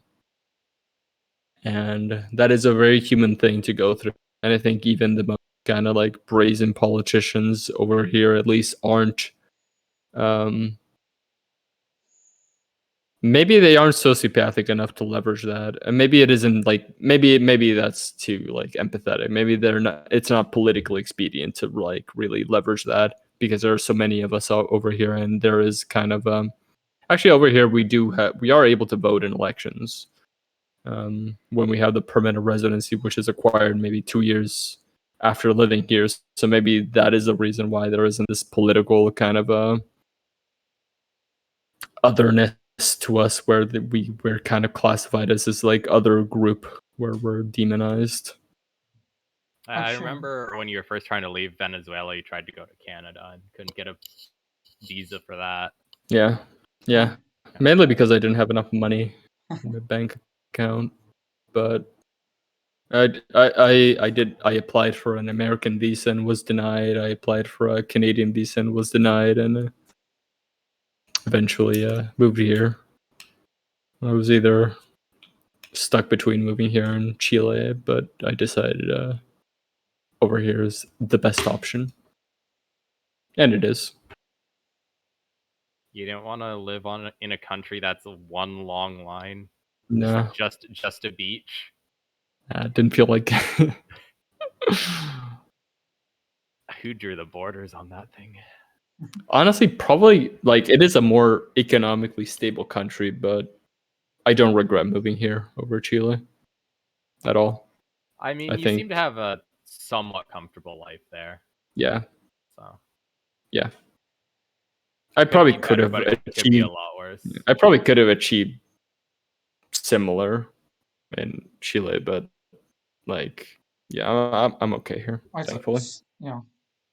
Okay. now I am. So did you like wait? What? I'm sorry, but I didn't really necessarily understand exactly what your job is. I'm sort of like Yeah, that's fair. I mean, I work with finance. I mean, it's generally like back office type stuff. A lot of Excel. A lot of talking to companies in America. A lot of consulting companies are based over here because there are lower okay. wages, and they do work for America. Okay. Okay. So there's maybe like maybe in this situation where a lot of people are maybe being fired in America for these white collar jobs, Hmm. those jobs are coming over here because the wages are Yeah. far lower in US dollars. They Yeah. took our jobs. We're taking your jobs. I mean, we can like do the exact same, like an English speaker over here can Yeah. do the exact same work as an American can Yeah. and be paid like a quarter of the money and be more comfortable than American can with that money. Yeah. Yeah. Well, it's good because it's helping And I'll equalize hydrate. economic. It's helping equalize economies, GDP and stuff between countries. So I'm glad that that's happening. That there's business that's coming Two through hydrates. support. I gotta finish drink. You know what you're doing, Elk. No, you're supposed to drink water. It's hydrate. I'll do that later. I Yeah. gotta be concerned for your health. Thank you, Nelk. But yeah, like this is it's also one thing that frustrates me is that these people actually literally don't want other countries to do better. Like they literally want to implement policies that like prevent, other economies from burgeoning, and that is like it's just so selfish and just so frustrating. And even like even like among like Democrats and stuff, you'll see them actually defend these sort of nationalistic policies. I mean, Bernie Sanders was about that, right? Basically about not having other countries grow as much so that, the United States can kind of benefit at other countries' expense. So like I don't like that. I don't like that. I'm all for globalization and just getting other countries to grow as much as possible. And just I actually what I'd like is just to have a cap.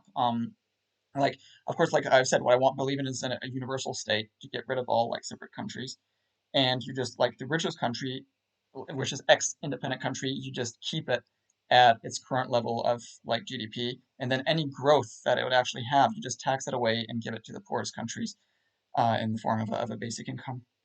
Um, so yeah, I'm glad to see actually jobs coming to Argentina, and I But don't actually mind jobs not being present in the United States. The solution to like joblessness in the United States is basic income.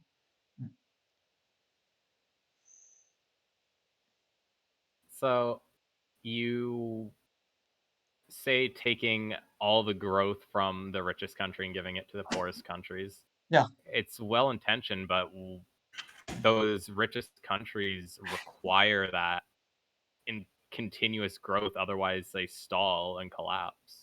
no, they don't like literally if they're collapsing, it means that they're not just stalling. It means that they're collapsing. So obviously, what I'm saying is that if they're growing, you take away their growth. If they're if they're contracting, if the economy is contracting, obviously you don't take away more. Then you don't take away anything if they're contracting. You But just don't let them so grow anymore.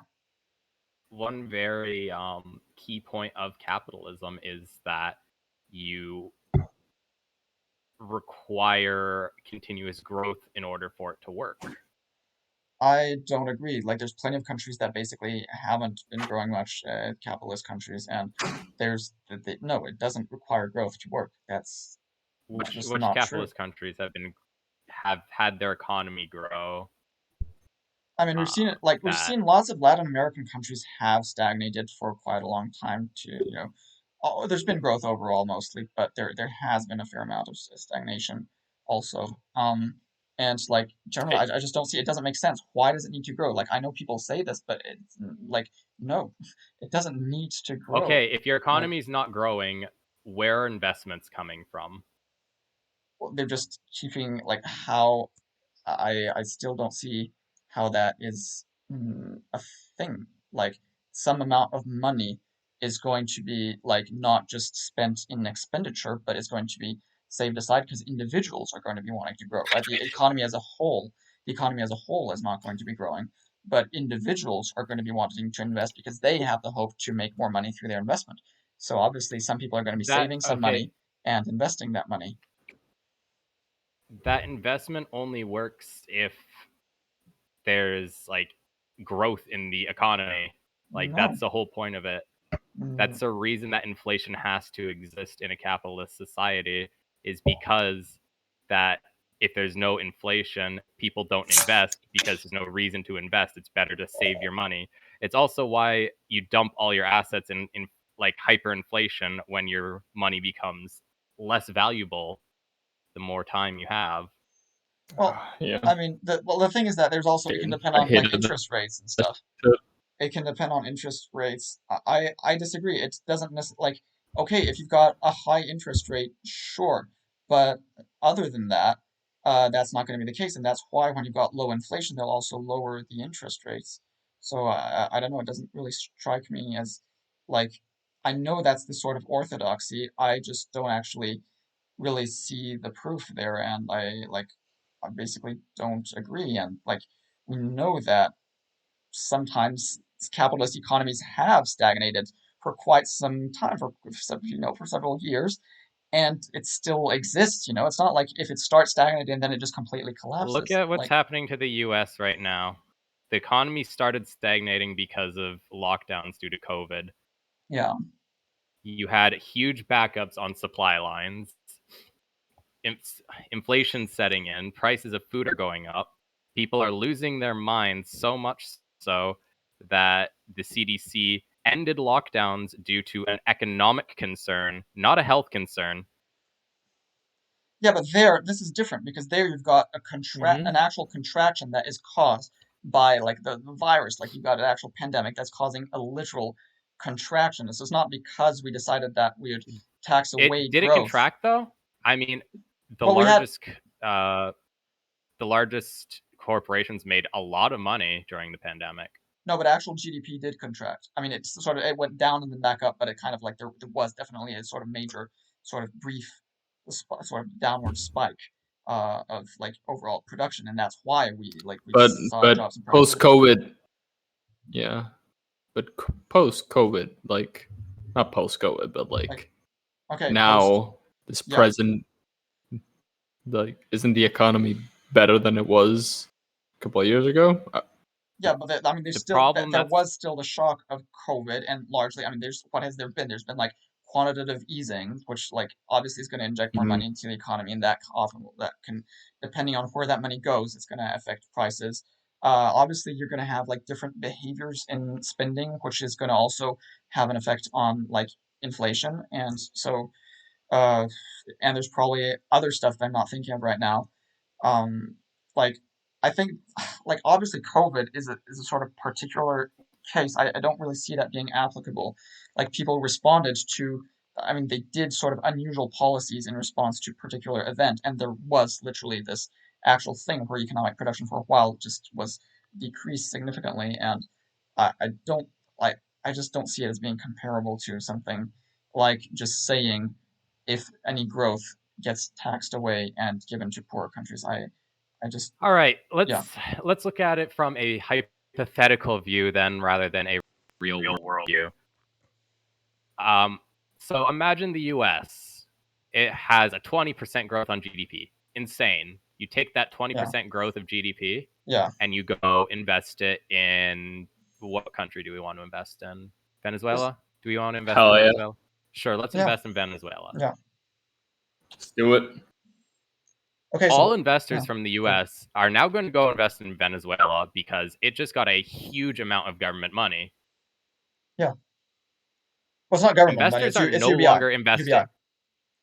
So it's That is personal. literally government money. Yeah, no, but it's not government. That then goes to households and people are individually going to spend it. It's not like the government does programs like that. It's not. It's not the same. It's government money. The government's giving people money. Yeah. Okay. But like. Okay. So even if, let's say they give all Venezuelans government money, like whatever amount it is, it doesn't matter. All of a sudden, Venezuelans can buy things again. Yeah.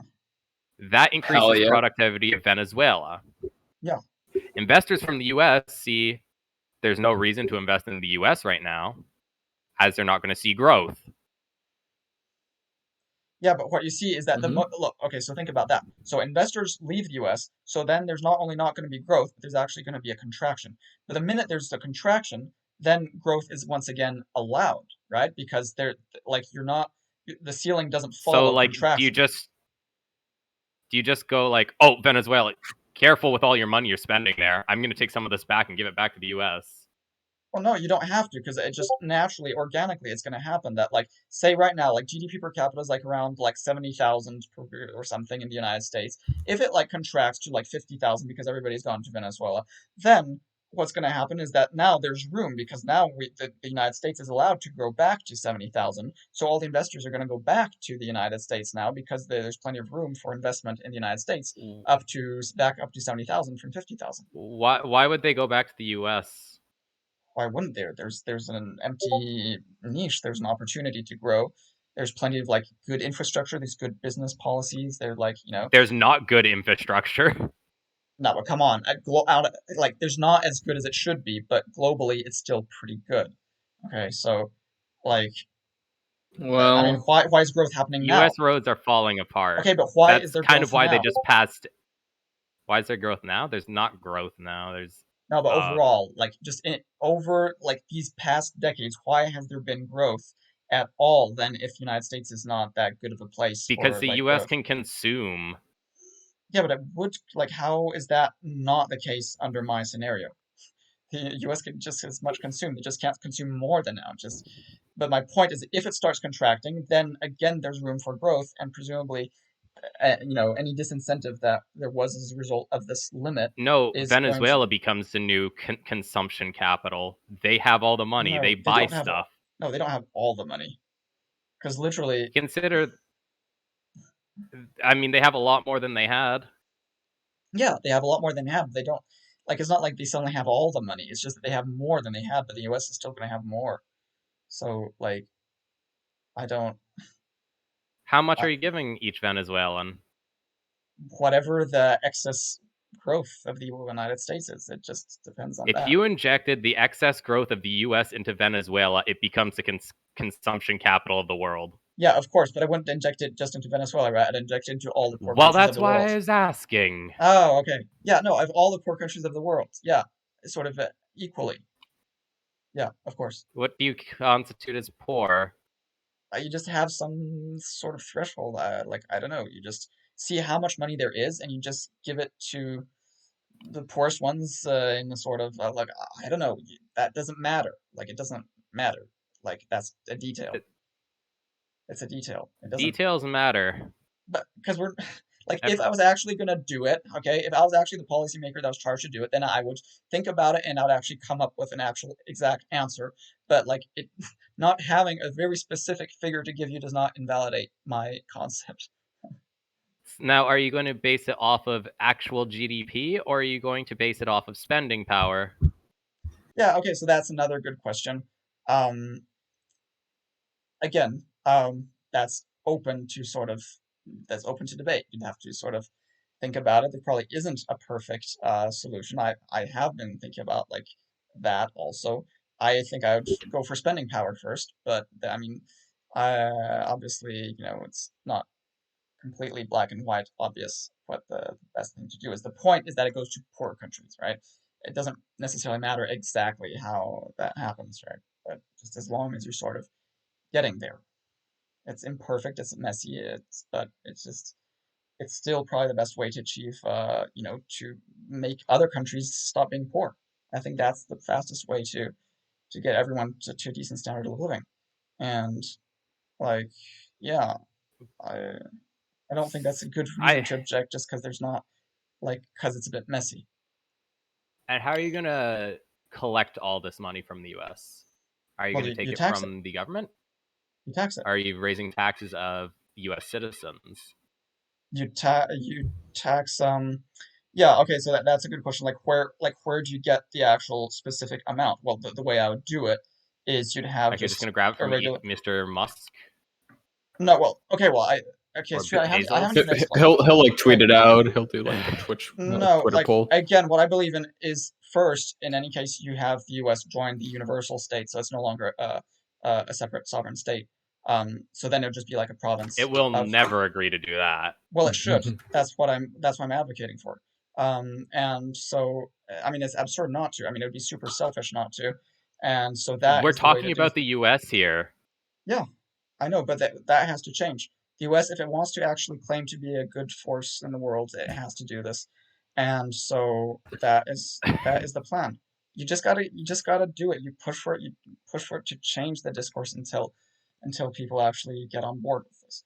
And then it just gets taxed. People are taxed, and then whatever amount of tax corresponds to the extra growth to the growth that's been happening, that gets redistributed back to the other ex-independent states, now provinces, that are poor. And that's how you bring everybody up. But first, of course, you've got to have everybody join the universal state, which is what I'm trying to do, of course. So that's the plan. And again, see, I've got a plan, and so then I get called like Machiavellian for having a plan. Like, this is silly. Other people just sort of complain about stuff. They don't really have much of a goal. I have an actual goal. That's obviously the best goal to have, No.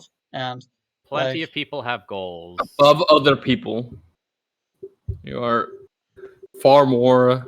So you see, like this is like you're kind of like you see yourself as like far more thoughtful or more intelligent or more more rational. I'm more rational. I'm more wise. I'm not more intelligent. I see the big picture. I see things clearly. thoughtful. Yeah, I see things clearly. I see things as they are, much more than other people. I know what we should be aiming for. This is what we should be aiming for.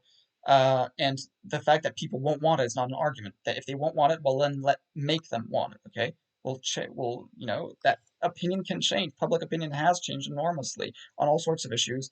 There's no reason that it can't change on that too. Like that's a bad argument.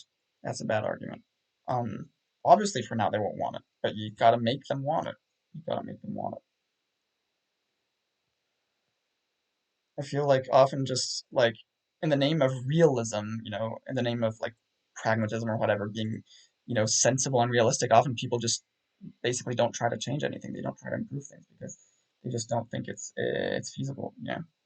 Um, so uh, like obviously one shouldn't be like naively utopian supporting things that wouldn't work, right? But one should actually think big when it is feasible. Um, it's not actually rational to not think big when big is perfectly feasible. So yeah, what do you do now, Curry? Like, do you have a job or something? I Study? went to school for accounting. I'm thinking about going to school for something else though. I finished Okay, accounting. okay. You know what else you want to do? I was thinking about going for physics. I like writing. Okay, that's pretty eclectic. Um, where did you study? Just a community college. Okay. Um, yeah, I'm kind of thinking. I'm kind of thinking. Do you like? I don't know, because I kind of like to go to North America. How like do you like you didn't really seem to think that people were necessarily easier in North America, like just No, people are complicated. yeah. So I don't know. Like I don't know what to think. I don't know what to expect. I mean, I think there's probably lots of sort of this cliquishness in North America too. But I also like at the same time I also hear that I get the impression that it's easier also to meet new people at the same time. So I don't know. There's this sort of conflicting information, and well, the problem is that you've only been in Canada, so you can't really. It's hard to know, and well, you terminally online. You just well, I'm sorry. Like I don't know. You're kind of I like terminally like you're kind of young, so accurate. it's maybe hard for you to say like when you're living elsewhere. I'm 25. I'm 24. I mean, Yeah, but so the thing is that it's hard for you to compare like other stuff, right? Because you would have been like you can compare Venezuela, I guess, with Argentina, but you can't really compare the United States because He you would have been spent his teens I mean, in US. yeah, but teens is still not yeah. the I same as mean, adults. I mean, no, high I school is a spent I different spent animal. my childhood in the U.S. I spent my teens in Venezuela, but like I saw, Yeah, you know, Up to 15. I didn't like, yeah, I didn't like separate myself from like the reality in the U.S. that was propagated online. Like I keep up with what's going on in the U.S. yeah, and yeah, probably honestly probably like more so than a lot of Americans. The US makes it hard not to keep up with what's going on in the US. Yeah, kind of yeah, for sure. yeah. But yeah, I just don't know because I'm thinking. Yeah, I'm just thinking because I want to go elsewhere, but I don't really know where to like where to go, what to do. I could go back to Argentina. I guess that wasn't bad. Kind of like that. Um, Yeah, but it Argentina's pretty wasn't. lit, but I don't know. It's I still I even feel like then. Argentina is very I feel like more bohemian than Than what? The United maybe States like or like then maybe I feel like I feel like people are pretty loose here. Yeah. Well, I mean, if we're going into politics, that's like a different topic. But like culturally over here, people are yeah. very people are great here. Honestly, like I love Is it Argentinians. particularly different from Venezuela? Like, do you feel sort of a difference? I mean, obviously there's the economic difference with the But situation, yeah, but beyond that, yeah. I think honestly, I think Argentines over here, at least in Buenos Aires, are more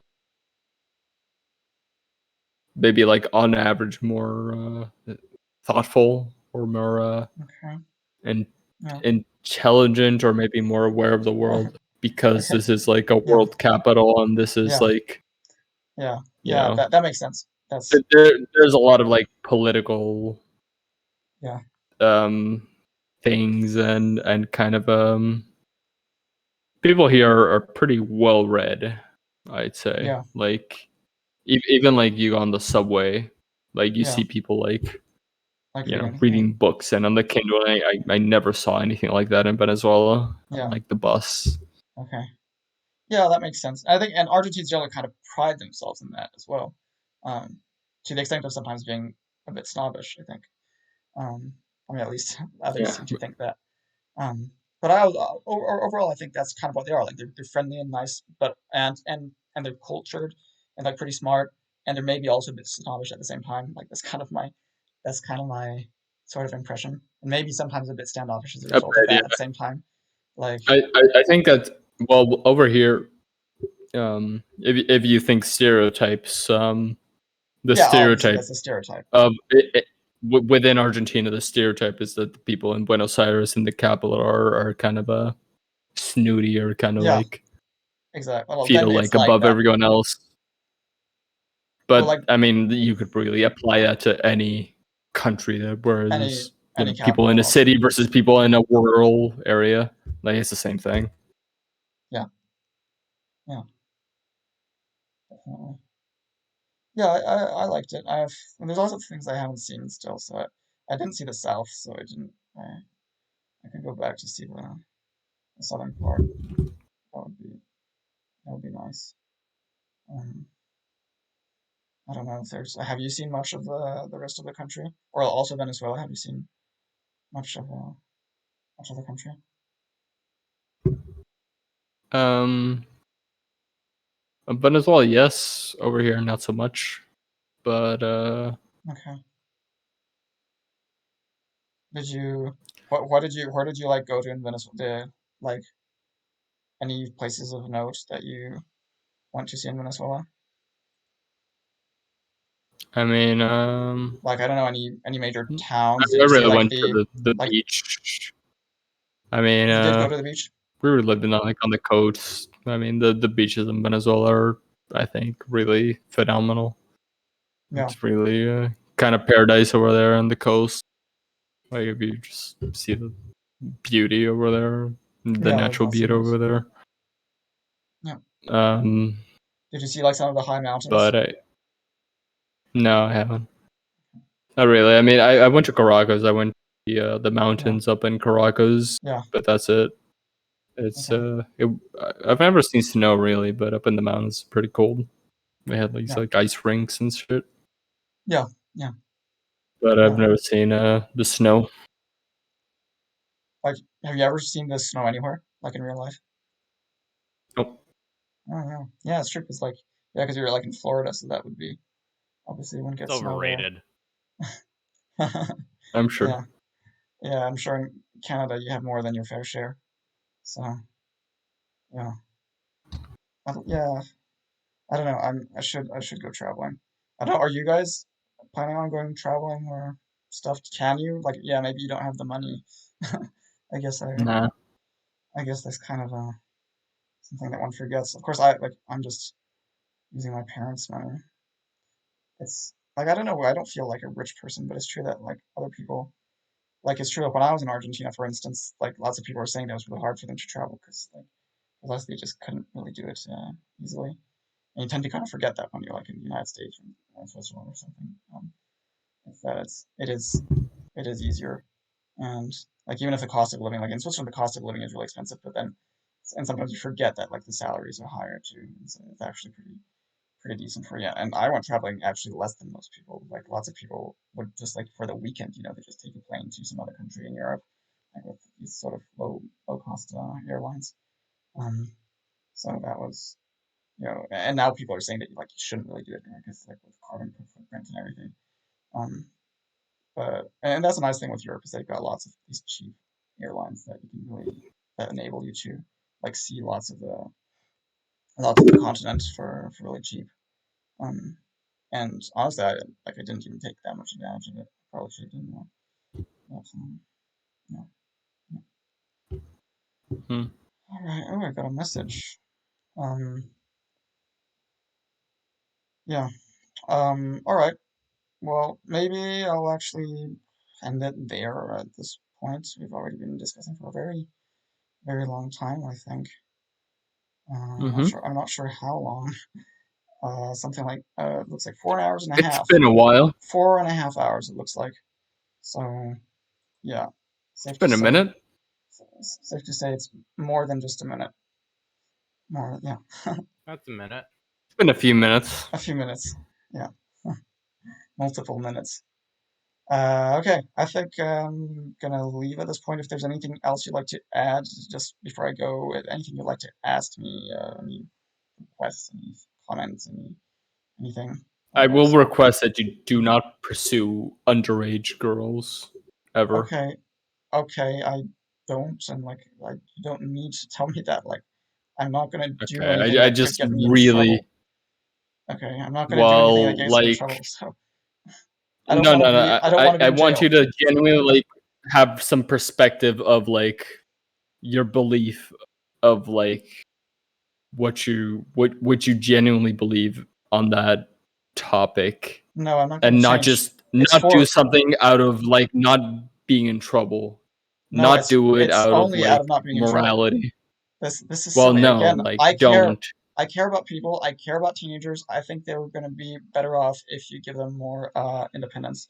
So I stand firm by what I've said, and I still stand firm by this idea that's actually part of this sort of moral panic that's fundamentally kind of it's kind of this kind of conjunction of sort of concern for children with leftists, but also that's very heavily influenced by this sort of neoconservative, neo-Puritan kind of attitude that I think is actually harming people because like we're not actually basically allowing teenagers to probably have fulfilling lives and to be able to take care of themselves properly.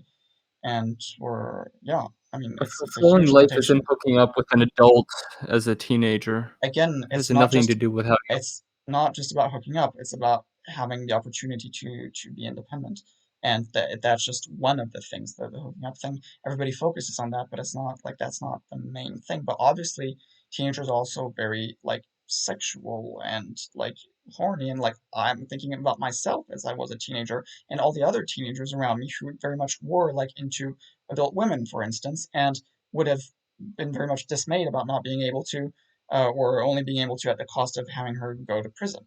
Like, I think that's wrong. Talking So about. so I'm doing this really more from the perspective not it's not from the perspective of me as a person who has a hard time finding a partner. It's not that. It's about teenagers' rights. Okay, it's not about adults' rights to be able to do anything like no, like current adults. It's about like letting the people who are smart enough to be free be free. It's about giving more freedom and as such more well-being as well. It's it's not again it's not anything. I'll also point out. I'd like to point out since you're focusing on the sex stuff that European countries, the age of sexual majority, the age that any person of any age can have sex with a person that's younger, except to be fair, not if they have a position of authority over them, but that's again only because the age of actual majority is 18. But of any other adults, the age is between 14 and 16, in depending on the country, on in the vast majority of European countries. And so, because we already looked at this, because obviously people bring this up, so now I remember that Germany and Italy and Austria were 14. Okay, they're literally 14. Okay, so I'm not like literally. If you think I'm a bad person, then basically you're thinking that Germans are pretty much all bad people, and Italy and Austrians, and basically they'd have to disown their own laws. for you to consider them like acceptable people. So I don't Mexico, think even with Mexico those 12. laws, I don't think generally Germans don't pursue underage No, it's girls. true they don't, just because it tends to be kind of socially frowned Also, upon. that But law it's of an age of consent of 14 only applies to as long as a person over the age of 21 does not exploit a 14 or 15-year-old. Yeah, yeah, of course. I said that. Yeah, I know. But I'll point out that that is largely because these people under 18 don't have the autonomy, to be able to, like, precisely because they're minors, they can't really so easily, like, escape from certain, like, situations, right? Because they're under the custody of like, an adult person. Then that would be different in my scenario. People, would be, teenagers, like, above 14 would be able to just leave or just like they would be able to well, you see what I mean? They wouldn't be so much uh like at risk of being in these situations where they can't say no. So I mean, obviously right now I agree, like with minors you shouldn't, as long as they're legally minors in other ways, there definitely needs to be that kind of rule. So my point, and in most of Latin American countries, I think Argentina, we looked at it, what was it, it was like 13, wasn't it? I think it was 13 in Argentina, and much of Latin America is like 13, 14. What? Mexico was 12. In most states, not all states. So again, just look it up. Okay, so like I'm not being extreme. Okay, if anything, you are the people who are being like more extreme than like the laws in most places actually. Um, in Switzerland it was But 16. you're Here it's 16. but you're so confident. Like What what you're what? so like See, like you're propagating this like meme that's like people that age are able to like make these decisions, and it's just wrong But objectively. how is that such a huge decision?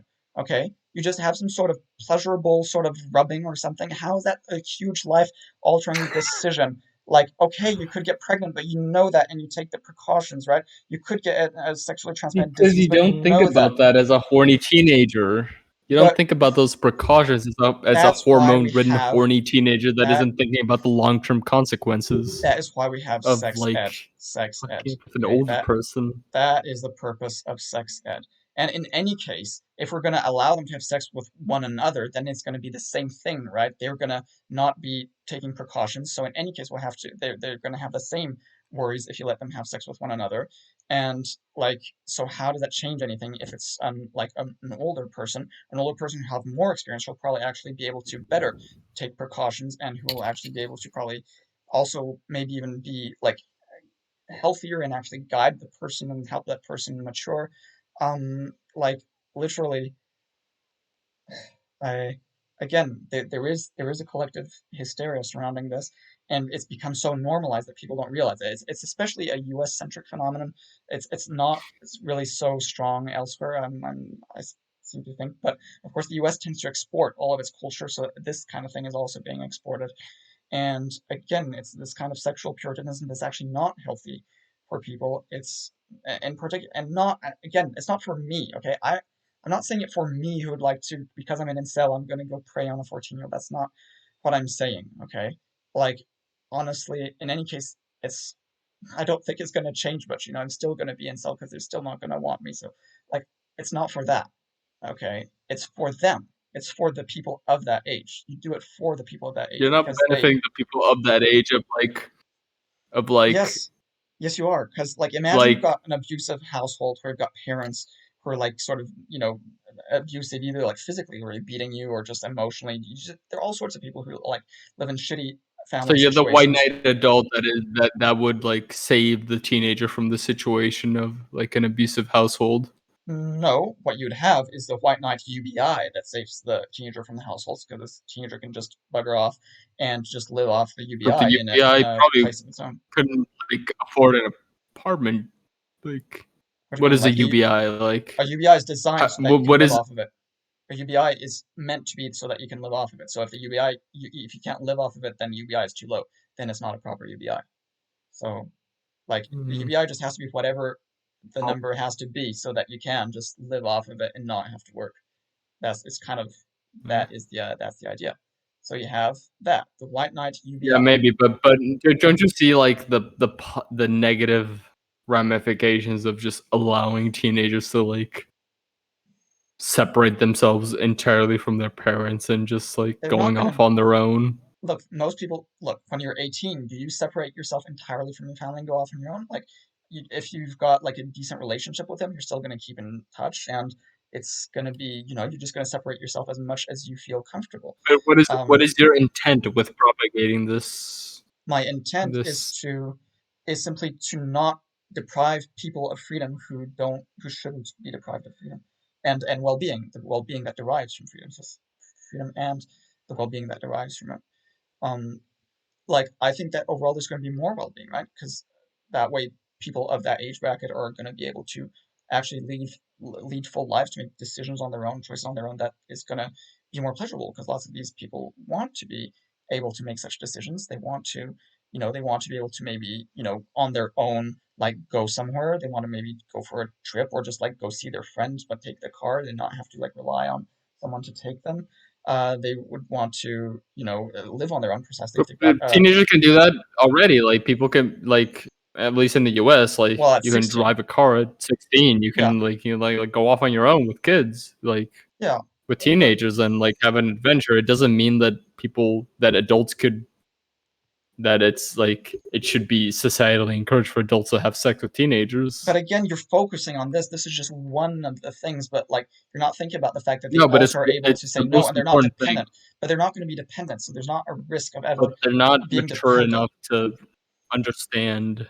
But understand what? What do you want? What is there to understand? There's nothing to understand. What, like, is that? Are you going to get Ebola from having sex? Like, at most you might get AIDS or something, and that's why you have sex ed, so At you can most, tell kids. you might have AIDS. At most, you might have AIDS. Now there's tritherapy. You can live just a full life expectancy with AIDS without like symptoms. But it's okay, so it's a pain. But it's like, and of course, in any case, kids they're already like teenagers are already having sex, so it's not actually taking into account the reality that With they other already. teenagers generally. Yeah, but other teenagers also, some of them are going to have diseases. Okay, other teenagers can make other teenagers Yeah, but pregnant. they're teenagers. So you're not getting it. The consequence is the same. You're thinking like these conservatives who just like think it's bad just because it's bad. Like there's Dude, no there's no whenever reasoning. I defend not having sex with children, you say that I'm a conservative. But you That's are. like It's not just whenever, it's I'm also not. other stuff. It's also like all this other stuff where you say, like Jordan Peterson says, you should pull yourself up by your bootstraps. Like, it's just like all this conservatism that masquerading as progressivism. It's insane. It's like it's all this conservatism. It's gross. Don't do that. It's like literally. Not How does it not change? supporting having sex with teenagers or children isn't a Jordan Peterson position. No, that's not a Jordan Peterson position. I'm just saying that that other thing was a Jordan Peterson position, and so it's also a conservative position in that sense. To sort Um, yourself out is a and conservative position. what That's bullshit. the way no this idea that you should sort of sort yourself out instead of focusing on politics, that is like that is like the a quintessential sort of You can do both. conservative take. You should do both. How about that? Okay, yeah, sure, You I should do like that. both. I You like can't that. You change the weren't saying that though. world if you don't work on yourself. I did say that. Yeah, You can but change your local politics and work on yourself. That's probably the most beneficial outcome for you. like what? Yeah, Make like those in any case, small we've already goals. like again, but just going back on the thing I was saying, okay? Like a teenager has sex with another teenager and ends up pregnant or ends up with a sexually transmitted disease, versus a teenager has sex with what currently constitutes an adult and ends up pregnant or with a sexually transmitted disease. How is the outcome different? It's the same damn thing, okay? It's the same damn thing. So why are you going to throw a fit in one instance and not the other? It does not make sense from a consequentialist point of view. It does not. So what you're saying is that you're a deontologist, which just means that some things are bad just because. So like suddenly, just like for instance, I don't know, drinking apple juice is bad just because because like other people say so, and maybe you have a book where there's supposedly some supernatural dude that said apple juice is bad, and so you just say it is bad, and that is it, and you don't have any sort of logic beyond the fact that it is bad, right? And this is precisely the hallmark of conservative thinking. But what people don't realize that is that what passes for progressivism is not all that progressive, because it actually still basically thinks in many ways like conservatives. Um, so hopefully, like I'm not going to be changing your minds like this, but like again, once I get my clickbait girlfriend and I become successful, then that's going to create a movement, and then you're suddenly going to be like, because again, most people are just they sort of follow movements, right? So then you're going to see like, oh yeah, there's like all these other people who already believe what Nathan's saying. So hey, I'm going to jump on board too, since this is such a popular thing, and so that's how you do it. It's a sort of snowball effect where people just sort of follow these mass sort of movements and stuff, and it's idiotic, of course. But for once, I'm going to use that idiocy for a useful purpose. And I'm sorry, I'm being sort of contemptuous towards you, but I'm contemptuous towards everyone, so don't take it personally. And like, I mean, honestly, like this kind of attitude, I mean, it really deserves it, you know. Like, I mean, I mean no harm. Again, I'm about goodwill, right? I'm about wanting the best for everyone. So this is not. I don't want to be like, uh, I want to improve things for everyone. So please understand that as well. Um, so yeah, all right. What you I, can do if you want to improve my life is for you to Shut up. figure Right. figure out how you can be happy where you're not hurting anyone and you don't have to be this ultimate messiah where you can just live. But I do see from a consequentialist viewpoint, it's kind of like if you like imagine a trolley problem where it's not even like it's not even one person dying versus five. It's like five-person people dying versus zero. Like basically you've got a rock and you can put the rock in front of the train, that'll stop the train, and then nobody dies. And like see the typical You're running a conservative hero complex here. the conservative viewpoint here is you don't have to do anything, right? Because you're not actively killing those people. So if you could have moved the rock but you didn't, then you're guilty of nothing, right? Because you didn't actively do anything. But that's not the actual true solution, because everything's a choice. Inaction is a choice. So actually, if I don't save the five people, I am actually guilty of killing five people, right? So All right. so Not my that, tempo. Welcome. I'm going to go to bed. You can take my spot. oh, Good okay, enough. Thank you for joining. yeah, Yo. all right. Hello. Hey. Wait, but well, bye. Can I get a Thanks for word talking. in with Nathaniel here? Yeah. Okay. So bye. Wait, who's leaving? Is it Nalker? I didn't. Yeah. Okay. Well, bye. Knock's Yes. leaving. Yeah. Okay. So bye. Bye, and nice talking to you. And talk to you soon, maybe. All right. Hi, not my tempo. Hi. Talk to me. You're speaking with not my tempo. Can Yep. you hear me? Yeah, I can hear you. Can you hear me? We hear you loud and Cool. clear, buddy. Okay, great. Okay, Great. so from what I'm hearing is you just called old boy a conservative and thinking conservatively because he wouldn't agree with you that pedophilia should kind of be not frowned upon. Not Is that pedophilia. correct? Well, again, if you call teenagers having sex pedophilia, then okay, but that's not actually what pedophilia is. But so if that's what you say, then that's correct. What's a good age of consent for you? Well, Would you say? so what I've been advocating for is I think a good age of majority, like the age of adulthood, where you're legally adult, where you can become like where you can drive, where you can drink, where you can vote, where you can like get a job, where you can have a place of your own, that kind of stuff, and have sex with anyone, that's your age or higher. Um, that age I think should be 14, based just on my own sort of experience growing up and Yikes. looking at other people around me growing up, and Yikes. So you so think that maybe it would be okay for a 14-year-old girl to rub up on you? yeah, and That so would be I'm gonna okay? so yeah, again, you're focusing on the sex thing. So what I'd like to point out, That's the most so important part. Don't try to overtalk me. I'm new here. You've spoke for the last 4 hours. I'm new here. Let me get a little airtime. Okay, Yeah. so Okay? look, And to clear hey, the Oh, air, yeah. if you're and to gonna be clear s- the hey, air, if you're gonna be it's the sassy, I'm most not gonna talk important to you. thing. Okay, if you're gonna be sassy and He's sort not of obnoxious, sassy. No, hold look, up, hold yeah, up, hold up. He's not being sassy. He's just, he's trying to establish that he wants to get a word sure, in. sure, get a word Yeah, I in, just get a want a word in, word in. get a I word don't in, want to feel like we're talking over each other. get a word in. Fair enough? I think so. Okay, Yeah, great. yeah. That is the most important part of the whole conversation. And it's the part that you seem to want to avoid. Why is that? I have not avoided it. I have been very overt about it. I have said clearly that it is okay. If she wants it, then that I think that kind of age clearly is an age where one can consent to such things. It is the law in a vast number of countries in the world already, including very like quote developed countries such as Germany, such as Italy, such as Austria, as well as much of Latin America. Um, I really don't see what the issue is here. It's 13 in Japan. We looked at this. It's 12 in many Mexican states. So like The yeah, issue is, if yes, I may, go the ahead. issue is the fact that a 13 and a 14-year-old is not at the maturity level to make those type of decisions rationally. And that's why governments have formed things like COPA. Have you ever heard of COPA? The No. Children's Online Privacy Act, to Okay, protect okay, yeah, children yeah. from people kind of like you that feel that way, that feel it's not a bad thing. Oh, and if you do feel like it's a bad thing, then you're wrong because you're just a conservative asshole and you're No, yeah, being of course. offensive towards No, me. if you don't want to fuck kids, you're a conservative.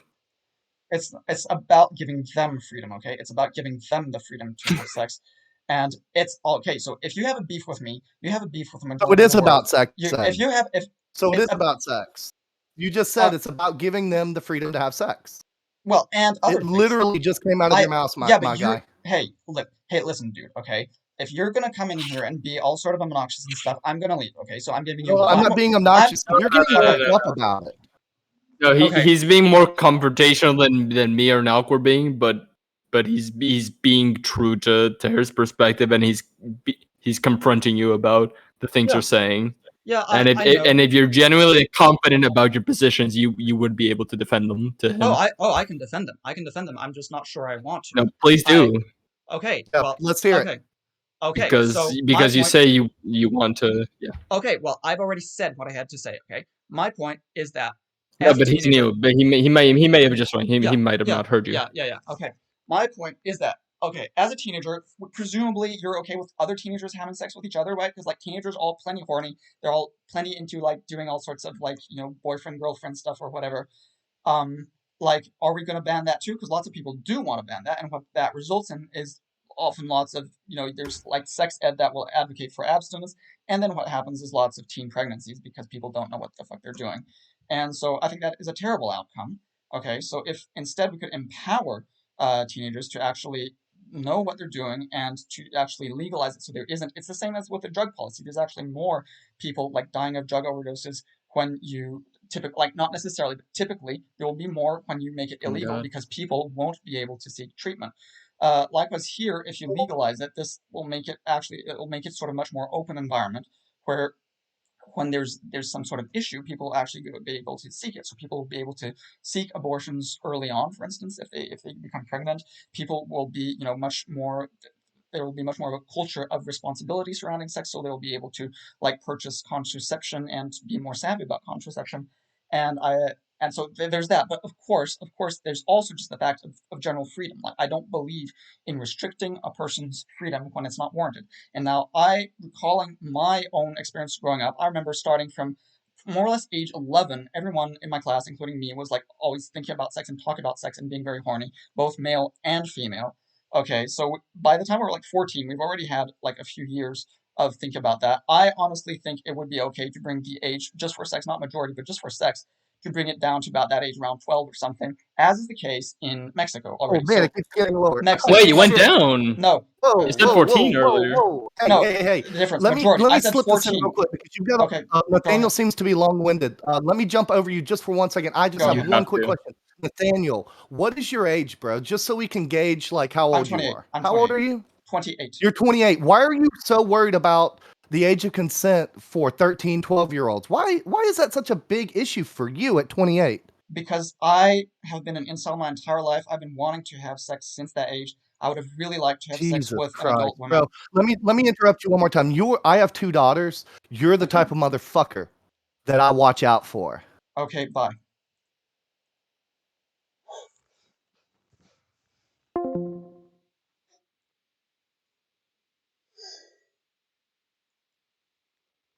What a fucking asshole.